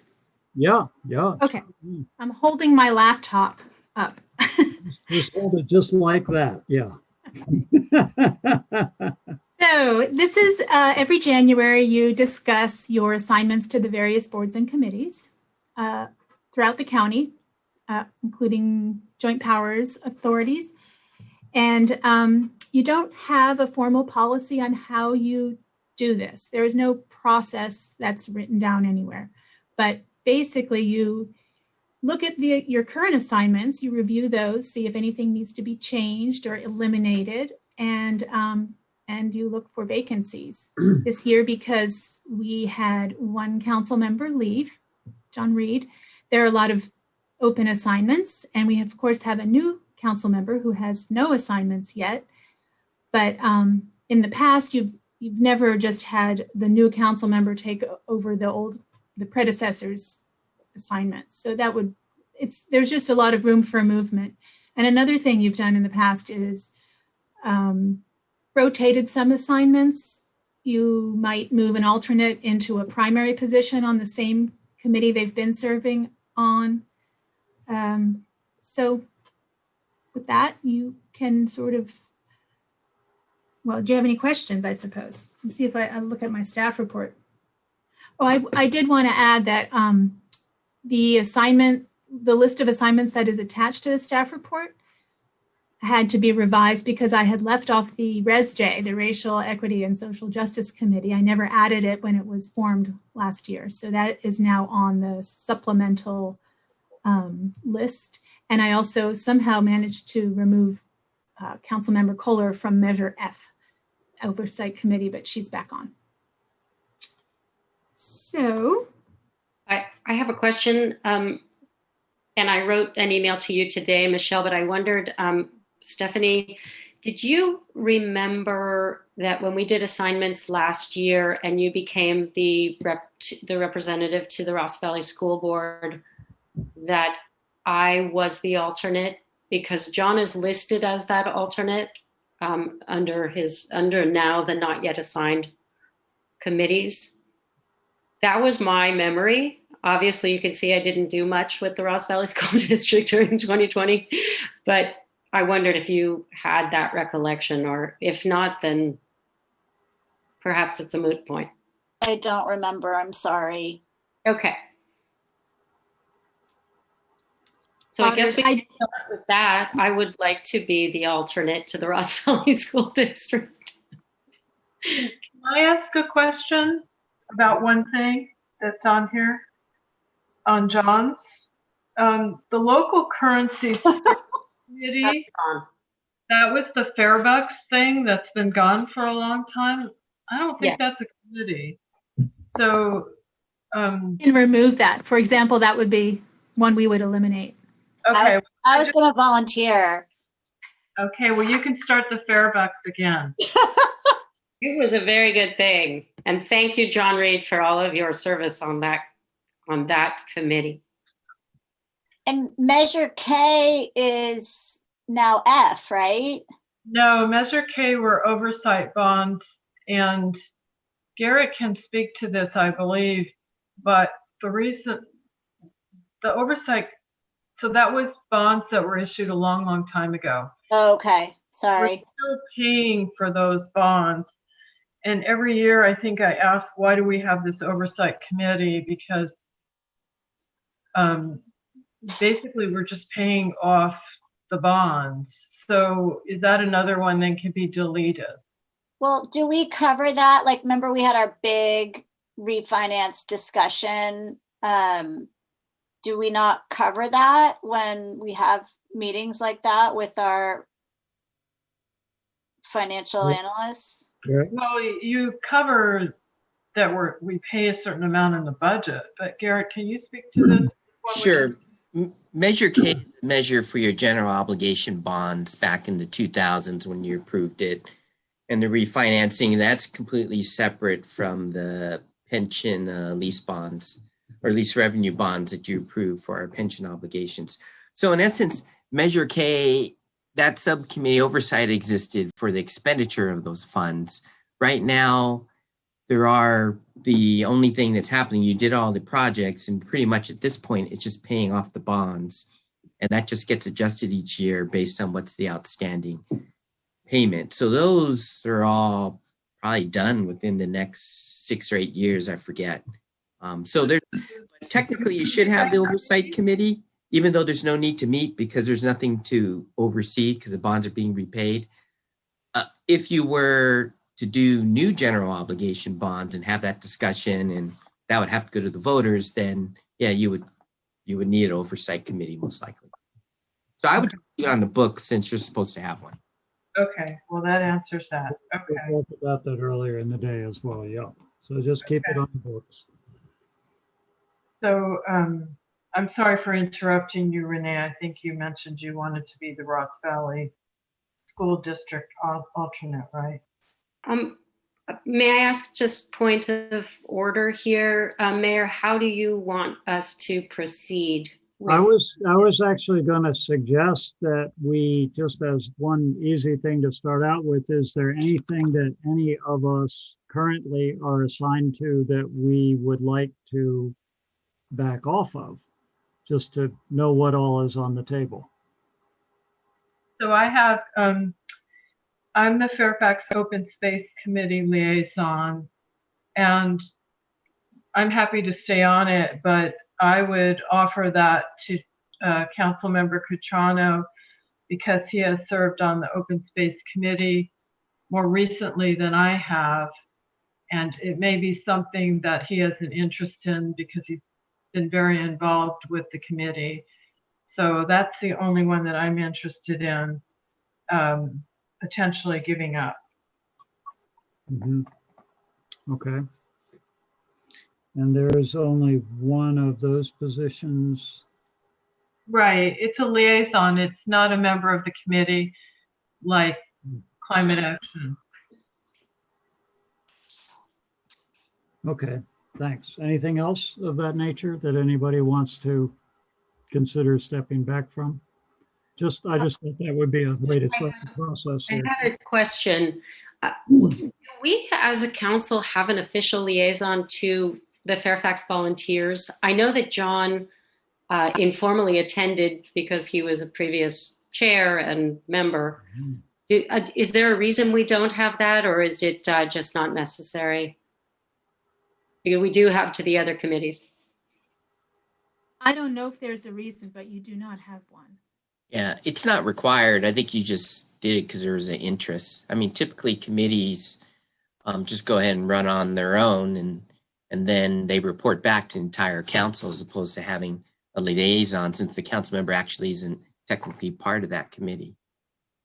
Okay, that's fine. I just wondered if that had sort of slipped away or if that was intentional. No problem. Okay. Renee, what is neighborhood safety liaison? Well, and that was something I wanted to have a really brief discussion about. And that was something that when Dominga started their Slow Minga campaign, I, having served and worked with Safe Routes to Schools for so long, and a lot of it being about speeding and multi-use of that roadway, biking, pedestrians, parking, I was sort of the most common sense person to contact in that. And it became apparent actually walking and looking at Deer Park neighborhood and Creek Road and some of the problems with egress and safe pathways. I started working with that neighborhood informally to come up with solutions and how to deal with some of their trip hazards and things like that. So we developed a actual sort of official committee to where people would be able to reach out if there were concerns about safety in the neighborhood that really have to do with traffic, bike and pedestrian usage, multi-usage, not safety meaning fire and things like that. So John Reed and I became, Garrett's going to tell you much more succinctly than I am. So are you still actively meeting? Well, it wasn't a meet thing. It was meet on a per need basis. So we worked closely with Domingo. We came up with a plan and a solution which the neighborhood chose not to pursue. But I think it's a really good and important committee, if you will, to keep intact so that people do have someone to reach out to should they have concerns. If I can add part of it, it's an ad hoc committee, but one of the purposes for it was to avoid the situation where a neighborhood reaches out to all of you. And what happens then, all of you get involved, and it gets to be set aside the Brown Act issues, it gets to be really confusing because they'll say, Councilmember X told me this, Councilmember Y told me that. And they said, so that's why we formed this committee. So there's just two ad hoc, specifically focused, and that'd be the point of contact. And other council members would just refer people to that. So you just don't get into that issue. That was also a subset of the purpose of the committee. Thank you. There's another ad hoc committee that John and I are on. No longer John, which if I don't know, we didn't used to put ad hoc committees on here, but I guess they are. The Pedestrian Trails Committee that John and I created and were on. So I don't know if we want to talk about that, but I guess we could add it to his list and also to mine.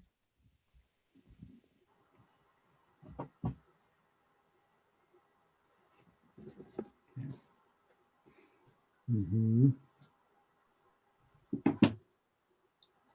If we just want to go one by one, I would say on my list, I'm very happy with where I am. I would like to move from the alternate position on the Ross Valley Paramedic Authority to the primary. And otherwise, I'm good with where I am, should it please the council. But you also want to be on the Ross Valley School Board alternate, right? Oh, I'm sorry. Yes, I was under the impression that I was. So unless anybody else would like to be, I always have hope that we'll get more involved with our district schools. Okay, well, I'll go next. I'm happy with where I am. And if Councilmember Cutrano is interested in the Fairfax Open Space Committee liaison, I would be fine if you would like to take that over, but if you would prefer that I stay on that, I'm happy to keep on it.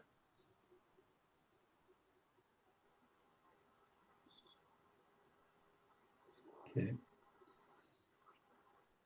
Stephanie, you can Should go I go ahead. next? Sure. I'm happy with where I am with 2 changes. I'd like to change from alternate on the Ross Valley Fire Department to being non-alternate. Taking John's spot. And then I am interested in the Transportation Authority of Marin role.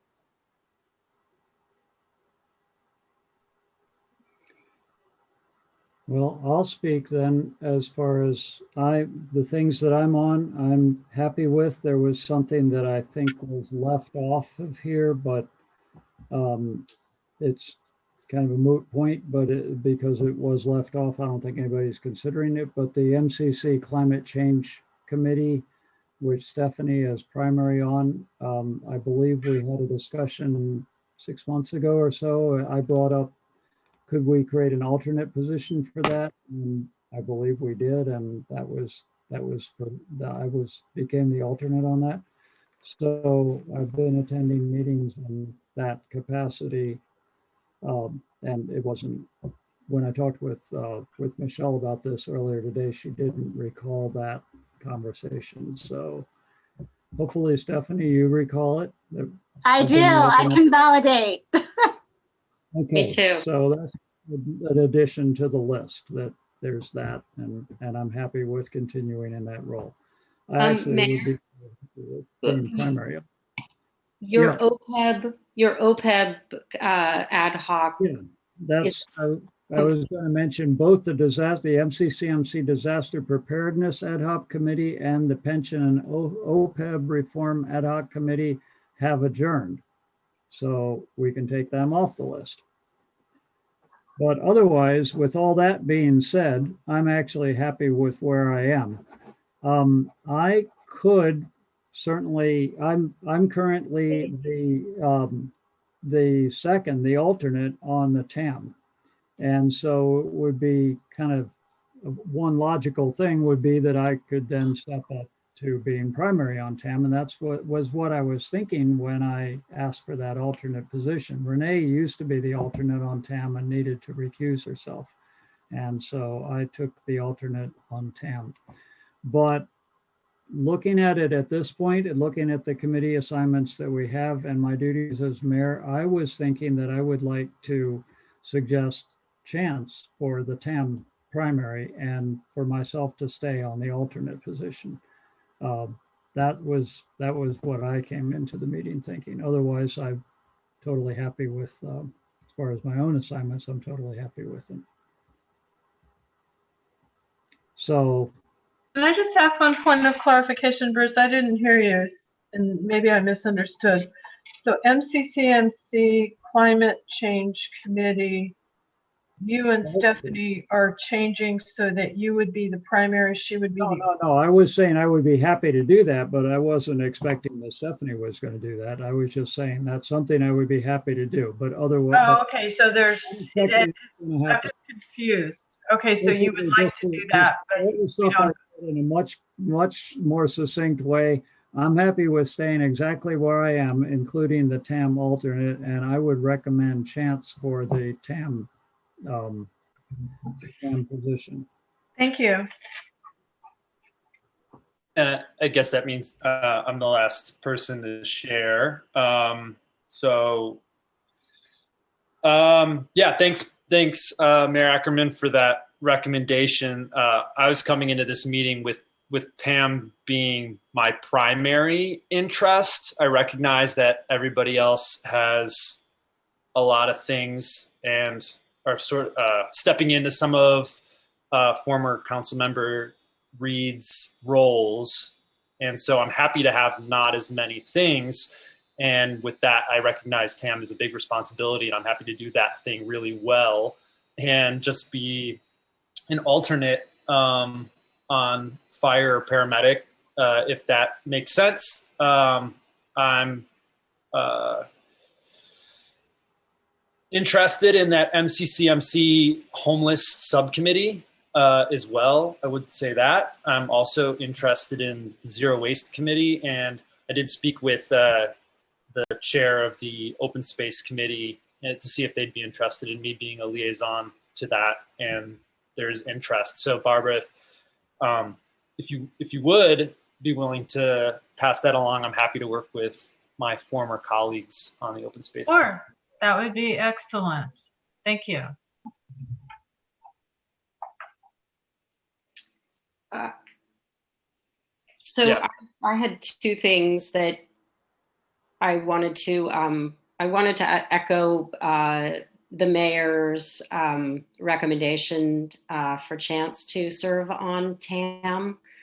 I think his focus and some of his expertise in working with the larger sort of agency bodies would do well to serve Transportation Authority, because its reach is far and wide, and also because of some of the local transportation needs and funding needs that we have locally, and frankly, because of his interest in alternative forms of transportation and working with the Bicycle Pedestrian Advisory Committee, having that connection and that liaison role is always useful. As John participated on the BPAC in the past, we have work to do with the BPAC, and I've spoken much with Chance about bicycling and some of the work that needs to be done, both infrastructure-wise and just socially, and how we work with our own community and our general plan. I would second that idea or third that idea, and that's because I think we all have pretty meaty stuff, and I think Councilmember Hellman with the ResJ, which is a very big commitment, I think it would be a good opportunity for Chance to take over TAM and the FOSS liaison. And I don't know what we're going to do. And also Ross Valley Fire Department Board alternate, Ross Valley Paramedic Authority alternate. And then you could put my name down next to Measure K Oversight Committee if you want. And then there still are things that are hanging out there on John's list that I don't think we covered. We do need to talk about Flood Zone 9 alternate. I had not even realized that there was an alternate. There you go. Primary Zone 9. And the issue that has been coming up with Flood Zone 9 is that they meet on Wednesdays. They met tonight. So I was at 45 minutes of the meeting, and I had told them ahead of time. I let everybody know ahead of time, but I was there for 45 minutes, and then I had to log on to this at the last minute and jump right into this. And that has happened once before. So this is going to happen to any of us. This isn't a problem unique to me. But now that we're having 2 council meetings a month, we're running into this problem with no, I'm sorry. I'm thinking of the wrong thing. I'm thinking of the mosquito board. Flood Zone 9, yeah, they're not meeting on Wednesdays. They don't meet that often. So But, just to bring that up, is someone interested in being on Flood Zone 9 Advisory Board as the alternate?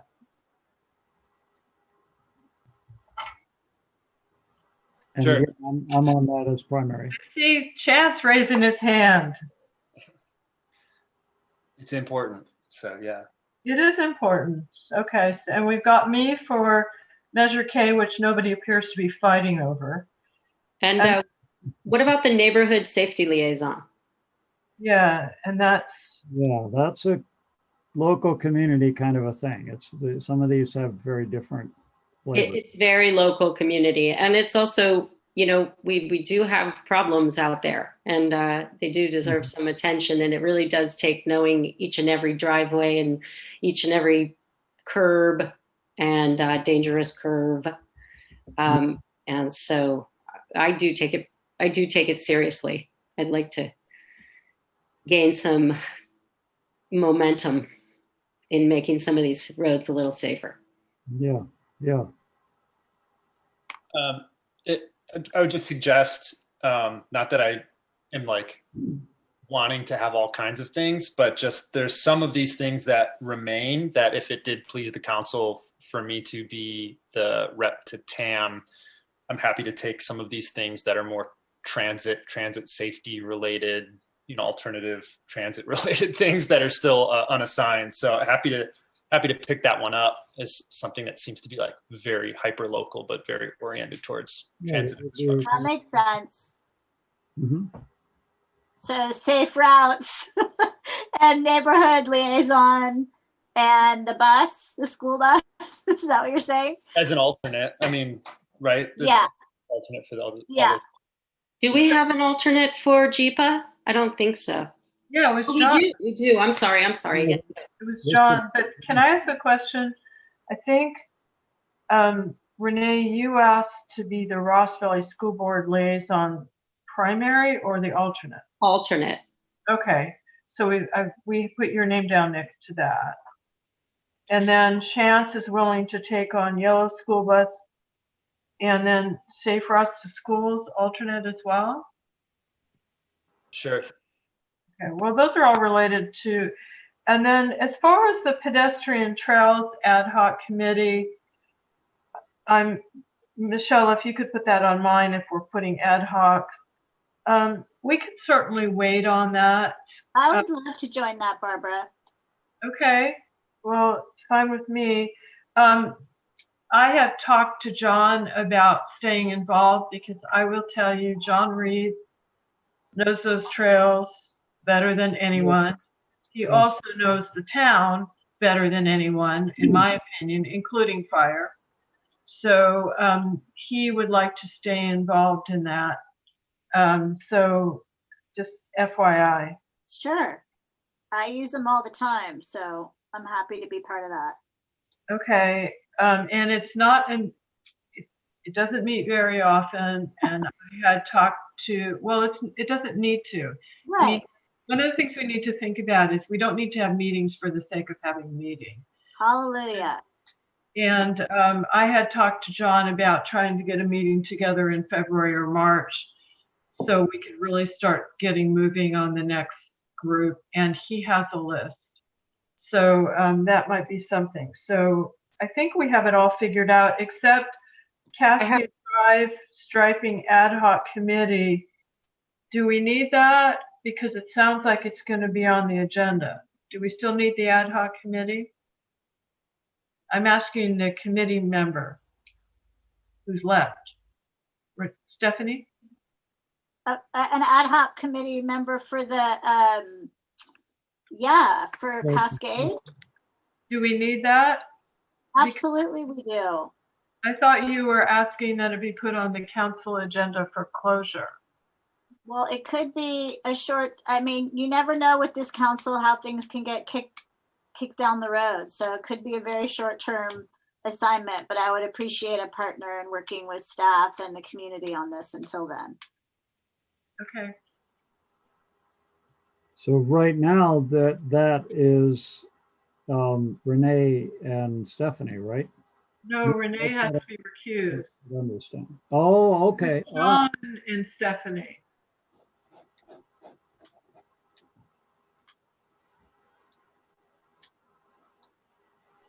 Michelle, would you like to serve on that committee? Yes. The suggestion is you could wait. Cascade will talk to you in February as a council, and if you deem that you still need the ad hoc committee, I'm sure one of you will volunteer at that point in time. Well, or you could just, knowing it's a short-term gig, just someone step up now, knowing it's a short-term gig. we're not doing any community meetings between now and then.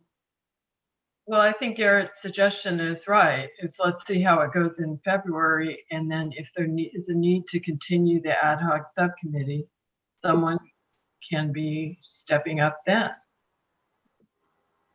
I would really appreciate council's support on this. I don't want to be the only one working with staff and being the only one accountable to the community for resolution on this. And I would really appreciate your support. I'm asking for your support. It's not easy, this issue that I did not create. I guess I could step up on it. I don't live on Cascade, but I live at the mouth of Cascade. Thank you. It's weird because, yeah, we're thinking the committee may not be needed. So it's sort of like volunteering for something where we don't know what it is, but hopefully we are coming to a resolution on this. We have to create a survey and we have to get it on the agenda next month. So these are things that need to get done. I wanted to toss one other thing out for discussion, and that is the Zero Waste Committee.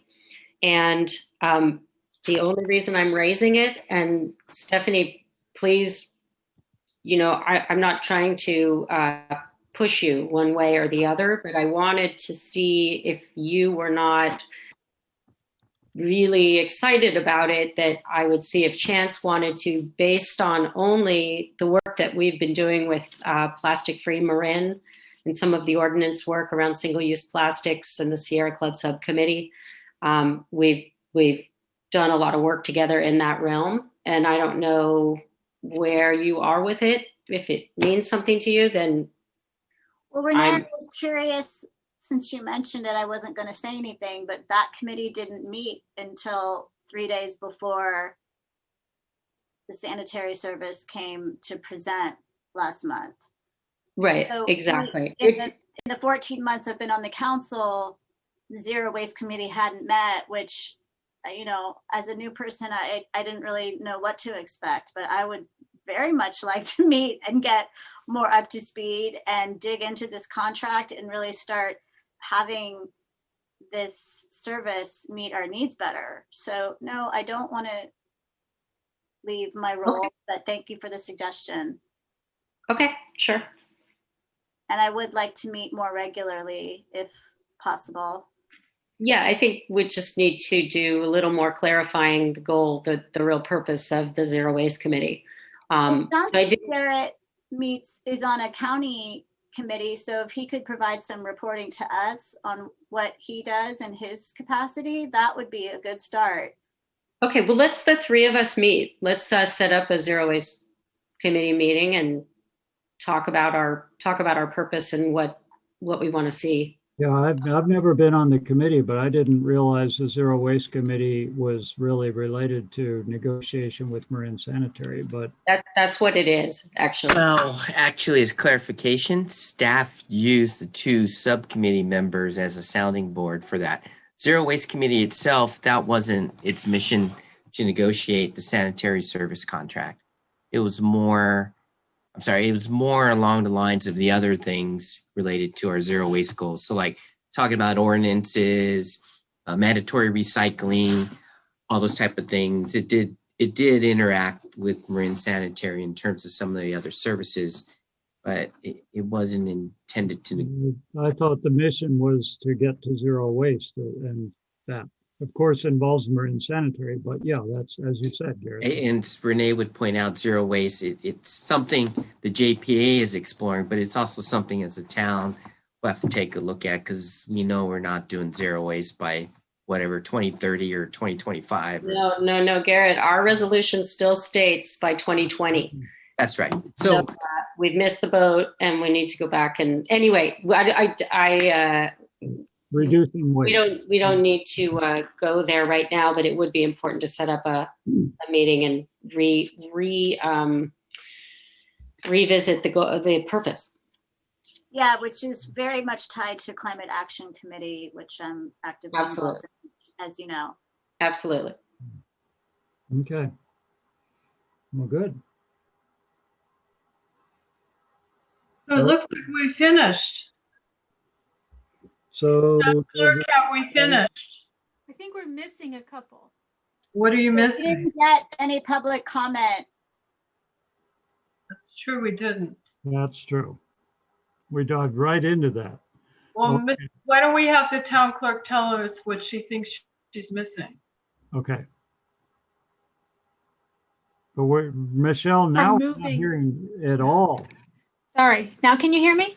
Yeah, perfectly. If the two alternates, if Councilmember Goddard and Vice Mayor Hellman move from their alternate positions to the primary positions for the paramedic and the fire board, then you have two alternate openings. Chance already said he would take those. Oh, did you? Both of them? Okay. I didn't hear that. Wait a minute. There's only one paramedic authority position, and one isn't. Right. I'm sorry. I lumped you together. no, So no, you're no. alternate. An alternate. I'm so, yeah, there's an alternate. Alternate for the fire board and the paramedic authority. But the fire board has two members, two primary members and one alternate. The paramedic authority has one primary and one alternate. And Stephanie is moving into the primary, the second primary on the fire board. Exactly, but not in paramedic authority. Right. I shouldn't have lumped them together. Sorry. Do we want to go out to the public before making a motion? I think we probably should. Let's do that now. Okay. Ah, And I see one hand. That's Richard Applebaum, and I've unmuted you. Hi, Council. I know that I learned this last year when the committee, when we're having this same discussion, and was repeated again tonight, that you don't necessarily have an exact process, and it's sort of kind of wingy. And I don't want to bring any bad energy. If you're all happy with the way this is netted out, great, and proceed. But comment that something that I've been thinking about this for the last year, and I understand that people have been on certain committees for a long time. They've invested a lot of energy. They've gained expertise. They know all the people. But I was just thinking about, how, other than just sort of voluntarily doing things the way Barbara offered the open space to Chance tonight, which was great. And it occurred to me that maybe one thing you might all consider doing is if, for instance, you want to hold all the positions that you have, that maybe every council person every year offers to give up one of their positions, potentially if somebody else desperately wants it, so that there's at least a little bit of a possibility for rotating and letting other people move into some things that they've been wanting to do for a while. And it seems like you're kind of working it out with alternate going to primary and new alternates, and maybe that's good enough, but I just wanted to throw that idea out. And so I just, thinking about the newer members, Stephanie last year and Chance this year, I remember that there was a lot of things Stephanie was hopeful about last year, and they were already taken. It was like, everyone's like, well, sorry, I'm not giving that up. So I heard her request a couple things tonight, like the Transportation Authority. So, and then I was thinking about Chance being the newest now, and he's sort of getting sort of what's left there.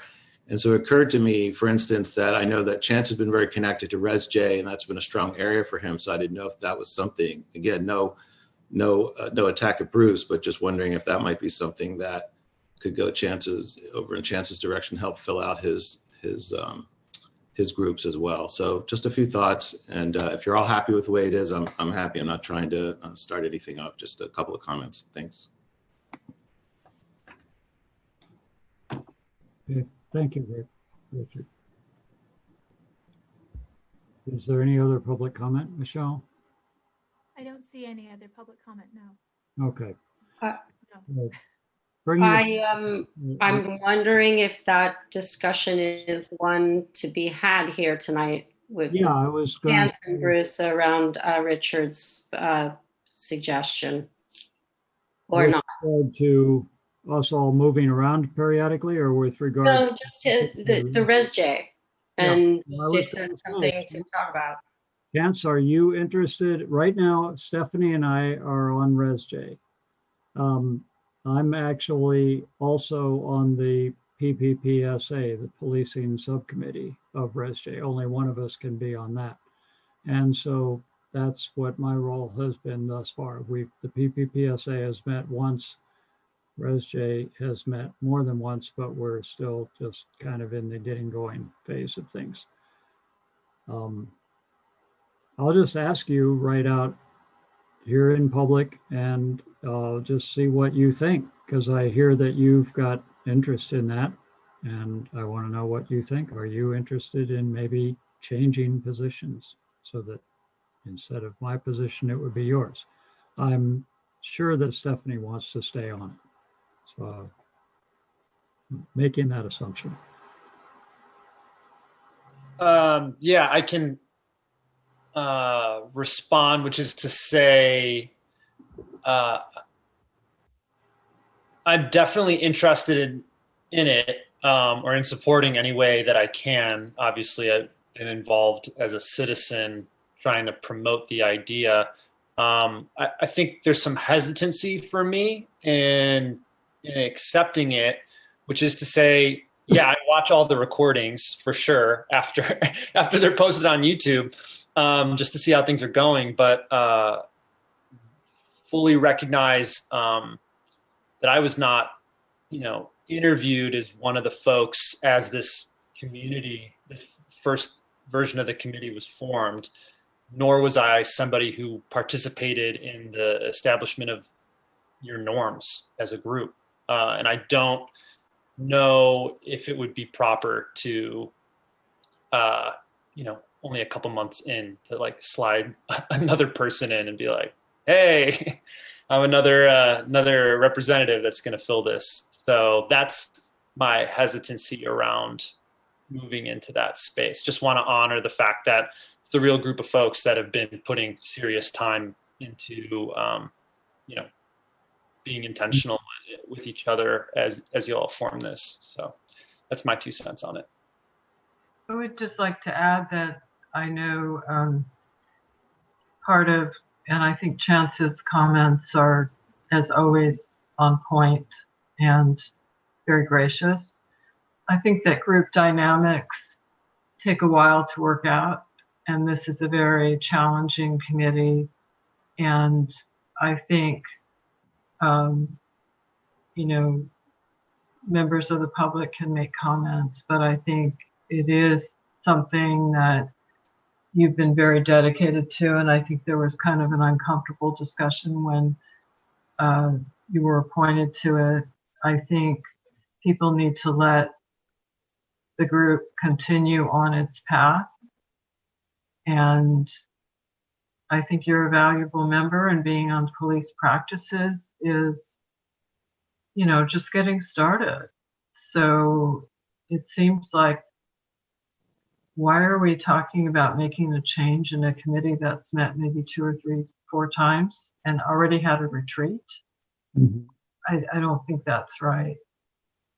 No, this was not a recommendation from me. I thought it would be an opportunity. Should Bruce have wanted to make a change, this would be a logical time to have the discussion. So thank you for both of you for considering.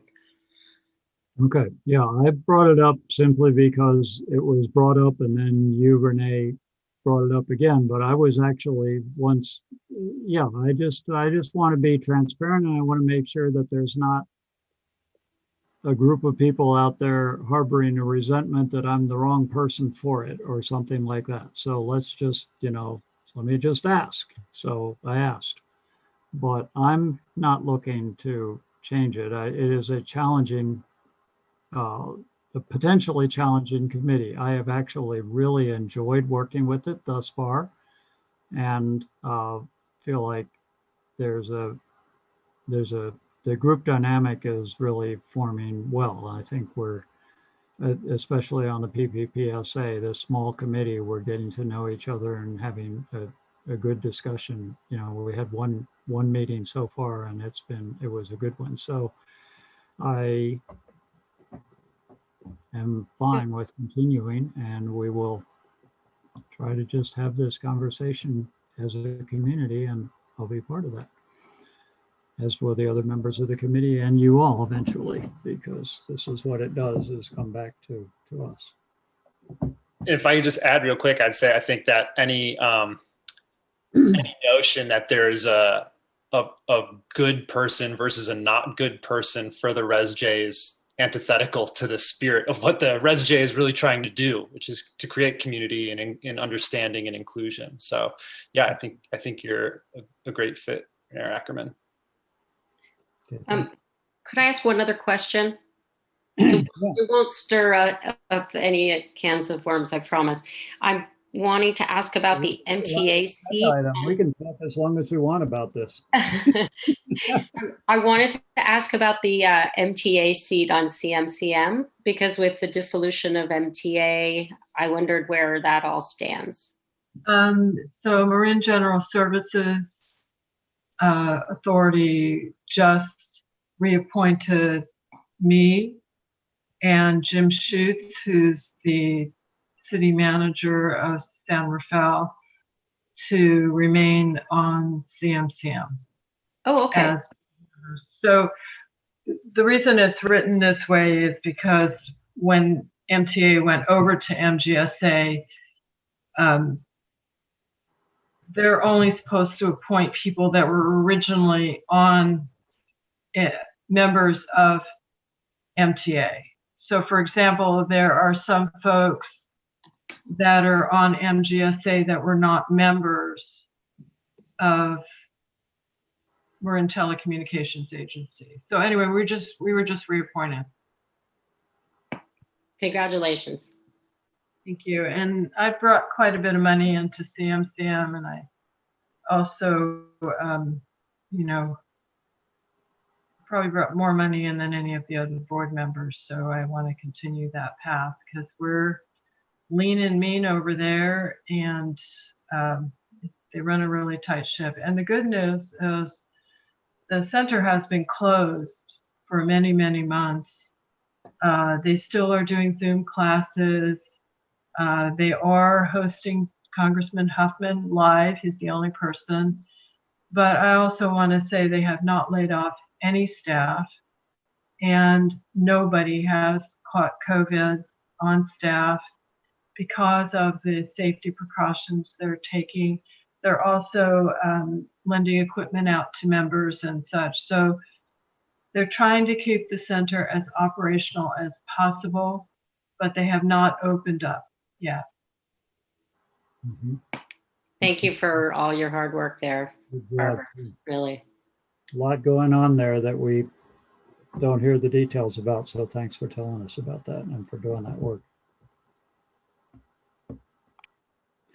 There's a lot to all of these committees. This little sheet of paper here is describing a vast amount of what the council does. All this work outside of these long meetings that we have here. Okay, so if everybody is feeling good, or at least as okay as we can after a night of horse trading, and if Michelle, you got it all? Yeah?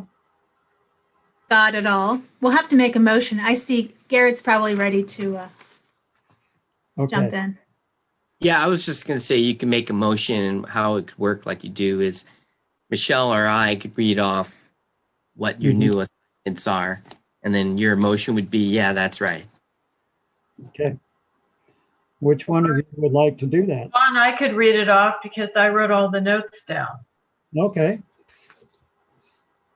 So I'm going to make a motion to go through and appoint and also remove certain committees that no longer are applicable. So I'm going to do it by council member. So under Mayor Ackerman, we would remove the MCC Disaster Preparedness Ad Hoc Committee.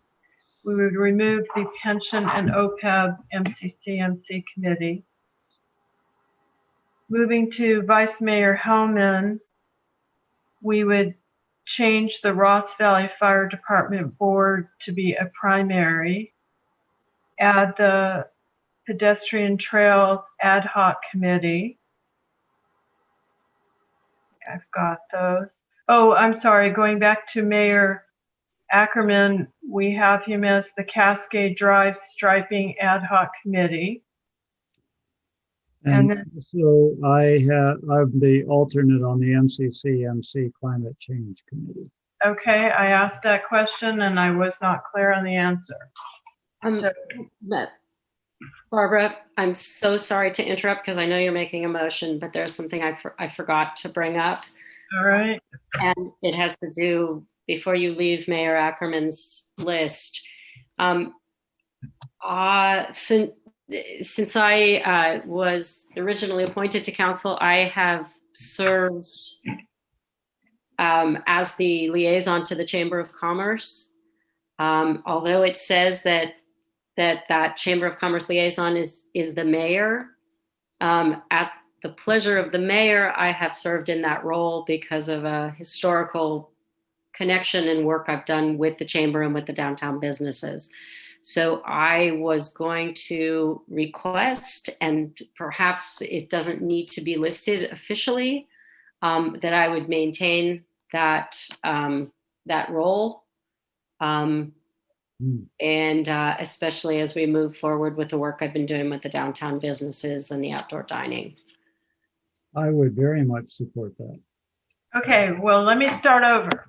Sorry, I'm really sorry, but I forgot. No, that's all right. Okay, so under Mayor Ackerman, we're removing those two MCCMC committees. We're adding the MCCMC Climate Action Committee alternate. Okay, moving to Vice Mayor Hellman. She's changing from the alternate to a primary for the Ross Valley Fire Department Board. She's added to the Pedestrian Trails Ad Hoc Committee. Going back to Mayor Ackerman, adding the Cascade Drive Striping Ad Hoc Committee. Okay, moving on to Councilmember Kohler. Unfortunately, you did not have the Pedestrian Trails Ad Hoc Committee, if you would add that. And then also the Measure K Oversight Committee. For Councilmember Cutrano, he is taking over the Flood Zone 9 Advisory Board alternate, the Neighborhood Safety Liaison Ad Hoc, the Ross Valley Fire Department Board alternate, the Ross Valley Paramedic Authority alternate, the Ross Valley Yellow School Bus JEPA alternate. He's also the primary for Transportation Authority of Marin, and the Safe Routes to Schools Task Force alternate. Okay, moving on to Councilmember Goddard. We are changing her from the Ross Valley Paramedic Authority to the primary, the Ross Valley School Board Liaison alternate, and also, oh, I already have that. Okay, I think that's it. That's the motion. Quick question. I didn't catch if you put the Fairfax Open Space Committee liaison. Oh, I apologize. Chance, the Councilmember Cutrano, Fairfax Open Space Committee liaison. Thank you for catching that. I have that on my list but forgot to mention it. Changing from Barbara to Chance. Yeah. Yes, so friendly amendment accepted. Second. Oh, unless you're not finished, Chance. One other quick question, which is for you, Councilmember Goddard, which is the homeless subcommittee. Could I be an alternate to that, or is there a way to be a part of that? Yeah, I did speak with the chair, and in fact, I've become the co-chair of that.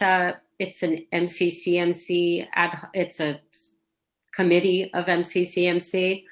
And so Kate Collin was fine with us having two representatives. there's nothing that precludes that from happening. She was fine with that happening. I don't think any cities or towns have come forward with that kind of request, but the more the merrier. I just have one comment. Can you hear me? Mhm. Oh, Renee, you and I are also on the MCC Economic Recovery Committee. And I don't know how much longer it meets. It was meeting bi-weekly and now it's sort of sporadic. I would imagine it will continue to meet throughout the pandemic. It's not a big deal to me that it's on here. I just wanted to make note of it.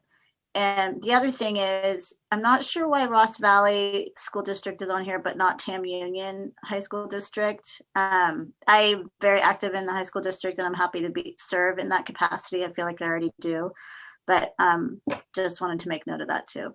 You know, I always actually wondered that. I would recommend exploring it. And I think it's because Ross Valley School District schools are in Fairfax, partly, and Tam Union's in San Anselmo. But I would absolutely support exploring that. Well, before we make a motion to include that, I think we need to look into it. But let me ask a question about the MCC Homeless Committee. MCCMC is meeting next week. Don't we usually, when we become members of those committees, bring that to MCCMC to state it at the meeting rather than just assigning them? I'm not sure. I'm just asking a question. Yeah, no, it hasn't been done that way. There will be a brief report at MCCMC, but no, Kate has reached out directly to the members that have served over time. So it's happened internally. So it doesn't have a formal process. So the friendly amendment is adding Councilmember Cutrano to MCCMC Homeless Committee as an alternate. I think it's okay to have two serving. Okay, so it's Homeless Committee.